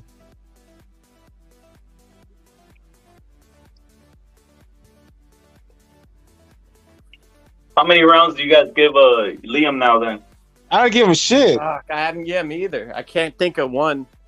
I gave Liam. He's not letting his hands go, bro. He's stuck staring at him and shit. Sums up, bro. Like he needs to hustle him. Is it just age? I think he grew old overnight. I haven't seen him ever fight like this. He's usually in like these fights, bro. I've never seen him just get outpointed like this.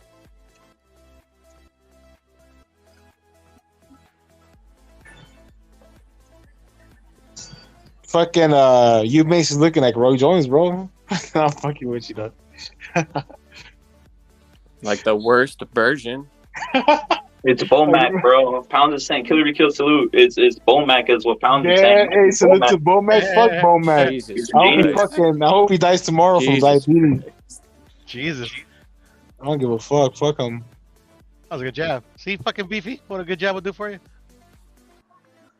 This guy's got a purse on his trunks. They used to call these what's this shit called? Cargo shorts, right? Like it's smart.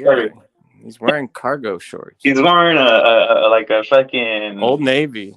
Yeah, except with the fucking Old Navy performance fleece. He wears some Old Navy. Beefy, his fucking liver that's shot was wide open. I'm really that's some Louis, bro. That's some Louis. That's you said on some. Oh, Louis. It's some knockoff Louis. Yeah. That's not from Louis. No way. Louis wouldn't waste their time with the Eubanks. Yo, hey, I'm your leader. Who's winning the fight, bro? Unfortunately, Eubank Jr. is because Smith's grown old overnight, bro. Say less, bro. Hey, Blaze, bro. Where's my fucking money, bro? Blaze, come on the fucking panel, nigga. I got money on Eubank, bro. Pull up, dog. Damn. You know what I'm saying? Nah, bro. Nigga, I double it up, nigga, if you got faith in Smith, nigga. Don Bosa Victor, bro. Don Bosa Victor. Salute to the dog, bro. Hey, salute to everybody, bro, on the panel, bro. Where you at, bro? What's up, Killer Kill? Pluto, bro. Stop sending me text messages talking about you want to go camping, bro. Stop sending me text messages talking about you want to go camping. I'm not. Dude, camping's pretty chill, dude. I thought you wanted to go camping with me, bro. I thought you wanted to go camping with me. I don't want you near me, bro. I don't want you near me. I don't want you near me, bro. Like that. I don't want you near me at all. It's mutual record. We got you back, homie. So, we got bro. you back. Shit, bro. You know what I'm saying?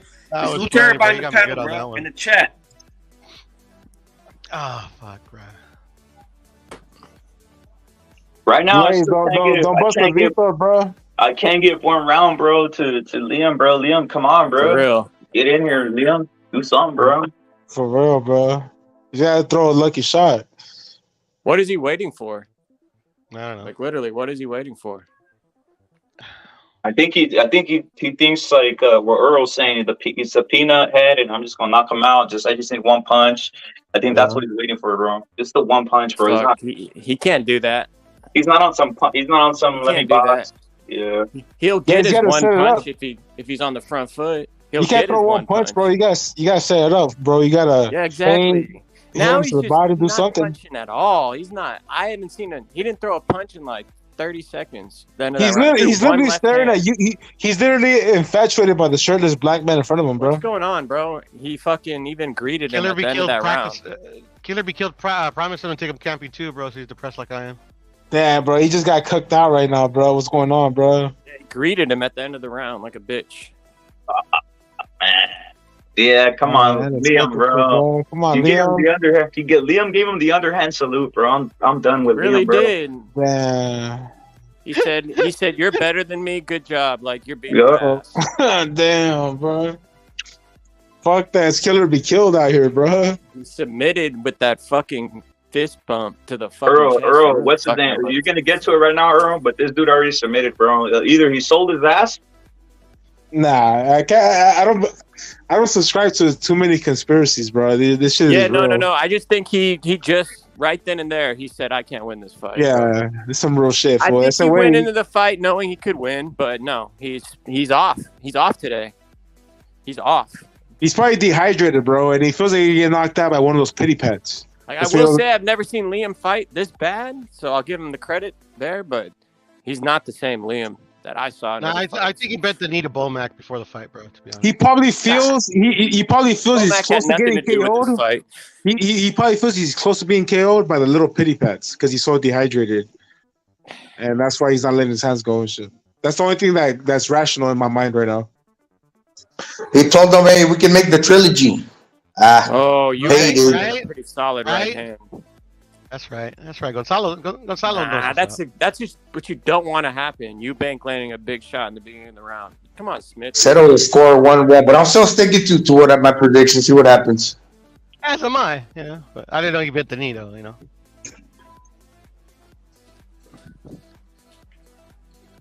Damn, Liam, what's going on, bro? I don't know. He's not even throwing straight shots, what he's like usually good at. He's not even leading, dog. He's always fucking reacting. What the fuck is going on? Lead, motherfucker. Do something. What the fuck? He's getting what they call outclassed, bro. Now he's not even He's outclassed, literally getting bro. outclassed. It's a master class, Rapid. It's a master class. I mean, Damn, bro. Yeah, bro. Like this guy's not putting any output out, bro. He's just taking punches. That's why I look at the body shot. I'm a leader. You don't think that body shot might get Liam at one point, bro? He just keeps on hitting him, bro. Keeps on getting him there. You might be right, bro. He's doing that Jean-Claude Van Damme shit, fool. That fool's fucking punching and trying to look fucking clean and look to the side. Nah, motherfucker, let your hands go. But do you guys really think it's the power? Is that why he's not throwing? I don't know. I just think he doesn't have timing and he knows it. I think it has to be. I can't think of anything else, bro. You think he was really buzzed? Like, bro. I mean, it has to be. He's been hurt before. Like, I still seen him come back. Like, he's really not wanting to engage. He's staying at distance and letting him jab his head off.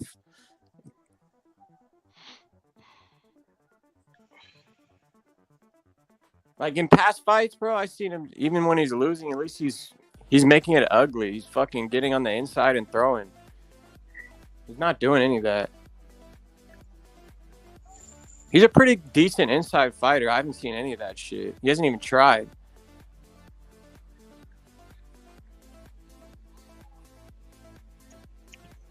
Damn, bro. Bro, this is a son of a boxer. Go beat his ass. Like, gotta have some faith in yourself. You knocked him out his last fight. Turn it up. Just let your hands go, bro. Go on your shield, bro.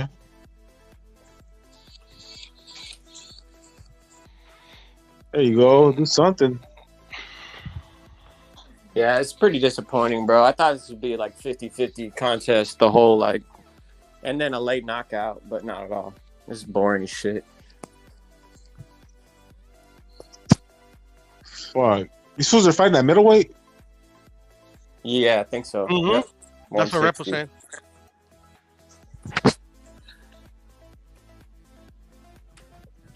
Not one round, bro. Not one round to Liam, bro. Liam's getting schooled, bro. Liam's getting schooled. Damn.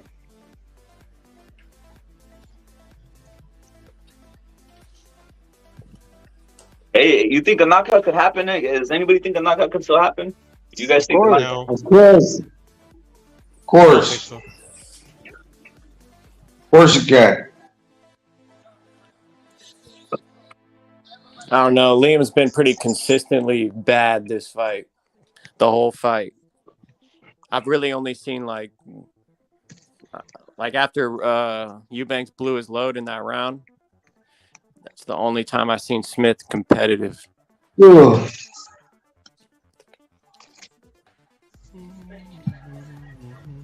Damn, bro. You see, now Liam knows he has to go for it because he's down on the cards. He's not waiting a decision. It's the ninth round. He should have thought that like 2 rounds ago. It's on Chris Eubank too to close the show too, bro. He's not going to, bro. He's not. Yeah, he's not going. He's not that good. Yeah. He's not. He's really not that good. We all saw that in the Liam Williams fight. He ain't gonna close down shit.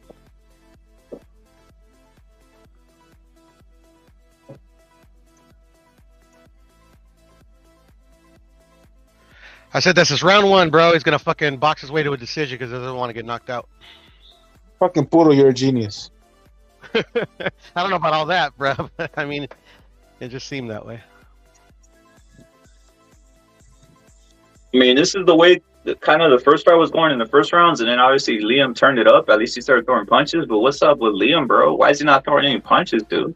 That's the mystery of the day, bro. I don't know. I think he's dehydrated to the point where dehydrated to the point where these little shots are rocking them where he doesn't want to throw it back. That's one thing that comes to my mind, bro.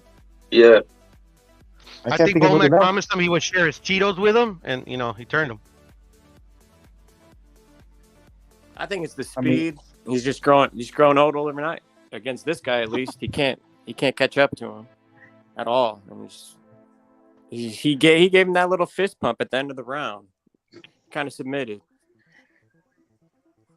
It was actually a punch to the stomach, if that changes anything. But damn, he said Eubank be way too active, bro. Fucking. Liam Smith needs to be in super tight position to throw his fucking hands and. I ain't not throwing nothing. Yeah, exactly. He just needs to throw his fucking hands, bro. Fuck being in position. Just throw your fucking hands. I don't know. And he went in this fight having no respect for Eubank, and now he has all this respect for him. I don't like when fighters don't throw any punches. It just doesn't make any sense to me.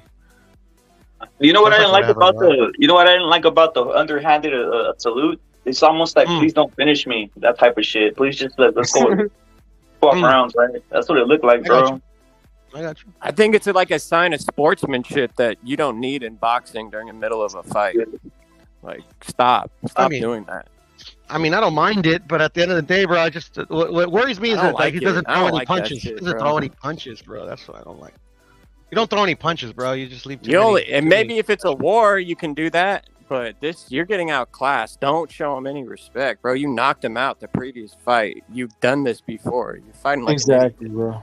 This is the wildest shit I've ever seen. Retard. He knocked him out in the last fight and lost every fucking round this fight. What the fuck is going on? Basically made the other dude quit. You said you got hit by an elbow. Shit happens in boxing. The elbow didn't hurt you, bro. It's the punches. And why the fuck is Samuel Jackson in my fucking commercials? My commercial is some white dude. Yo, Throwing is a that is football. that a principal? Is that a principal commercial? Throwing a football, bro. Throwing a football. It Yeah. should have. I He had was a taking a Capital One picture. He was commercial. taking a picture. Fucking principal one time sent me like a bunch of checks in the mail that I didn't even know I had, like $5,000, $6,000 checks. They were all real money. I don't know where that money came from. It's crazy, bro. Principal? Yeah, Why are you principal. asking? What is that? Huh? I What didn't is it? ask. I just cashed them and it was fine. But I didn't expect them. I didn't know where they came from. I was just whatever. Somebody died. Unexpected money is Did, great, did, bro. did it Unexpected come money from is the city? best. Or Huh? did it come? Honestly, it could have been from a job I had a retirement fund with, like at a previous location, and maybe they just cashed me out. Maybe that's what it was, but I wasn't expecting it. It was a good like $12,000. Leader, unexpected cash is just God saying, okay, bro, it's just, here's a gift. Yeah, and it was like You did- weird. It was Oh, like yeah. one day I'd get a check for $3,000, another day I'd get a check for $4,000. Like the following day, it was weird. Bro, Anytime I've ever check. gotten free money, bro, I just thank God. I'm like, thank you. Bro, I got a check for $1,000 flat, bro, from the state of California. Wow, bro, Oh. Liam just went down, bro. Eubanks turned it Dude, up, Liam's and out, bro. Liam's out, bro, bro. it's over. It's gonna bro. be over guys. soon. It's over, dude. Wow. This is gonna be a UK stoppage pretty soon, bro. I don't think he'll fully knock him out here. I mean, Liam doesn't want anymore, bro. He got money. He's out of here. That's what it is, He's trying bro. to fucking, instead of throwing punches, trying to fucking hug him. Damn, this motherfucker Fuck, I was not. blew my high, dog. It's terrible. Fuck, and this is all the boxing we have for today. Fuck that. I think. We should have something. Oh no, that's next week. I'm sorry. I think that there's a UFC today. Sober said something about some UFC or some shit. Hey, somebody said UK stoppage. There you go. Yeah, UK stoppage. Yeah. Yep. There you go. Told. You knew that was incoming. Fuck it. Fuck, it ain't even a UK stoppage. It's an everything stoppage. That's just boxing right now. Oh well. It is what it is, bro. It's just. I mean, I missed it. I missed this pick, but Eubanks looking like a. Yeah, like You know what makes me happy though? The shining glimmer in this is that Roy Jones is probably fucking mad right now. Yeah, he definitely is, bro. He definitely is. And good for fuck Roy Jones. I hate that guy. Good for Esau. Man, Bomac's a genius. Hey, at least Bomac's better than Roy Jones. Hey, We'll give him that. Bomac, hey, all he said was let your hands go, fool. Just throw your hands. Bomac probably would have knocked out Roy Jones. At the end of Roy Jones' career, Bomac probably would have knocked him out. Hey, that was his genius advice to fucking Eubank. Just throw more know. punches at him. That's what it was telling Crawford in the fucking in the Spence fight and shit, bro. He wasn't telling him shit.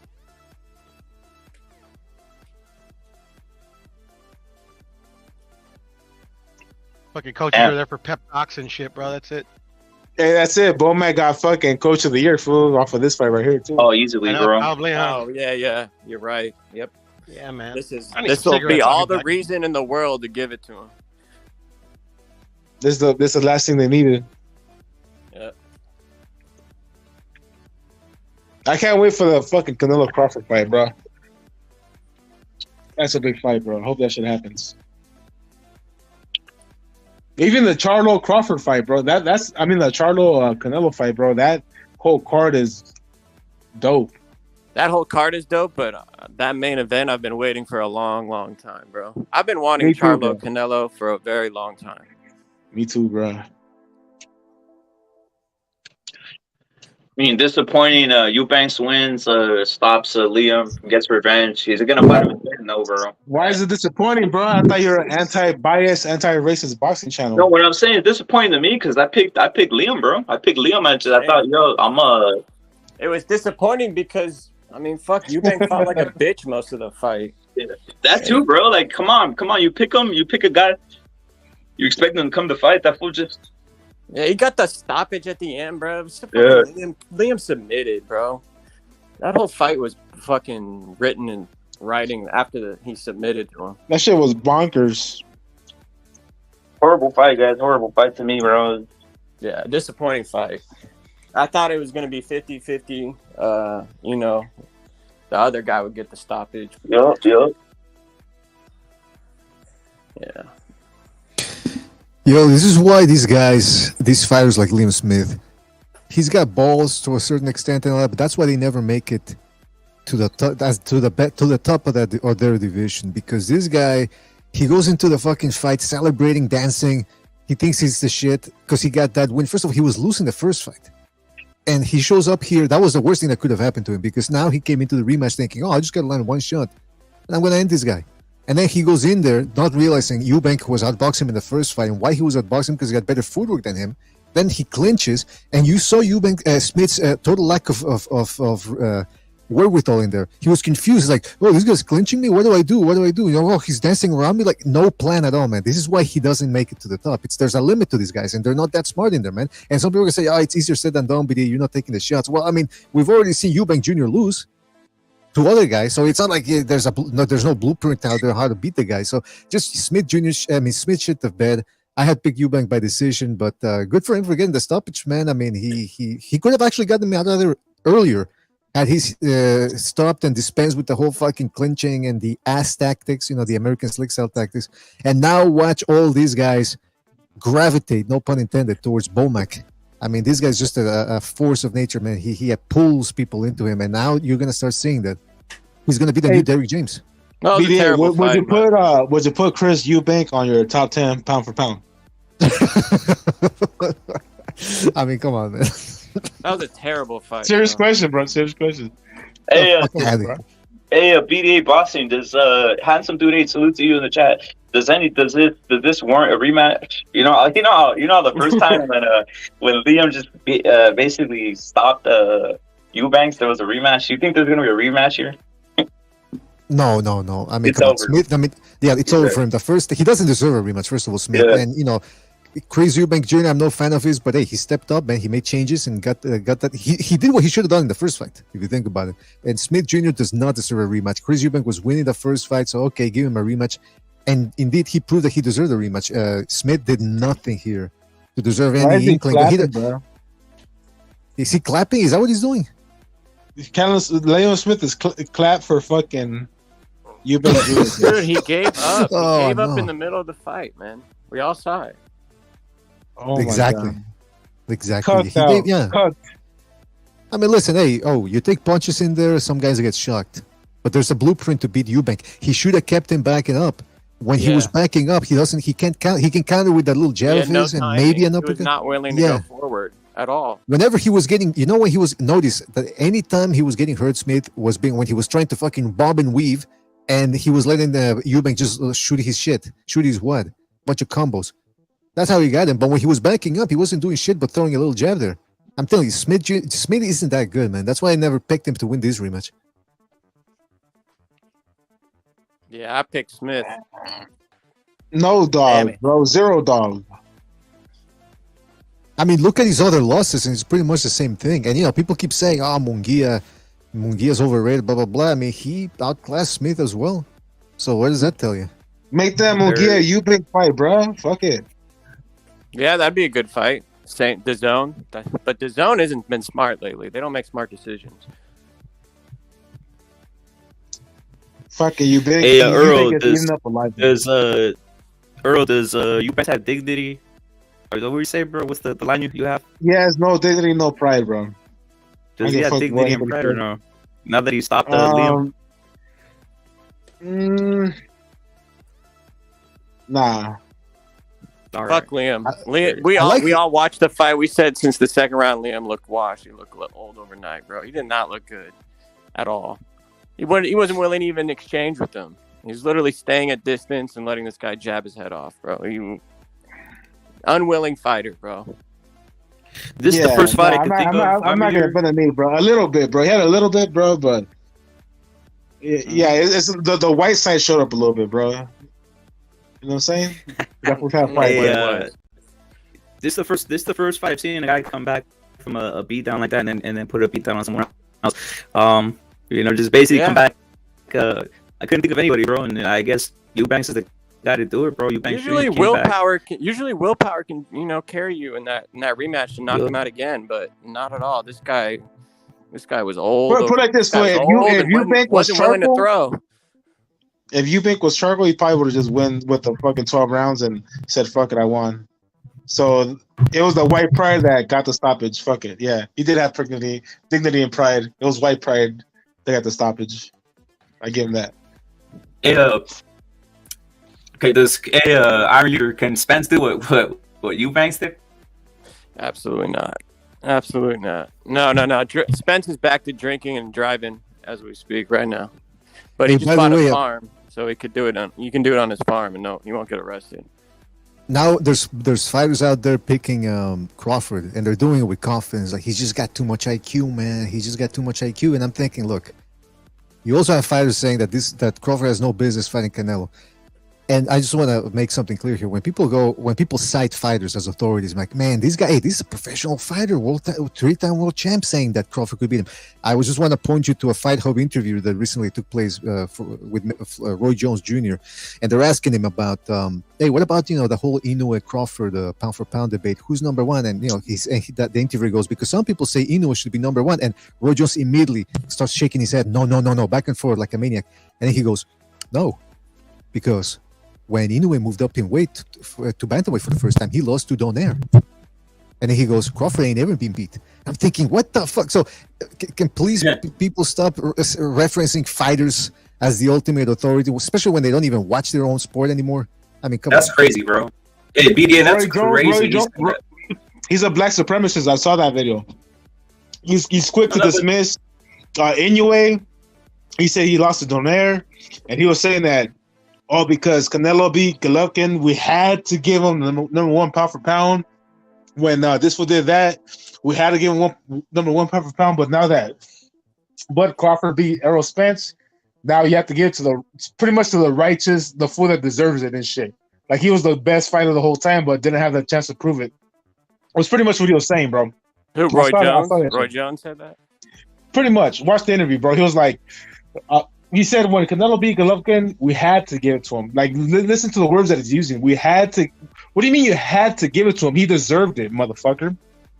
He's one of those guys too. Where when near the end of HBO's tenure in boxing, and he was the commentator, or one of the commentators, he would always refer to the fighters by their first name. Andre's doing good. Andre's like, what the fuck? Why are you calling him by his first name? Are you friends with the guy? And if you're friends with him, I mean, that's a little bit of a conflict of interest right there, man.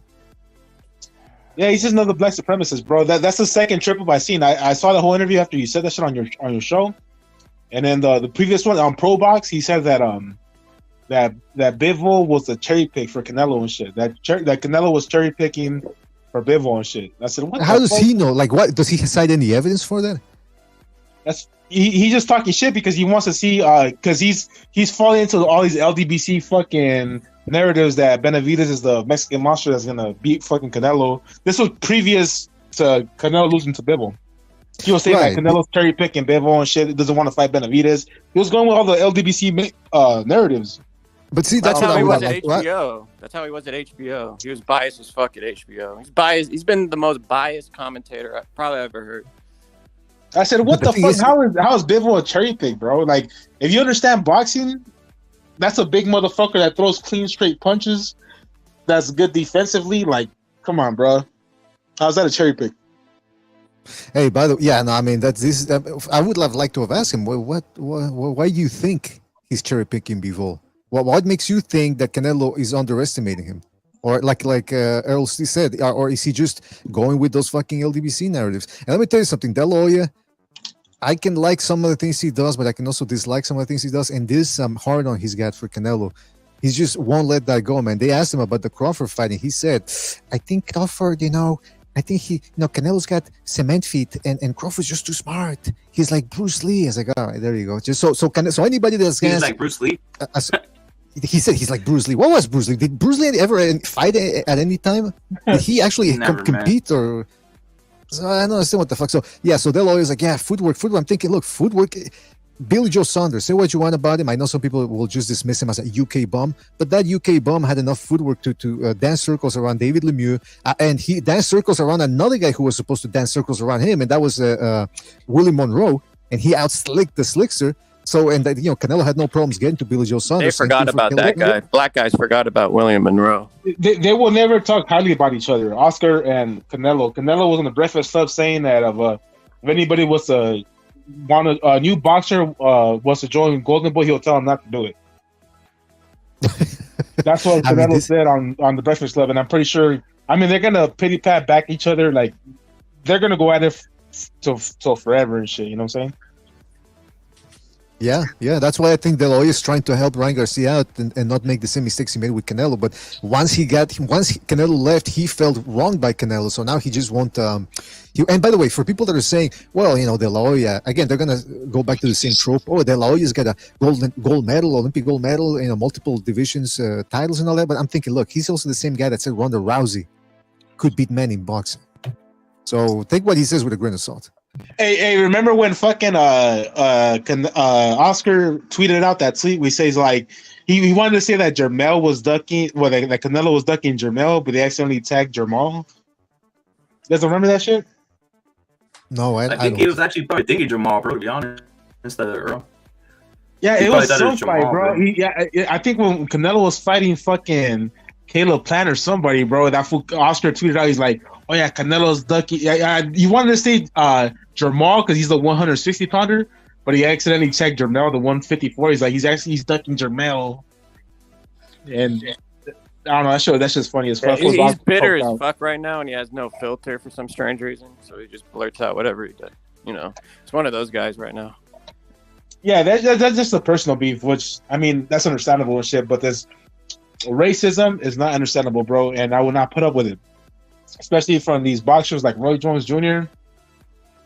that fucking come up with some bullshit saying that fucking Inoue lost to Donaire, some fake news. Oh, you know what? Speaking of fake news, Rapid, I wanted to ask you this because you've been MIA, and we're all glad you're back here with this platform as well. But I don't know if you paid attention to what was going on, the drama on Twitter, the social media between Shakur Stevenson and Devin Haney. They've been joining back and forth about, you didn't offer me this amount of money, you ain't want to fight me, blah, blah, blah. And I was saying on the show that I remember you mentioned that Teofimo Lopez's beef, so-called beef with Devin Haney was also manufactured, that deep down they're just using this to create PR for their own separate fights. Do you think this is something similar between Shakur Stevenson and Devin Haney? That's definitely a propaganda ploy for Shakur. Shakur, with that guy Martin from PBC, is big, pro race. He could even sell out his own little area, right? New Orleans, I believe. So yeah, they're gonna use it for propaganda. They're gonna keep on calling out. What they want to try to do is build it up like Crawford Spence in a sense. I don't think they'll ever get any type of hype like that for any other fight ever again, bro. At all, guys. I don't know. What do you think about that, BDA Boston? You think they'll ever get hype for the Crawford Spence type of, that was pretty much held in high regard for 4 or 5, 6 years? They're gonna try basically bringing that game plan back where it leads to a fight leads like that to whatever pay-per-views amount it's sold. That's what Shakur and Haney are trying to look at. They're trying to look to the future that maybe 5, 6, 7 years down the line they are Crawford Spence for whatever that means. You know what? Somebody shout out to Fire Fist. $500K. It's embarrassing. Somebody, I forget it. Fire Fist. He's under a different name when he comes on here, but he made an excellent. No, excuse me. The Irish Andrew Ward. Irish Andrew Ward. He made a great point. He caught on to something, which is that if you listen to these young fighters, these young undefeated fighters, whenever they get asked about fighting another fellow undefeated young fighter, they always say, that's definitely a great fight down the line.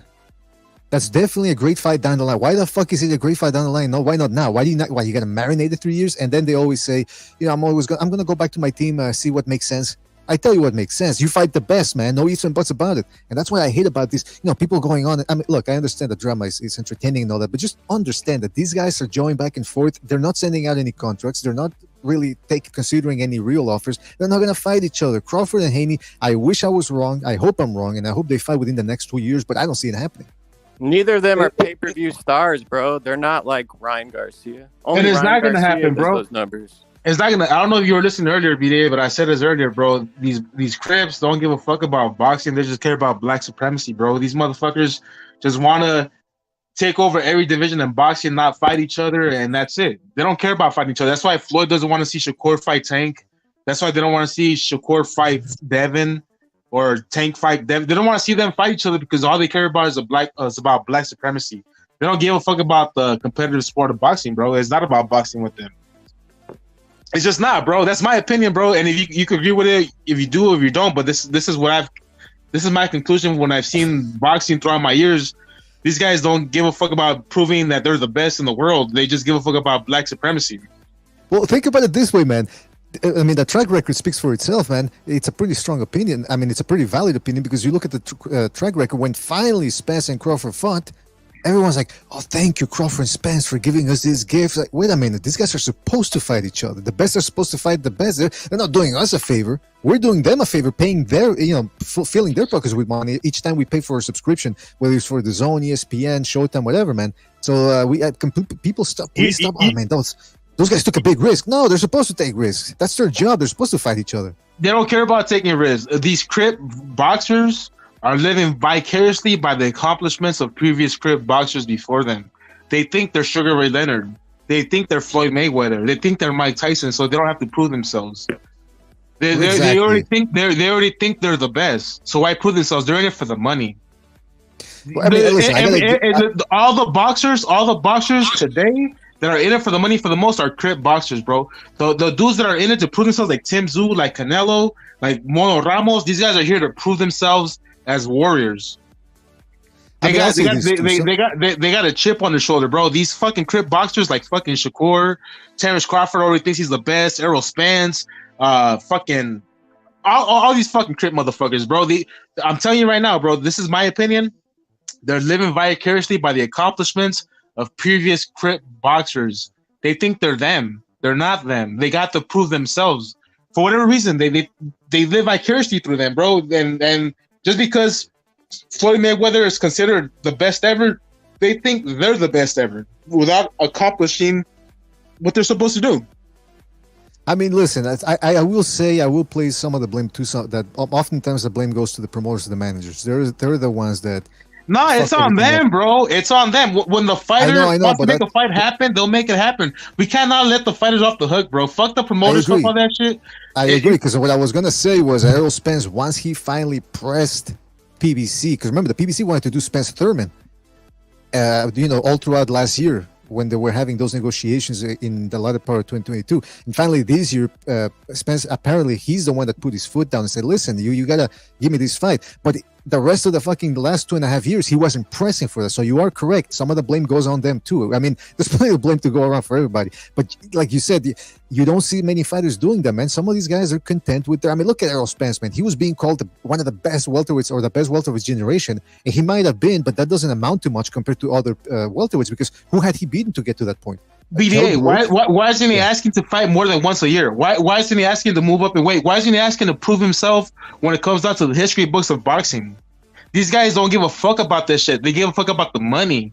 You know why? Because they already think they're great, because they're living vicariously through the previous black boxers that already proved they're great before them. They think they're them. They're not them. I agree with you to some extent, but I would argue that some of these guys, they lose sight of the real goal. I mean, look, none of these guys are going to do this for free. So if they want to make money off of it, I got no problem with that until it starts interfering with our aims and our goals, which is to get the best to fight the best. And that's what's happened. That's probably what happened with Danny Garcia.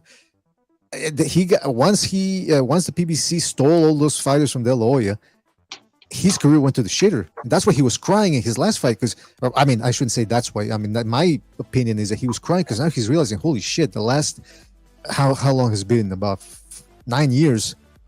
Went down the shitter. I mean, compare his tenure with under Golden Boy and now. Look at what he was doing under Golden Boy. He was getting multiple fights per year, fighting the best. He was building a legacy. And then all of a sudden, just kaput. 1 fight per year, 1 fight every 2 years. And he's being set up to lose to... Yeah, because they don't care, bro. Like who? Tell me one black. I'll give you this much. Like, this is as much as I'm gonna bend the knee, right now. The only black boxer I can see a little bit giving some kind of credence to like wanting to strive for greatness is Shakur Stevenson. That's it. That's it, bro. I don't see any. I don't see Tank Davis. I don't see Devin Haney. I don't see any of these motherfuckers really trying to. Devin Haney is looking for an easy prey against fucking Prograis, bro. Come on, bro. Dudes like to me, those that are aiming for greatness is Canelo, Mono Ramos, Simzu, fucking Usyk. You could fish them dudes out, bro. These like it's not just about the money. It's not just about boxing. That's what the fans care about. Like, as the consumers, as the buying public, we want to see greatness. We want to see dudes that strive for greatness, bro. We don't want to see dudes that cash out. And all these trips are cashing out, bro. I'm right there with you, man. That's why ultimately I think a lot of these guys, they respect someone like Canelo. Like, for example, Devin Haney, forget what he was saying, but he was sort of dogging Canelo a little bit on social media. And then once finally they were in the same venue, he's the first one to huddle up to Canelo and take a picture. Why? Because he looks at the adulation Canelo gets when he walks into an arena or anything that's boxing related, and people respect him for fighting the best. Meanwhile, he goes around and people go like, "Who the?" You know, they actually have to. I don't know if you guys saw that video where he's stepping out of a club or something, and nobody's paying attention to him outside, and this security guard comes out with a fucking strobe light. He goes, "Make way for the champ, make way for the champ." And a couple of people look back, it's like, who is this? Who is this? And then you hear somebody go, "Hey, there's a lot of love for you out here, champ." The guy with the camera, obviously, who was set up there waiting for the moment. It was just a horrible PR move. What do they call it? Optics now? That's what they call it. They try to do some sort of like a Photoshop moment where, look at Haney walking out of there and everyone's staring at him. That's why they were using the strobe light and nobody was staring at him. Nobody knew who, or if they knew who he was, they didn't seem to care. I'll say that much. BDA, honestly, if you had to say, would you think Devin Haney is here for the paycheck or is Devin Haney here for the legacy? It's all, listen, it's hard for me to answer that, but if I had to speculate based on the track record, everything him and his father do, his drug dealer father, it's all calculated. It's all about setting up a narrative to their advantage and them doing the least to get the most. I mean, exactly, bro. And that was, if I was to flip that around, Canelo, he's here for the legacy, bro. No matter what anybody wants to say, bro, he keeps telling you, I want the biggest fights, the best fights. He's not fucking fighting fucking number 4 or 5 ranked motherfuckers and shit. Like fucking like what like yeah, these motherfuckers just fucking, I don't know, bro. That's all I gotta say. Like, these motherfuckers fucking, they don't want to fight for legacy no more, bro. These guys just want to fight for money, and they don't get the money because you gotta fight for legacy first and shit, and they don't get it and shit, you know. Exactly. Well, that I fully agree with, man. Because, you know, like for example, Shakur Stevenson claims, and I don't know, it might be true. Maybe Devin Haney really doesn't intend to fight him, and maybe Shakur Stevenson really wants to fight. I don't know. I'm dubious of both those guys' intentions. But if Stevenson really wanted to fight the guy, he should have taken the short money that he claims he was being offered and say, look, once I get that win, now I got the titles, now I got the guys come see me. But no, he didn't want to do that. He said, no, I want money first. I want to get compensated, you know, and that the reality is he's not a draw and Haney's not a draw either. He should have taken the 25%. That offer was true. Why didn't he take that? Just going back on the Chris Eubanks fight real quick, bro. Do you guys think that was fixed? You think Liam bent the knee out here, or you think that was him? He just aged, bro. We got Marcos right here. Says a lot of bets came in for the TKO, bro. So it's like, that's funny, but nah, he gave up. He submitted in the middle way through the fight. He realized he couldn't win. What are you talking about, bro? Liam, bro. Did he put it all out there? Was it fixed or did he age overnight, bro? He aged overnight. It wasn't fixed. I don't know, bro. That fool fucking aged overnight. I don't think there's anything sketchy with that. I think honestly, that, like I was saying during the fight, fool, I think the weight hydration got to him, and every little shot that fucking Eubank was landing on him rocked him to the point where he didn't want to let his hands go. And that's the only thing that makes sense in my head. I'm like, this motherfucker didn't fucking make weight right, and this fool's getting rocked with these little fucking pity pats where you didn't feel confidence to let his hands go, bro. That's the only thing that makes sense, bro, in my head, bro. Like, why wouldn't you let your hands go for this big of a fight? I guess age, maybe reflexes is gone for him. You gotta go all out, rep. We all watched it. We all saw it. You gotta. I mean, kill or be killed, bro. I mean, he got knocked down early and got discouraged. We don't know. That's what I'm saying. Like either he felt like he was going to be killed. That's why he didn't want to go for the kill. He submitted during the fight, not before. That's what's going through my head. Like he felt like he was going to be killed because he was so dehydrated, and those shots were rocking him to the point where he felt like he was gonna be killed. Like I don't know how you can be a boxer and go into a rematch after just knocking this fucker out and not be thinking you can't do it again. I think he just lost it overnight. Got old overnight. Didn't find his timing and got knocked down early and got discouraged. But let me keep shitting on these black fools, dog. That sounds some real shit. I feel like there's nobody's talking about this shit, and this is the truth, bro. I honestly feel like this. I'm not being racist. I'm not racist. No, bro. go in, Earl. Hold up. Let me say bro. something, Earl. You're not, dude. Come on, bro. You literally, let's keep it real. Like, you're literally keeping non-biased. I'm keeping it non-biased, bro. No, wait, hold up. Let me say something, bro. You literally didn't care. Look at the innocence is that's like.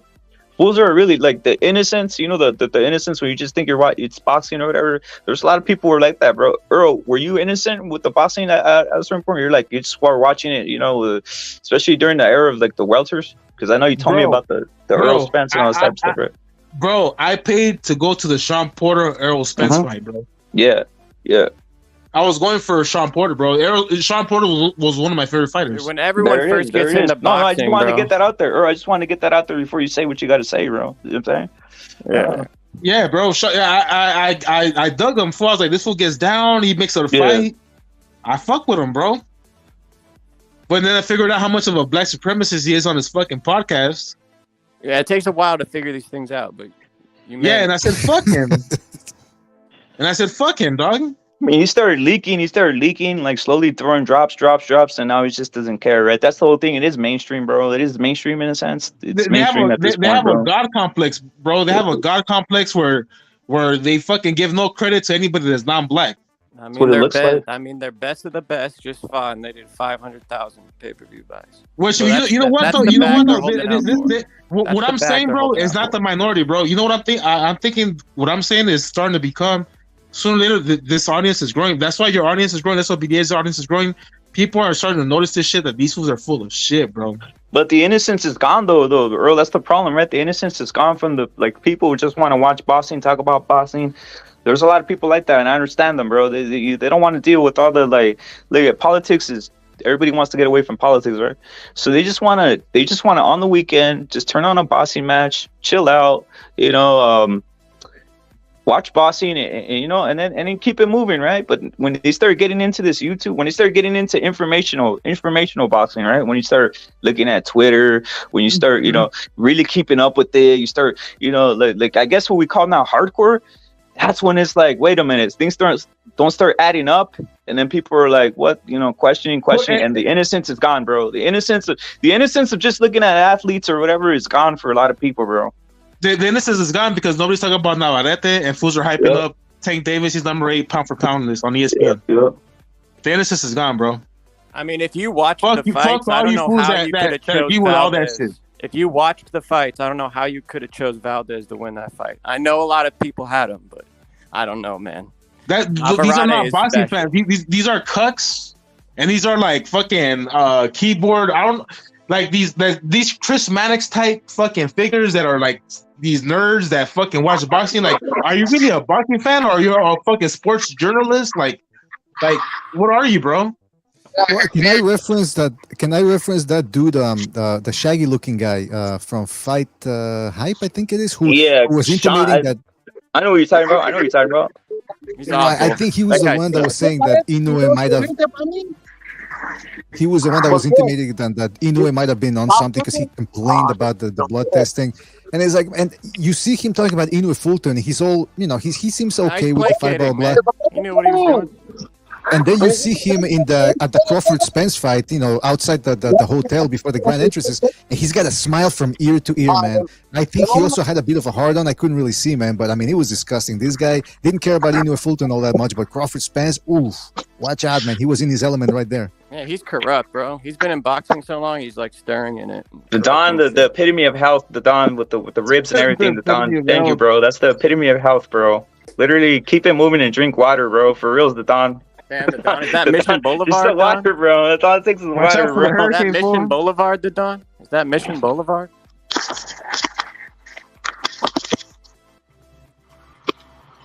Is that where it is, I'm here? Salute to the Don, bro. I guarantee you that's Mission Boulevard. Don, salute, bro. Salute the Don. Bitch. Salute the Don. ¿Tiene cambio por 10? Está bien. Just how to put them on, bro. This is showing the meats, the meats and everything, Hey, bro. that fool right there doesn't have change for that shit, bro. Come on. They usually do, honestly. That real shit, bitch. Oh shit, the Don's on one, bro. The Don, salute, bro. The Don's on one right now. Salute to the Don, bro. That real shit, bitch. Huh? Oh yeah. Oh shit. The Don, what is... The vendor thinks he's being called a bitch, I think. No. He's saying it's the real shit. Go in, the Don, tell him it's the real shit, the Don. I think he's saying about the feria, the money, right? The Don, that's the real money. There's no more, none of this scanning, none of this hipster, when I put my hand there and it scans me and at Whole Foods and I'm cool, that type of shit. None of this stuff going on. Just real hard cash, bro. Man. Ain't nobody doing it like me, man. Nobody. Hey, the Don, you're telling me you don't use the Bay Area scanner over there at Whole Foods and shit? Iron Leader, does anybody use that scanner over there? At Whole Foods where you put your hand in there and you have a chip and you're like, I'm cool and I don't need none of this shit. I don't need no fucking card or any of that shit. Mess with that, bro. No. Yeah. No. I stay away. Bitch. I'm a real high roller. Facts. Look how beautiful. Nah, that looks good. I'm gonna eat it today. With my family, we're gonna eat good today. We gonna eat good today. And the Don is the Don of all bosses. BDA, are you eating good over there like that? BDA bossing, are you eating good like that over there? Are you eating ribs and all this type of stuff? I mean, I gotta tell you, it's hard to find good Mexican food here, but I mean, hey, I make do with what I've got. I make my own, man. Why not? Nice. I pray for you, BDA, because fucking the Mexican food right here in SoCal is fucking delicious, bro. Like, I mean, NorCal, yeah, it is too. It's warfare in California. It's Mexican food warfare, bro. Because everybody's trying to up somebody else. Yeah, that's what it is here in Canada. You don't get. I think street vendors are illegal. Hey. That sucks.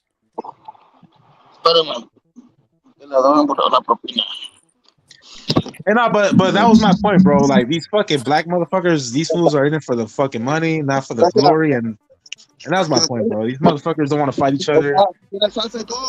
Nah, we would have saw a lot of those fights already if that was the case. Exactly, bro. They're on some black supremacy shit. You can't tell you. Hey, bro, put it like this, bro. If fucking Tank Davis, Shakur, and fucking Devin Haney were all Mexican, they would have been fought each other.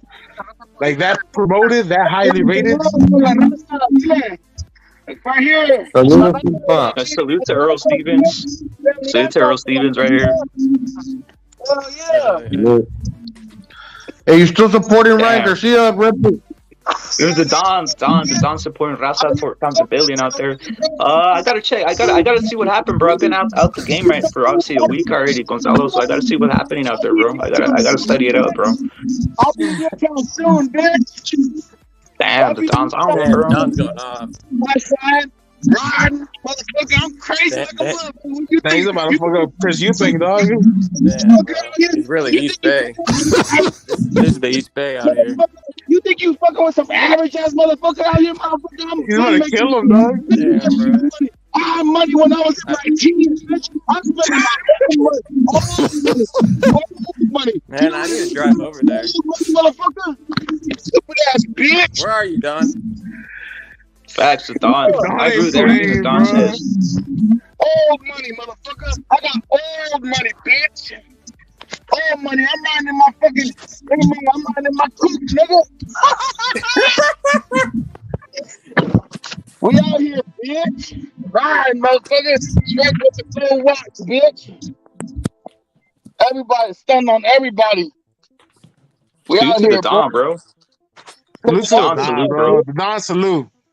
Thank you for bringing cheer, bro. The Don, thank you for bringing cheer, bro. For real, man. Bad weather and all, man. Check my location, bitch. Damn. Motherfuckers. Hey, everybody wants to talk about how hard they are.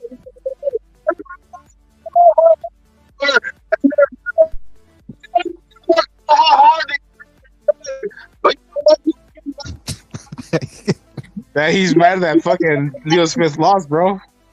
I mean, the Don's just saying, if you guys want to find me, bro. That's what he's saying right now. But the Don's a big dude, bro. That's all I gotta say. The Don, don't tell him the location. Fuck all that. The Don, don't tell him the location, bro. Just chill out, because you know what? They don't need to find. They need to find the Don. Forget, the Don. Yeah, the Don got something firm, bro. Oh, the Don. Bro, detail of better than you, bro. That was on an ego trip. I'm better. You know, these motherfuckers always want to talk about how much they can do in life, but they know The Don needs some mushrooms, bro. The Don's gonna get pulled over, man. Nah, not over Don there. salute, bro. Don salute. You're not fake. You always show everything. Salute to the Don, bro. I look at my tears. I look at my tears. Hey, Don lives in a very rugged, wild Yeah, place, bro. man. The Don is never sad before he wipes his tears, bro. With $100 bills.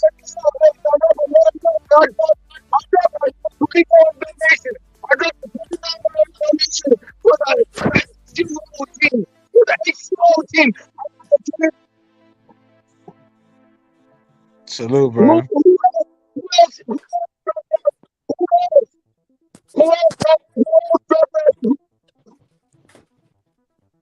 Don salute, bro. Hey, don't rub it. Who else hit you on that cash app and give you that H2O, bro? On that money ride. Hell yeah. Salute to the Don, bro. Salute to the Don, bro. Motherfucker, we make money out here.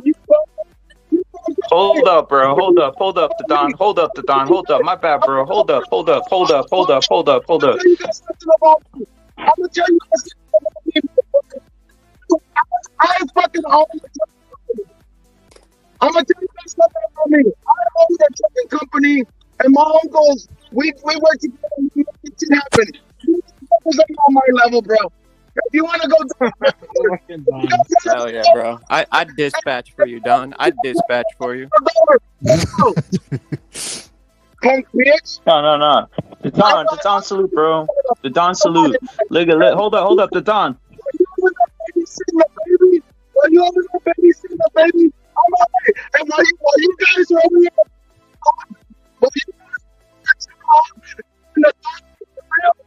when the Don is keeping it real, Facts. The Don, hold up, bro. I just seen it, bro.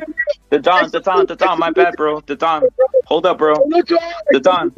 Hey, you know what? Every time all my dogs are special, bro. All my dogs are special, bro.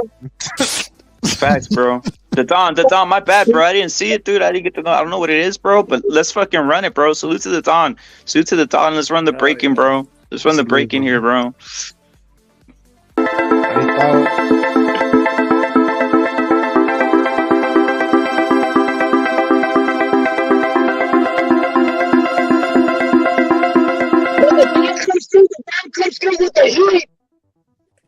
Salute to the Dom, bro. Came with the heat and also dropped a 20 and he said rep it for water, bro. Thank you, bro. Seriously. Dude, I'm going through water bottles like crazy. The Don, thank you, bro. Salute. 20 for the water, bro. You know, it's 20 for the water, bro. I'm with it, bro. Salute to the Dom, bro. Crazy, bro. Ain't nobody fucking with the CCD. Ain't nobody fucking with the CCD. And this is not a gang. This is anti-racist, bitch. And watch out for the Nook, but we coming hard. We doing some. Hey, we doing some shit on the background. You guys, man, stay ready, man. Stay ready. We coming hard, motherfucker. Yeah, cause I'm the illest nigga out here, bruh. You wanna fucking talk shit, bruh? Ain't nobody like me, bruh. Ain't nobody like me. I'm fresher than you. I got more money than you. I got more bitches than you. I'm more than you, bruh.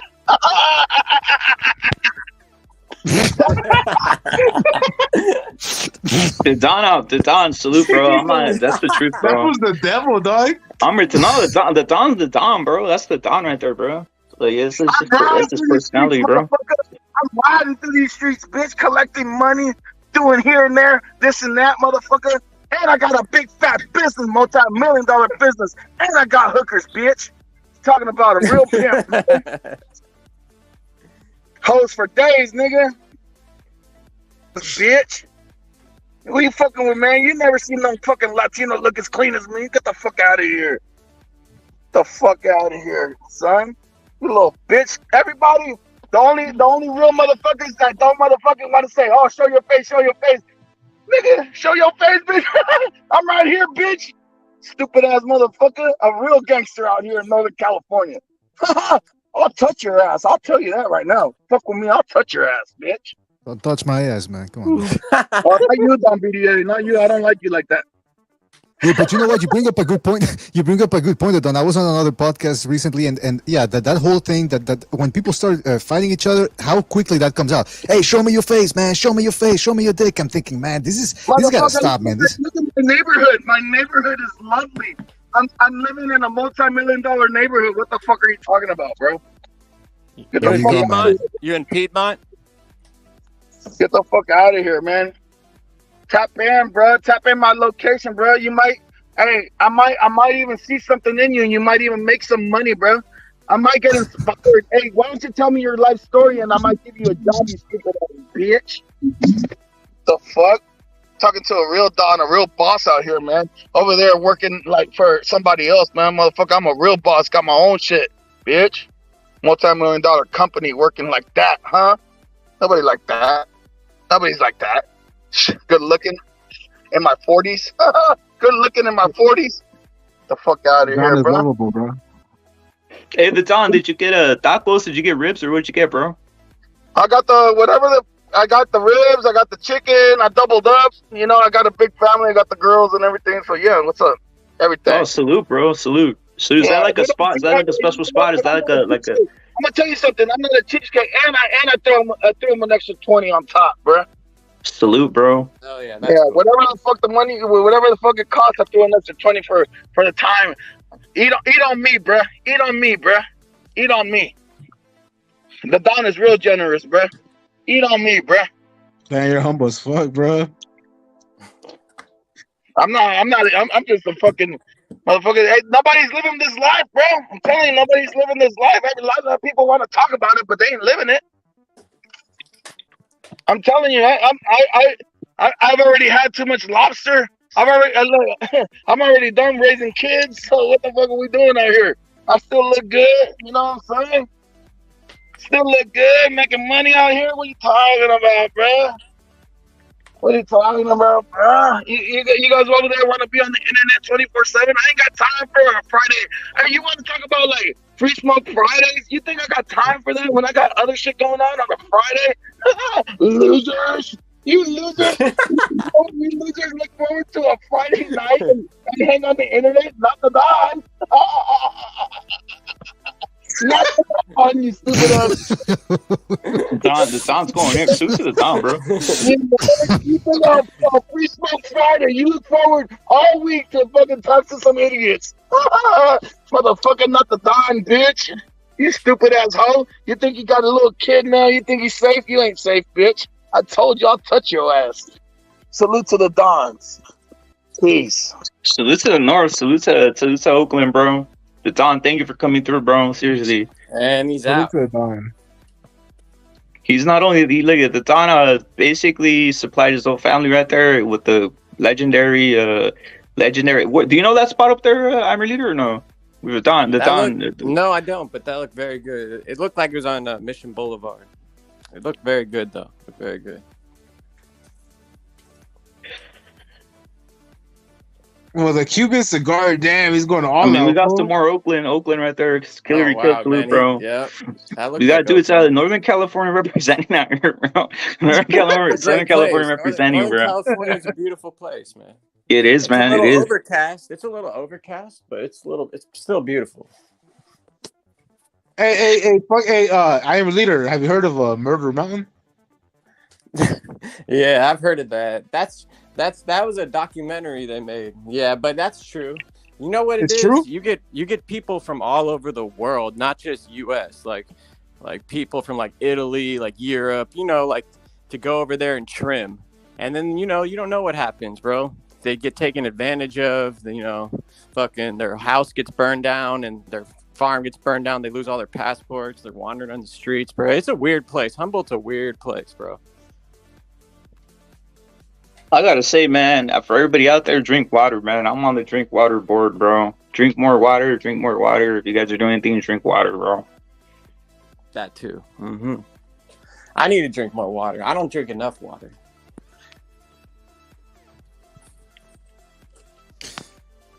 Hey, you know what there's such a thing Water, as you gotta drinking drink too that much water. Repeat. Well, going, Gonzalo. Tell people, bro. I'm not gonna say stuff that I just know. I just heard that you can overdo it too. So Nigga, I'm in maybe you East Oakland, can. California, nigga. So what we talking about, nigga? Are you on international or what? Go to international. He's in Oakland right now, bro. Yeah, obviously Northern California Go, represents here. go to Time to building, bro. international. I'm in the 20 Stolo, seconds. nigga. I'm in the And Stolo find all right the now, nigga. I'm in the Go Stolo, chase a nigga. hooker. I'm in the Stolo, nigga. I'm in seminary, nigga. No, go to international and like 10th or 11th. Go look at the hookers. Go over the speed limit. We got Earl salute, bro. Earl salute, bro. When you drink too much water, your kidneys can't get rid of the excess water. The sodium content of your blood becomes diluted. This is called hypotremia, and it can be life-threatening. So there is such thing as drinking too much water, man. Yeah, but that's you'd have to drink in excess. I mean, usually if you drink, what is it that they advise that you should actually drink more than the average person drinks less than what you're supposed to. That's why they say when you wake up in the morning, like I wake up water, man, at least 500 millimeters, and I just chug it. Now you're starting off the day hydrated because you fucking dry out during the night, man. I just know your piss should be like water, the color of water. Oh, that's what I hate though, when people have that dry mouth, and then you can tell they didn't brush your teeth, whatever, and they just talk to you very, very closely. And do me a favor, man, stay the fuck away from me. Hey, do you guys think BDA boxing? I didn't get to see the Usyk versus Dubois. What was the whole deal with that? Are they saying it was Dubois getting low blow, or was low blowing people, or what was happening there? Dubois was low blowing him, but the big debate is about whether the punch was low or whether it was right on the waistline. I mean, I'm looking at it, I'm ballparking it. It seemed like it was under the waistline because some people are now bringing up the WBA's rule. But then I tried looking. I got the WBC now. I'm gonna try to look it up now. But the WBA says, regardless of where the trunks are placed, you should draw an imaginary line from the hip bone, top of the hip bone that goes through the navel. Now that's the other thing. Usyk's trunks, you can't see his navel in certain parts, but then in other parts you can see it, which is, I guess, normal because I mean the trunks sometimes they ride up during a fight, and then the guys what am I saying here? Pull it down. They pull it back down because sometimes it's uncomfortable. So sometimes you'll see it, sometimes you won't. At the end of the day, it was a referee's call. But the referee too, that he was insisting to Usyk, take the 5 minutes.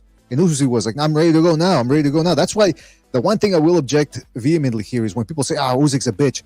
He wanted to go, man. He didn't want to take the 5 minutes. It was the referee. He's the one that really muddied the waters here with his behavior. But apparently that's also within the rules, that the referee can try to tell the guy.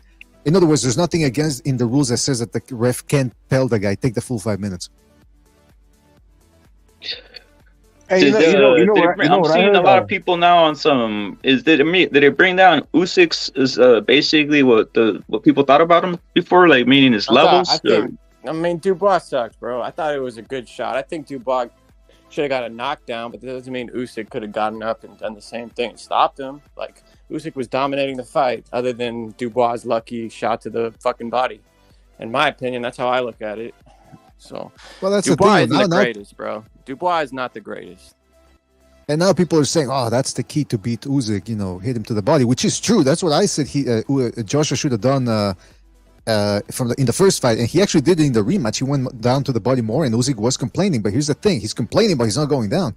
So it's not just as simple as just hit him to the body and you win the fight. The guy can't take a shot. I mean, look, Usyk, the guy's got balls, man. At this point, he's proven it. He's dug down when he needed to, like against Brady's and against Michael Hunter, when those fights weren't going exactly how he wanted them. And he digs down. He's got very good stamina. He's disciplined. So when people are casting aspersions on his character, saying, he bitched out, I mean, the only one I saw bitching out at the end of that fight was Dubois. Yeah, Dubois landed a lucky shot. He didn't bitch out. Land that shot. he didn't bitch out, but it showed that he's susceptible to the body. Well, I mean, of course, he's a smaller guy compared to some of these behemoths out there. Another ref is gonna say that was a clean body shot too. I'm telling Hey, you, I heard another a ref ref. will consider that was Well, clean. like I was saying, Chris Mannix said he talked to a ref and he said that supposedly it's a low blow from the bottom of the hip line, the top of the hip line, which is the top of your hip line is like 2 to 3 inches below your belly button. So anything from your hip line underneath is a low blow, not from the navel. That's what Chris Mannix said on his podcast. And But I that's was what like, the all right. WBA says. But the Associated Boxing Rules Commission, they don't say that. They don't clarify. So it's just nebulous. Like, for example, today, what we saw, Chris Eubanks Jr., I mean, look, I think if he wouldn't have clinched, he would have actually gotten Smith out of there quicker. Be that as it may, he started clinching, and I'm thinking, when is the ref going to take a point away from this guy? I mean, some people were having this debate, and they were saying clinching is illegal, and then one guy goes, nah, man, it's always been around in boxing. Yeah, that's a terrible argument. There's always been fouls in boxing. Just because they've always been around, that doesn't make them acceptable. Gonzalo, you got your what's on that thing, man? My what? Yeah, I hear myself. I hear myself in the background there, I think.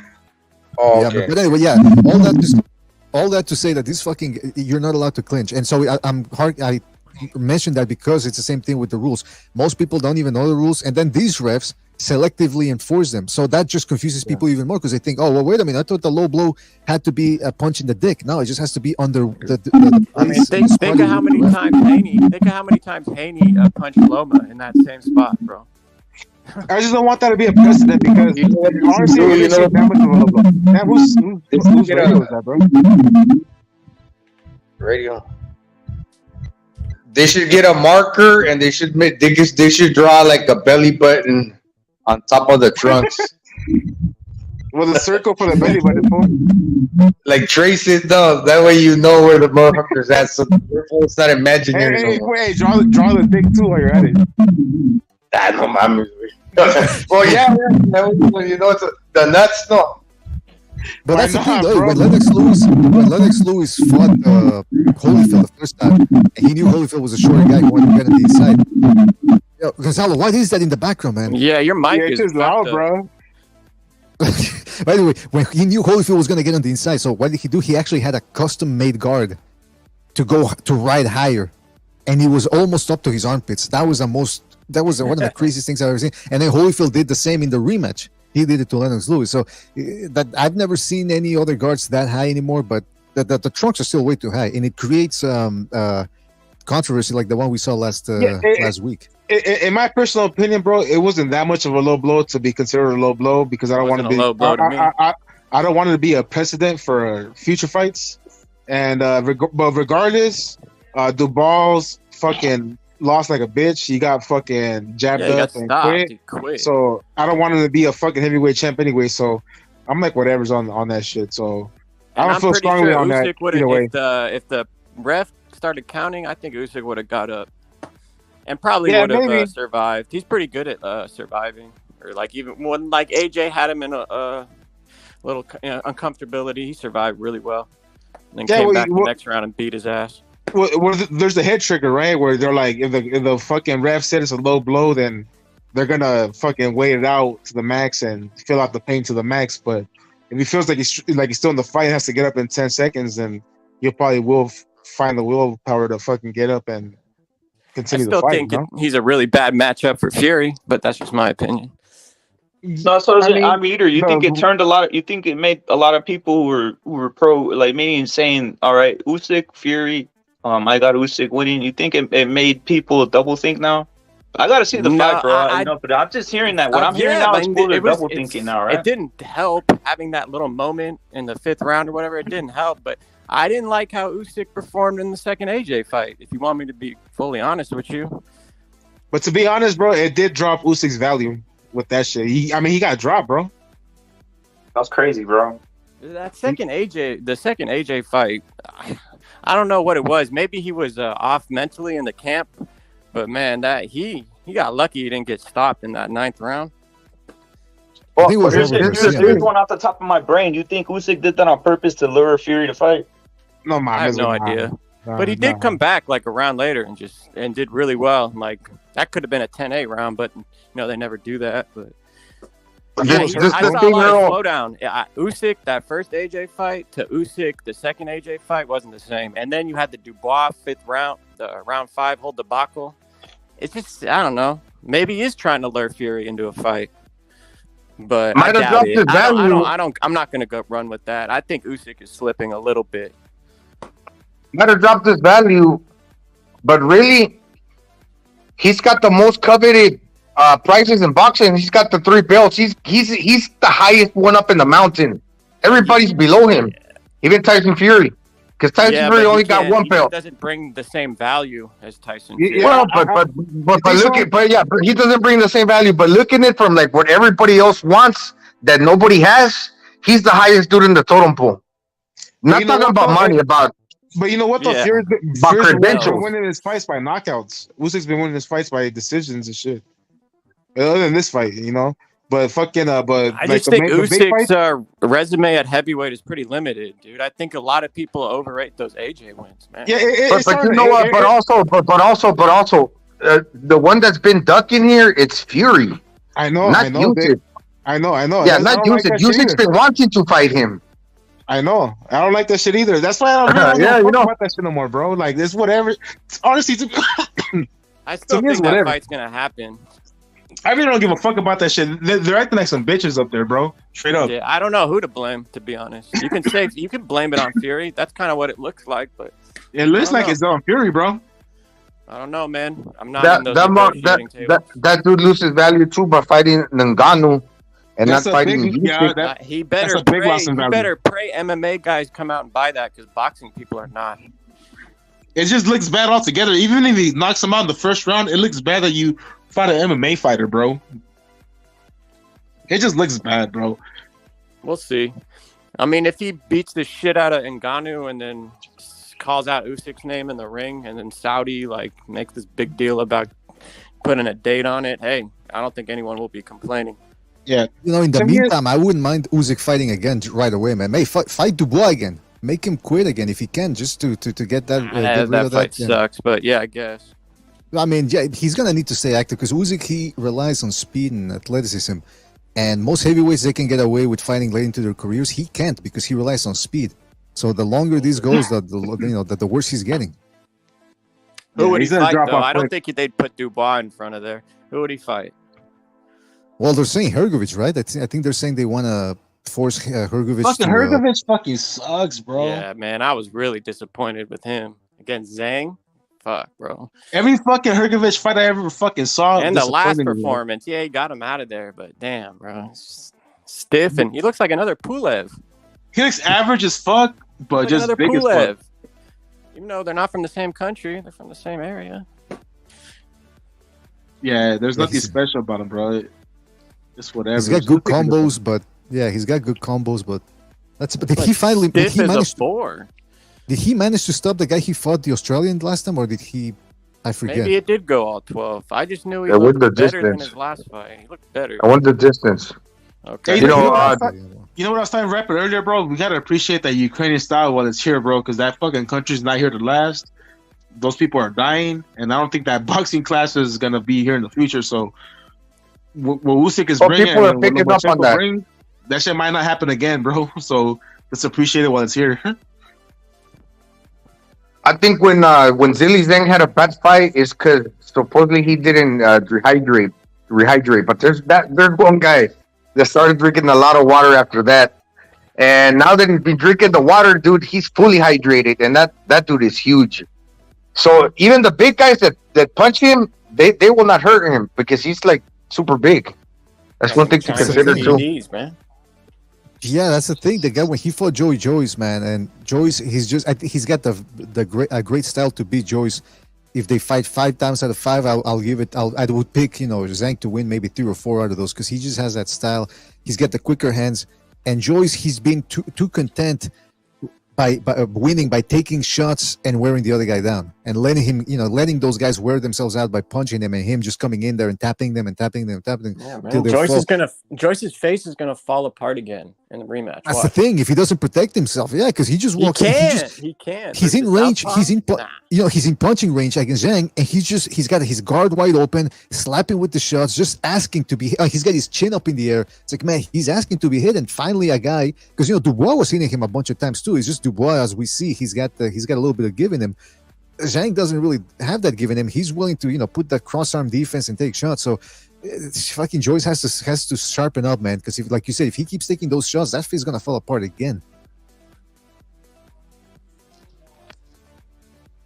Yeah, the heavyweight division is fucking on a downfall, bro. I just see in the future we got Torres, Anderson, and Makadalov or whatever his fucking name is, Jalalov. We got Jalalov. Yeah, Jalalov. That was a beast. But I don't know. Top rank is stupid, bro. Top rank. Bro, all they need to do is wait it out, bro. That's what they're gonna do with Anderson. Obviously, Torres. They're gonna just wait it out. I mean, there's nothing in between, right? There's no generation behind Fury, Usyk, even Andy Wilder. Those AJ. That's. There's not like is there like an age like a 28, 27-year-old heavyweights that are out there? They're not, bro. They're out of here. It's just them, bro. King Kong Ortiz still around.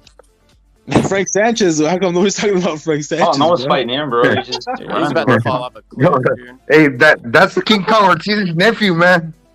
He's gonna be around. That's the real boogeyman, fool. Nobody wants to fight him, fool. Nah, fucking with you. That fool's boring as shit, but that was 28, dog. Fucking King Frank Sanchez. That was probably you got a gold medalist in Jalalov. You got the silver medalist in Torres. They have history.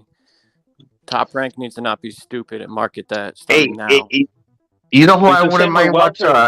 It's the same with Walter Gonzalo. With Walter, it went from generation after generation, or what I'll say, like a 3-year gaps between fighters. Meaning, here comes another set of them. To the fucking gap is crazy. Like from Spence to Crawford, it's a gap of a bunch of guys, and usually they're under 25 or 26, right? Like Boots Ennis. I read in the Ring magazine like many years ago, because I used to read the Ring magazine for like many years on end. Every now and then I missed an episode, but that it said that anywhere from 18 to 24 months you get a reshuffling of the division. I think it's right around 18. Like if you don't go, somebody else is coming up, right? They're coming up. Torres and Anderson and fucking Jarlov, they're coming up. Well, like the welters,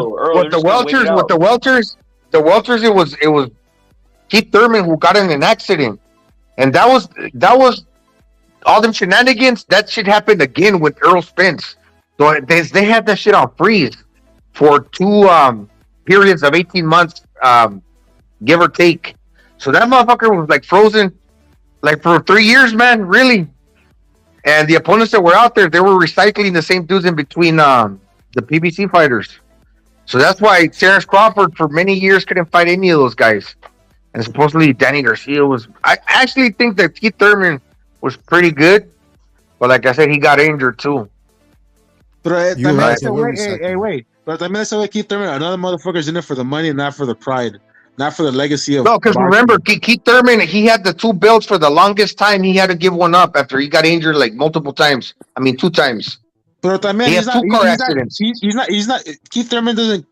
He doesn't come across as a motherfucker that wants to cement himself in the history of boxing. You know what I'm saying? Like he relied purely on athleticism, dude. He's just in it for the money, bro. That goes to my previous what I was saying earlier. Like, man, these motherfuckers don't want to cement themselves in the history of boxing, bro. Like, come on, bro. You gotta fucking fight often, fight big fights, make it exciting, bro. The rumor is that they've been offering him a high payday. I mean, they've been offering him fights, and that's amazing for the PBC because right now they don't have that many spots to give. And they offered him a fight. He said no. He wants more money. Another guy that thinks that's because he was a former world title holder that somehow he deserves more money. And now he's earning zero by sitting in the couch watching I Love Lucy reruns. That's the PBC's own fault. They overpaid him and. You'll be forgotten. You'll be forgotten in the history books, bro. Nobody cares about those guys, bro. They're in it. They're selfish motherfuckers. They're in it for a career payday, and they'll be forgotten in the history books. And that's not what boxing fans want to see. You know what I'm saying? Like, You know what's crazy? I was a big Keith Thurman fan too, bro. Like, I fell for his bullshit because that motherfucker could talk. When that fool used to talk shit, Yeah, on it's YouTube back in funny. the day, That's what I was gonna say. yeah, that fool could talk, and I feel like a dumbass because I believed the bullshit he said. I actually believe that fool was down for all the smoke, and he's not down for all the smoke, bro. That fool's a bitch. That fool's in there for the money, fool. That fool, man, that fool's a big disappointment. It's kind of embarrassing because for him, because he was supposed to be he was undefeated, and he was trying to go down as one of the greatest welterweights in his generation. But when a smaller lightweight and Manny Pacquiao moved up and beat this supposedly like one of the greats of this generation and took his own, like, damn, all of a sudden your career is irrelevant now. They didn't even make the Spence Thurman fight back in the day. They didn't even try. Yeah, so he lost a lot of like self-belief maybe in that a lightweight like Manny Pacquiao beat him. Right? So now you can't even claim that. Where's the warrior spirit to want to prove yourself as a warrior? That was cool though. That was funny. And I don't like it, bro, because he took me for a swing, bro. I actually believed him that he was the shit and he wanted to smoke, and he's like whatever's, and I'm like, man, he was cool at 140 when he had power at 140. He deceived me, bro. Yeah, no, that that fool don't want shit. That motherfucker wants an easy payday, bro. Who? Keith Thurman, bro. Yeah. Keith Thurman wants an easy payday. I used to like Thurman, but nah, he fell off. Yeah, exactly, bro. That fool used to. That's another fool. Hey, that's another fool that don't like it to the body, man. Keith Thurman. Because he relies on athleticism. He's like, that's all he does. He doesn't have much skill. Hey, so that whole Crawford was fake. That whole Crawford thing was fake then too. Which one? The thing with Thurman. Remember, immediately after the Crawford fight, he's like, I'm hunting you and all this type of stuff. Yeah, that was bullshit. We haven't heard anything about that. Don't believe nothing he says, bro. That fool's a charlatan, fool. Right? He's moved on. He's a magician with his words. He's a magician with his words. He's a bullshit. He's retired, bro. Yeah, he's gonna fight a woman. Fuck him, dog. Like, I would not pay for a fucking Keith Thurman fight. I would not go to a Keith Thurman fight. I will not pay for any Keith Thurman fight. I mean, Fuck he's him, past bro. the hill, man. He's balding too. He's man, I could say many things about him, but I mean, if you think about it, his best two wins are Danny Garcia and Sean Porter, and that's pretty much what Errol Spence went on to do afterwards. Those are his best got wins. way too much money for those fights too. Exactly. So this welterweight division, it was severely overrated. That's why when people go like, "Oh my God!" I give Crawford credit too for wiping them out because that's what he should. An all-time great, if he really is an all-time great, that's what he should have done. Because these guys, man, fucking what's his name, Errol Spence. His best wins also Danny Garcia, Sean Porter. Terrible. I mean, they're good. Don't get me wrong, but yeah. Well, Kell Brook, yeah, but coming down from a beating. Triple G. And it looks like it's over now because I don't think Terrence Crawford's talking about. I don't want to fight the Jerome Butzenis guy because that's not a legacy fight for him. So I think he's moving up to 54. In other words, Errol Spence neither. He's not staying at 47, so it's free. For now, like, I think everybody's gone. Even Keith Thurman's probably going to fight at 54 against Danny Garcia. So and Porter's retired. So everybody's freaking gone now. But Virgil Ortiz is he's convalescent. So who's really there for the take? They're going to Boots Ennis by default. If Crawford was smart, he'll make that fucking Errol Spence rematch at 160. So you can start But what I was saying is good riddance, man. The fucking the reshuffle, the division's over. It's a new division now. No, yeah, everybody's gone. But that Terrence Crawford versus Canelo shit, like, and that fool gets a rematch with Errol Spence. If he's smart, because supposedly Terrence Crawford could dictate the weight class. If he's smart, he'll make that fight against Errol Spence in December against Errol Spence at 160, and then fight Canelo at 168 in May. That's the best move that Terrence Crawford can make. He can dictate Earl, but he only has a choice of 147 and 154. Okay. Well, basically 154. Oh yeah, okay. Look at in the event, Earl. In the event that Spence would upset somehow, Crawford, that's a Canelo fight, bro. That's the whole motivation for Spence at this point, right? The winner gets Canelo, bro. Yeah, exactly. Yeah.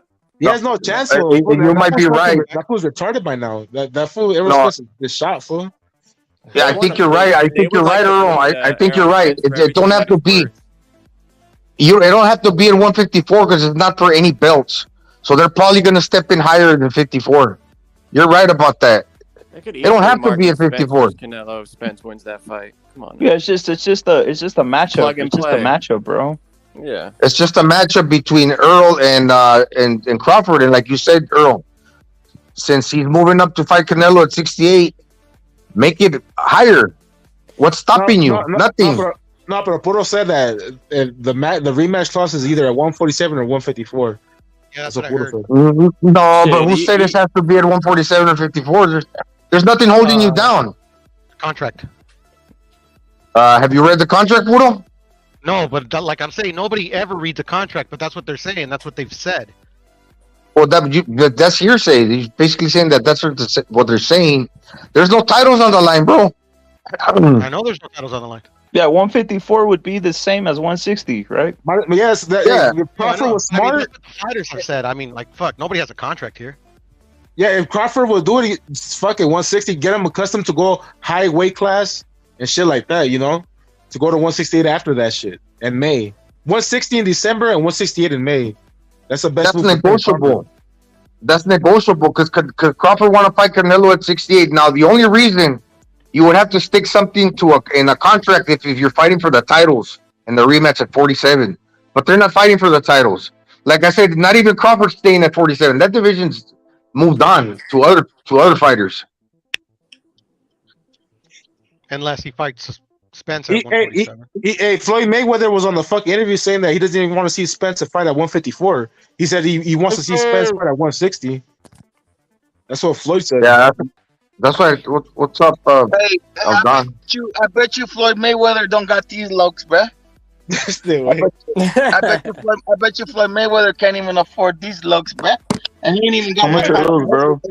He ain't even got my kind of kind are they? physique or nothing, bruh. In my life, been balling out here, bro. Yeah. Hey, Coco, say something to a Slim Jim. Fucking Macho Man. Hey, watch it out. I'm a ghetto star. I'm a ghetto star. Step into a Slim Jim. There you go, my brother. Eat your Coco. Salute, brother. Salute. In my life, been balling. See what I'm saying? I've been balling out here, bro. Motherfucking wearing designer glasses, bitch. I'm a movie star, motherfucker. You guys don't even know about this kind of shit, bitch. Already been flexing out here, ho. This fool's in the tax collector, fool. Ben had money. Been here and there. Man, you should see me. Get the fuck out of here. You guys, Hey, I'm gonna say something now, Don. Don't get offended, man. When I told you that you remember Todd DiBiase? I'm a fucking offended right now, man. Don't you ever fucking offend me, goddammit. Don't fucking Gonzalo. Dale, Gonzalo. Don't you ever offend me, Gonzalo. You guys are Okay. Remember Ted DiBiase, the wrestler, dude? Well, he's a white man, Ted DiBiase. He actually looks like the $1 million man. Remember the $1 million man, Ted DiBiase? In his dreams. in his pinche dreams, homeboy. Nobody's stunning like me, bruh. Nobody got the flavor like me, bruh. Nobody's stunting like me, bruh. Hey, also the hand movement, right? You just did the hand movement right there was legendary, bro. The yeah. Cause I'm a pimp, bitch. I'll pimp your hoe. Ben had money, been doing here, this and that, while you're sitting at home babysitting. $1 million cars all over my parking lot. I ain't need to flex. You could just see it in my eye, man. You see it in my eye, bro. I'm in a different league, dude. He's in a different league, man. How are you gonna compete with somebody when you're driving around in a box truck? When you're driving around in a box truck, the Don is on here driving big rigs, big company out here, brother. How the fuck are you gonna compete with me when I make money? You can't compete with me when you're sitting around in a little box truck and you're doing delivery. You can't do that. You can't. Go ahead and babysit. You're out of the game, bro. You're out. Go ahead. Two-step your ass out of here. Two-step your ass out of here. How's my audio? Because my audio was fucked up last time. I'll turn it up on your ass. How's This is my a audio? Don, bro. How's my audio? It's cooking. It gets in and out. The Don. I'm keeping it real. It gets in and out Fuck that sometimes. shit. I'm coming in hard. I'm coming in with the realness real quick. Punk bitch. Fuck that. These motherfuckers need to learn the game, bro. These motherfuckers need to learn the game, bro. Hey, shout out to Dominic Smith. These motherfuckers need to learn the game, bro. Nobody's fucking with me, bro. Nobody's fucking with me. Nobody's fucking with me. Are you crazy? Are you crazy? You want to fuck with me with money? Get the fuck out of here. You won't last.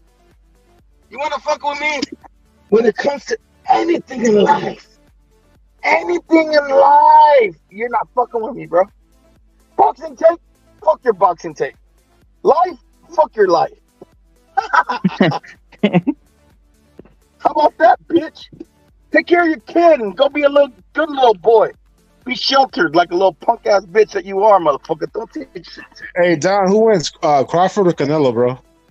Huh? Hold on, bro. Crawford or Canelo? Is my shit coming in properly? It goes in and out. The Don. It goes in and out right now, bro. I'm hearing it in and out, bro. Who wins? I think the Don wants to come back through, bro. I think his mic's going in and out, bro. Am I the only one hearing that it's going in and out? Yeah, Rep. You're the only one, I think, because he sounds clear when he was talking. All right, my bad. I just want the clarity. Maybe it's my side, bro. Maybe my shit's messed up, bro. Hey, what's the next fight, Rep? What's next week, bro? I mean, next week, what do we got, Puto? And Billy versus Dickelson. Venado, yeah, you're right. Venado fights, right? Venado, Gonzalo, is it Venado next week también? I think so. I'm not sure, Venado but I think it is. Venado fights Joet. I know he's coming up. Yeah. Hey, for you got. I honestly think Joet could beat fucking Lee Woods, bro. I think so too. Maybe. And it's the thing, man. He goes With this well fucking fight, with them for sure, bro. That fool that fool's a skilled ass boxer. He just doesn't have nothing that takes him to the next level. He doesn't have that extreme speed, that extreme power, extreme attributes to put him to the next level. But that fool's well schooled, bro.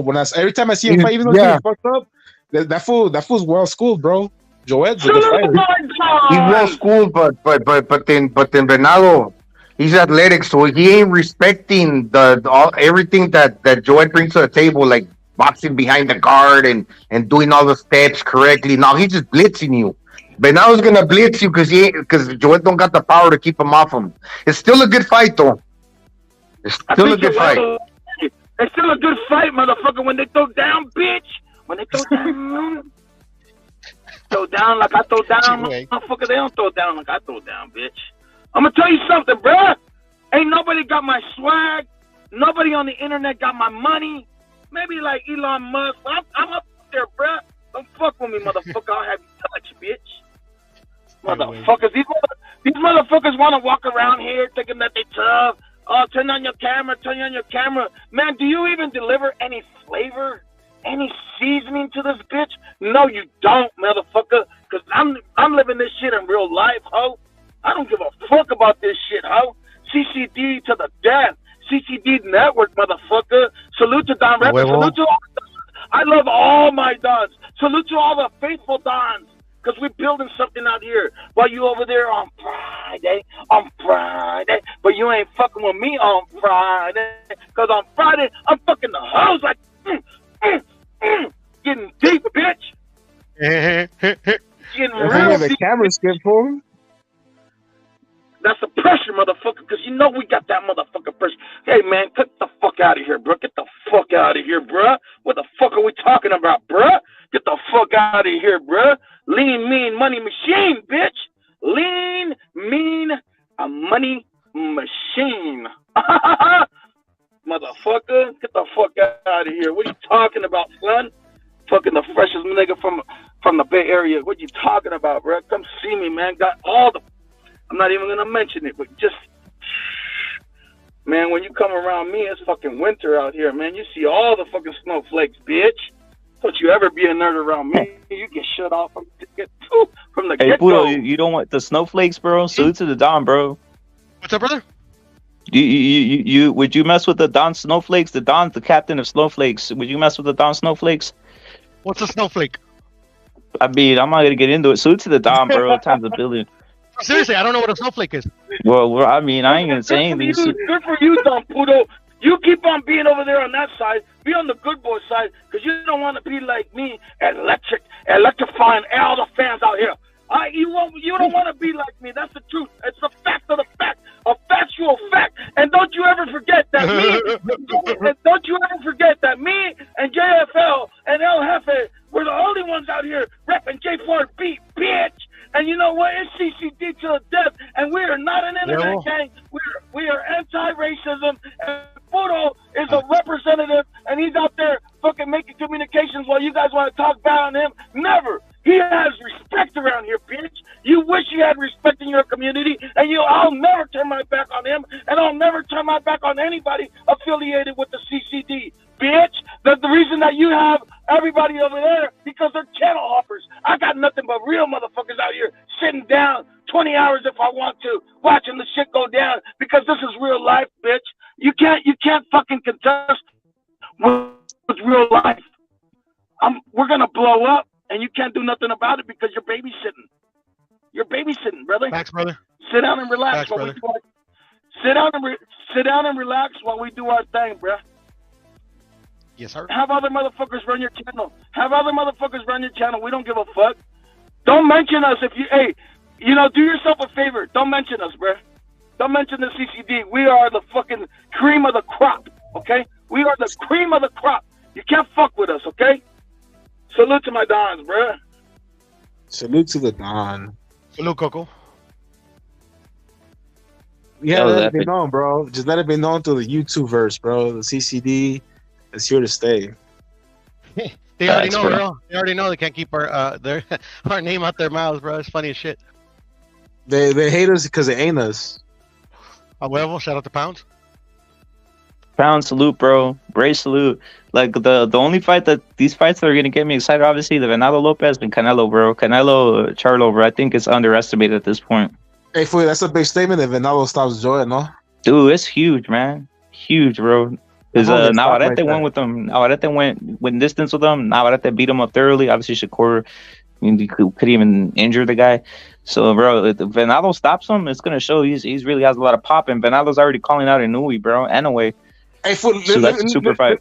Let me put another X on these YouTube narratives that I be hearing this shit, bro. Yeah. That fucking pisses me off, bro. Fucking talking about Inouye could be anybody at 126, at 130 and shit. That fucking Hey, my Dons. Hey, I'm gonna catch up with you guys in a little bit. I'll be back. Salute to the Don, bro. What are the Don? Motherfucker. Hey, fucking away, hot job. Fucking away, hot job. Hey, bro. Hey, fucking Illinois, bro. I'm telling you right now, bro. Bad styles matchup, bro. Especially against Venado. Bad styles matchup against Lara. And you want to get him at 130 against Navarrete? Good luck, bro. Hey, Nettie's been waiting for that fucking fade for a minute, bro. Hey, that fool Venado fool. You think that fool's a fighter? That fool's gonna come at Inoue, not getting a fuck, throwing big punches, heavy punches at 126 at the highest weight class Inoue's ever felt, bro. Venado will knock out Inoue, bro. Venado will knock out Inoue, bro. I hate they keep fucking overpassing Venado like he ain't shit against Inoue. That fool will knock out Inoue, bro. Come on, bro. Yeah, I know they're overlooking these dudes at a weight class like you said that he's never been, bro. Yeah, I would take Venado myself. Exactly. And what's Inoue gonna do against Lara? Outbox him. He's not gonna outfight Lara. True. You better try to fucking outpoint him for fucking 12 rounds. Like, yeah, I think that'd be his best decision, his best bet. Yeah, I agree with you, man. Like they keep talking about Inoue like this was gonna walk over the 126 and just jump at 130. Like, come on, bro, 126 is killers. Basil, salute. The jump, bro. The jump will be interesting to see, though, bro. I'll tell you that. Like, that's what we want to see. Just two fools in the ring, like that, bro. Like, even Figueroa, fool. Even Figueroa, bro. You think Figueroa beats that's what do you think about Figueroa and Inoue, dude? Fool, to me, honestly, fool, that's a 70-30 fight, fool, on Figueroa, fool, because of his size and the pressure. Yeah, fool. The size and the pressure, fool. That fool Inoue. He's a big dude. That fool's never seen pressure from a bigger man like that, fool. He might wilt, fool. That motherfucker. Come on, bro. That's a lot. Hey, Earl, does Inoue add even more power when he jumps up? Like is he one of these guys? Like his frame is is too he one small. of these? Is he one of these guys though? That's on some. You know, you're saying his frame. Is he like a freak that he goes to 126? It's even more power. He goes to 130. It's shit. He still has power on some Pacquiao because that's the what do you call it? That's the comparison everybody makes, right? Inoue and Pacquiao, right? Where it's like, damn, he did it again. Damn, he did it. Damn, he did it. He did it again. Like it's like. But you know what Pacquiao had that Inoue didn't have? What? Combination punches. Combination punches, bro. Fucking the way that fucking Pacquiao fucking dismantled motherfuckers at higher weight classes was his speed and his relentlessness. Fool. That fool Inoue doesn't have that same Pacquiao relentlessness. The ability to fight a motherfucker and dictate his pace. Fucking Inoue is a good boxer with fucking power, and he could dictate, you know, the pace with his power at those weight classes. But if you start jumping up in weight like that, fool, these fools don't give a fuck about that power like that. Not like that, you know. And it's not gonna translate like that, fool. That fool's not Pacquiao, fool. He's not Pacquiao. I want to see any fight, bro. I want to see any fight with Inoue at 126 with any of the guys, bro. Any of the champions or any of the, you know. Yeah, the champion straight up, bro. Like that's what's left for Inoue. To me, I think come on, bro. This guy, what's his name? What's his name? Napales or whatever. Oh, come on, dude. Inoue stops that fool like in 3 rounds, dude. Simone, but that's better stay down there. If he jumps up against and get knocked, he's gonna get fucked up. That's the whole point, Earl. That's the whole point. Like, there's literally nothing. Like, obviously, Nettie is a good fight. I want to see that. But it's like if you're like if I was moving Inoue, right? If I'm moving him. I basically wait, and you know who I take? I pick off Robesi. That's what I do. Yeah, that's an easy fight right there. I haven't seen much of Robesi. Robesi has a belt. He can't punch. He can't punch at all, bro. He went distance with Dogbo, and Dogbo. Some people had Dogbo beating Robesi, bro. I think, to be honest, that's what I've been saying. Is if I'm moving Inoue, I go and I pick off Robesi. And then I wait around, to see whether at 130, depending what falls around, like I pick somebody off out there, bro. Like that's how I would move. I wouldn't be like, let me fight all these like Venado Lopez. I'd just be picking them out, bro. Picking them out the way you move a fighter. That's how I would move at Inoue, bro. If I was like biased and moving it towards himself. Yeah, that's what they normally do. Yeah. That's why like he hasn't said Figueroa at all. He hasn't said Venado at all. He hasn't said Procolada at all. Yeah, Simone, that's doable. What you're saying? You know what's crazy? Earl, guess who fought on the undercard of the Inoue fight, bro? The Inoue fight. Robesi, bro. Oh yeah. Oh, so trying to set that shit up, huh? I mean, I don't know, but when I was looking, I was like, bro, that's the guy. Look, that's the one guy in the division you could clean out. Because first of all, he's not gonna outbox you. He's not gonna outbox him. He's too fast. Yeah. And the power I would give it to. That's the thing. The only ones he's mentioned is Tapales. Obviously, that one's already good to go. But Neri and Casimero. I would even fight. Look at if I'm pushing Inoue, I don't even mess around with that division anymore. I go up and I steal the belt at 126. I think Robesi the target, kind of like Usyk. You know, Usyk the target for him was like he got there, he was going for AJ, bro. That's what he wanted. He's like, I could get this guy. I could get him. Let me get AJ, right? That's what I would do if I'm Inoue. The guy I could pick off is that guy Robesi. Just my opinion. No, that makes sense, fool. But a lot of these boxing channels are over here saying that fool already cleans out 126, already fucking talking about 130. Like if he cleans out those divisions, and in my head I'm like, fool, fucking Venada's a bad styles matchup for that fool, dog. Yeah. No, you really think Inui's gonna beat Venado? Can you really see Inoue beating Venado, bro? He's capable. To me, that's a hard one, bro. That's a hard one because I have Venado winning because he's a bit of a freak, bro. To be honest, Inoue's a freak. Venado's a freak, dude. His size, like people don't understand. For his size, he's like I don't know how would I put it, bro. Venado's powerful. Yeah, he's fast. Well, look at what people don't pick up on this. Venado's fast. And he's big, dude. He's big. He's like I would say almost like on some, like he's big, dude. He's short, but he's big. Like when he fills out in the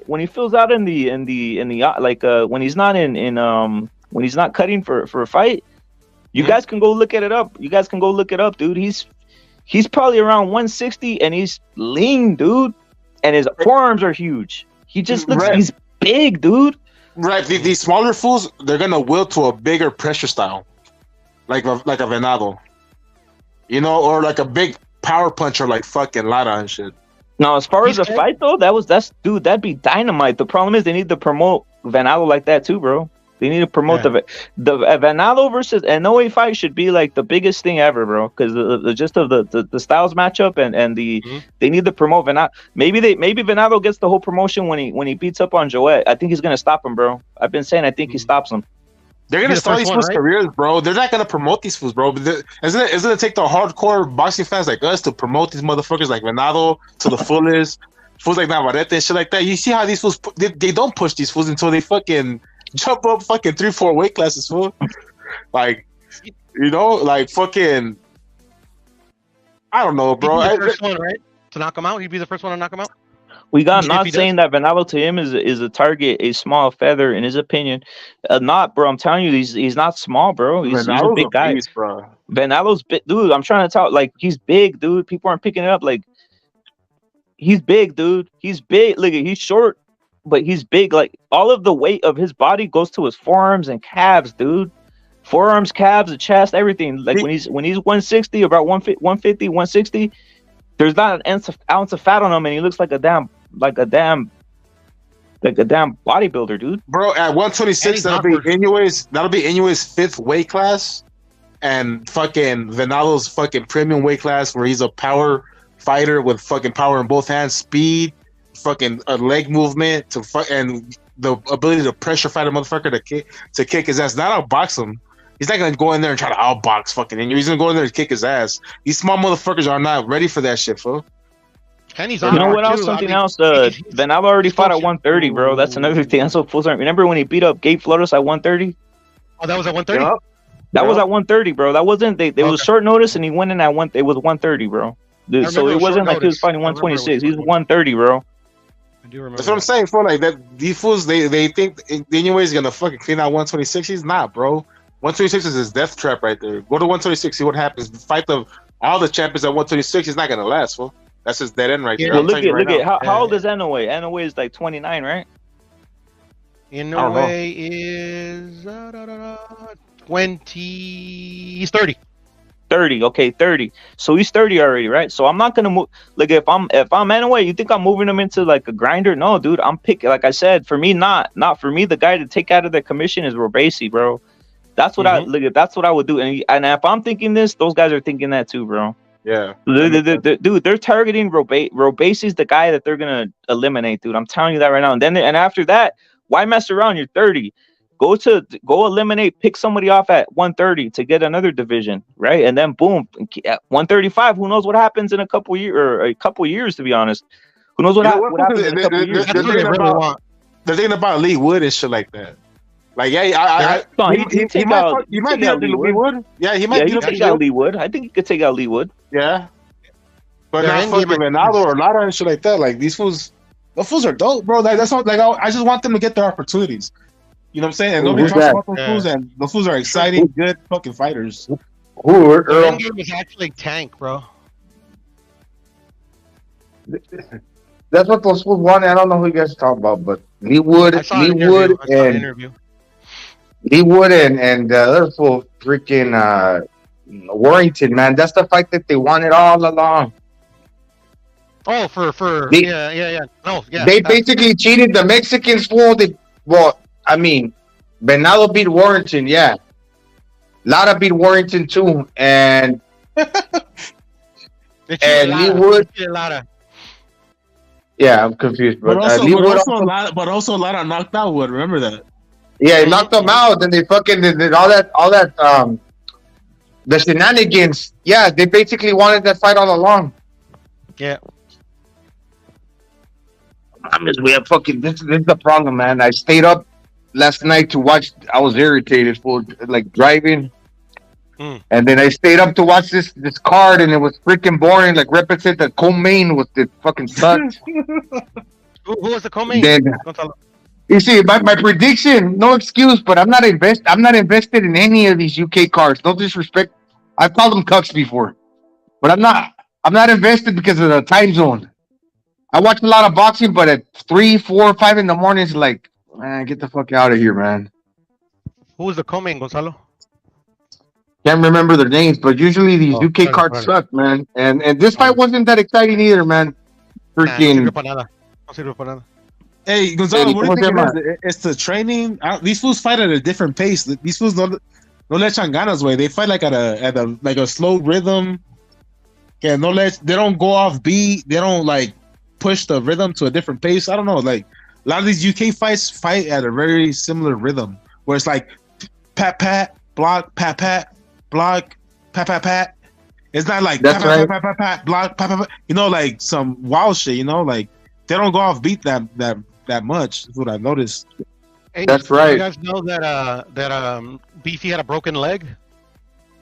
I told you, didn't I say it multiple times, man? I said it. Something wrong with the legs, man. Yeah, he had a broken leg. I just saw it right now. He had a broken leg? Yeah, he had a broken. How many? Did you hear me say that multiple times? Something wrong with his legs, man. I think you said something about I said. I remember when I said it. Something's wrong with his ankle, fool. I noticed that. I was gonna keep going, but you guys were probably gonna think, man, this dude's fucking ranting. Yeah, something was wrong with his fucking leg throughout the whole course of the fucking fight. A broken leg? That's serious. For his leg would have been fucking flopping around. Fractured, man. No, fractured. Look at the fight, man. The fool was like, bro. He was moving funny, fool. Hey, a fracture is considered broken, right? So it might just have a fracture, but that's broken, bro. Yeah. That's a broken leg. This could be somebody just talking shit, but yeah, that's what I'm reading. No, I saw it, fool. Don't spread no fake news, Puro. I know. Let me see. That fool's fucking legs weren't right. Nah, it is what it is. That fool fucking got beat up. Gonzalo was definitely saying that. If anything, Roy Jones fucking is fucking mad as fuck right now. I know. No, see, way the coach, Roy Jones. Is it Roy Jones or Bomac? Who's the one? Oh no, he was his old coach, Roy Jones. Bomac is the one now, but I don't give Bomac any credit. I give it all to that Guatemalan dude.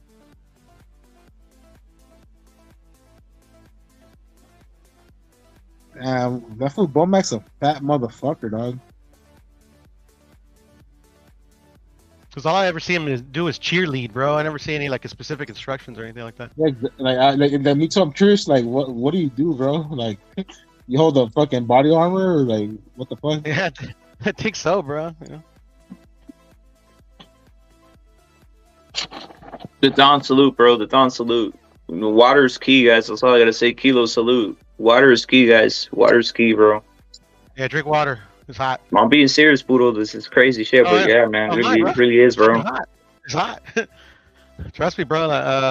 I took my daughter to the park earlier, and fuck, it was hot, bro.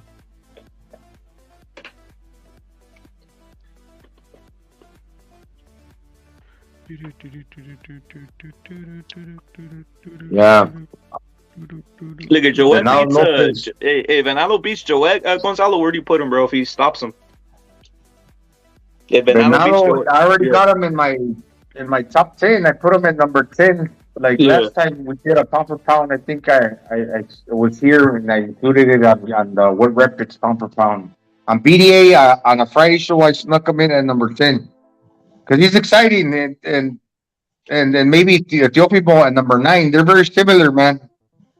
Obviously, Teofimo got he's moved up 2 divisions, but you know he's been undisputed or unified, I forget. But Venado, he's athletic too. He got the quick feet. He comes to take you out, and he's exciting. Plus, he's fighting overseas. He's gone over to Europe 3 times against Isaac Lowe, Josh Warrington, and Michael Conlon. So he's on the warpath. He's on the warpath. The thing that I didn't know, but I just learned, Venado Lopez, he uses his left hand a lot, which is a good thing. He punches with both hands, but like he's really like a right-hander. But 2 of his knuckles broke to where they got pushed pushed back on the hand. So basically, two of the knuckles scooted backward, and he's just got like a little nub, and he tries to even it out with the reps, but it's very hard, according to his trainers, like to get it flush. So that's why he's really like relying a lot on the left hand, because he can't really, by his own words, he said, I can't really hit hard with my right hand. I was like, man, don't tell me this is what it is. Basically, two of his knuckles, what do you call the two smallest fingers? The meniscus and the, what's the other one? The ring finger. Basically, the ring finger. The ring finger. The side of your knuckles where it's not your thumb, bro, right? The two sides of your knuckles where it's not your thumb, right? The opposite side of the thumb side. So that's basically what they call those two knuckles scooted backwards. So he punched and they pushed back on his hand. So they're like they disappeared. He only got like a little nub. And he said it en un round más to Eric Morales. ¿Sabes qué? Con mi mano derecha no puedo pegar duro. Por eso siempre estoy yendo abajo con la izquierda. That's why I'm always going downstairs with the left. And I was like, damn, boy, I wish I didn't know that shit. But yeah, it is what it is. Does it change my opinion on him? I don't know, slightly, bro. Because, oh, fuck. Imagine if he was in one piece, if like he had his right hand put together the way it should. Why doesn't he get surgery? I don't know. And could they even fix it? Hopefully. But he's not getting the surgery. But we could say, imagine if he was 10 feet taller, and could hit, like 25% more. I mean, at the end of the day, it is what it is, Yeah, but look at Navarrete. He hurt his right hand and he was only relying. But imagine being permanently like that. That's Venado. Yeah. Shit. No. ¿Qué quieres que haga? ¿Llorar? No, he's got no, pues que hiciera cirugía, surgery. Because look, the thing with that, like, according to him, they tried to like to make it flush with the wrap. So like they'll try to fill in that empty space. How do you call that? That little depression. So, but at the same time, when he's punching, it ends up like sinking down again. So basically, you got a nub. And I understand that sometimes as a boxer, you tend to hurt those two small fingers on the edge of your hand. And then you have to learn how to punch with the bigger knuckles by turning and getting it to where you're punching with the two knuckles. But imagine, dude, you got to be more precise now. You can still punch harder, but you got to be more precise because you got less of a surface to make contact with. So that's why, man, this is difficult. Imagine trying to throw a right hand, gauging the distance and landing squarely, not with the 4 because you don't got the 4, you got the 2. And people think I'm exaggerating, but upon contact, the little nub that's sticking out the most is the one that's going to connect. The other ones are not.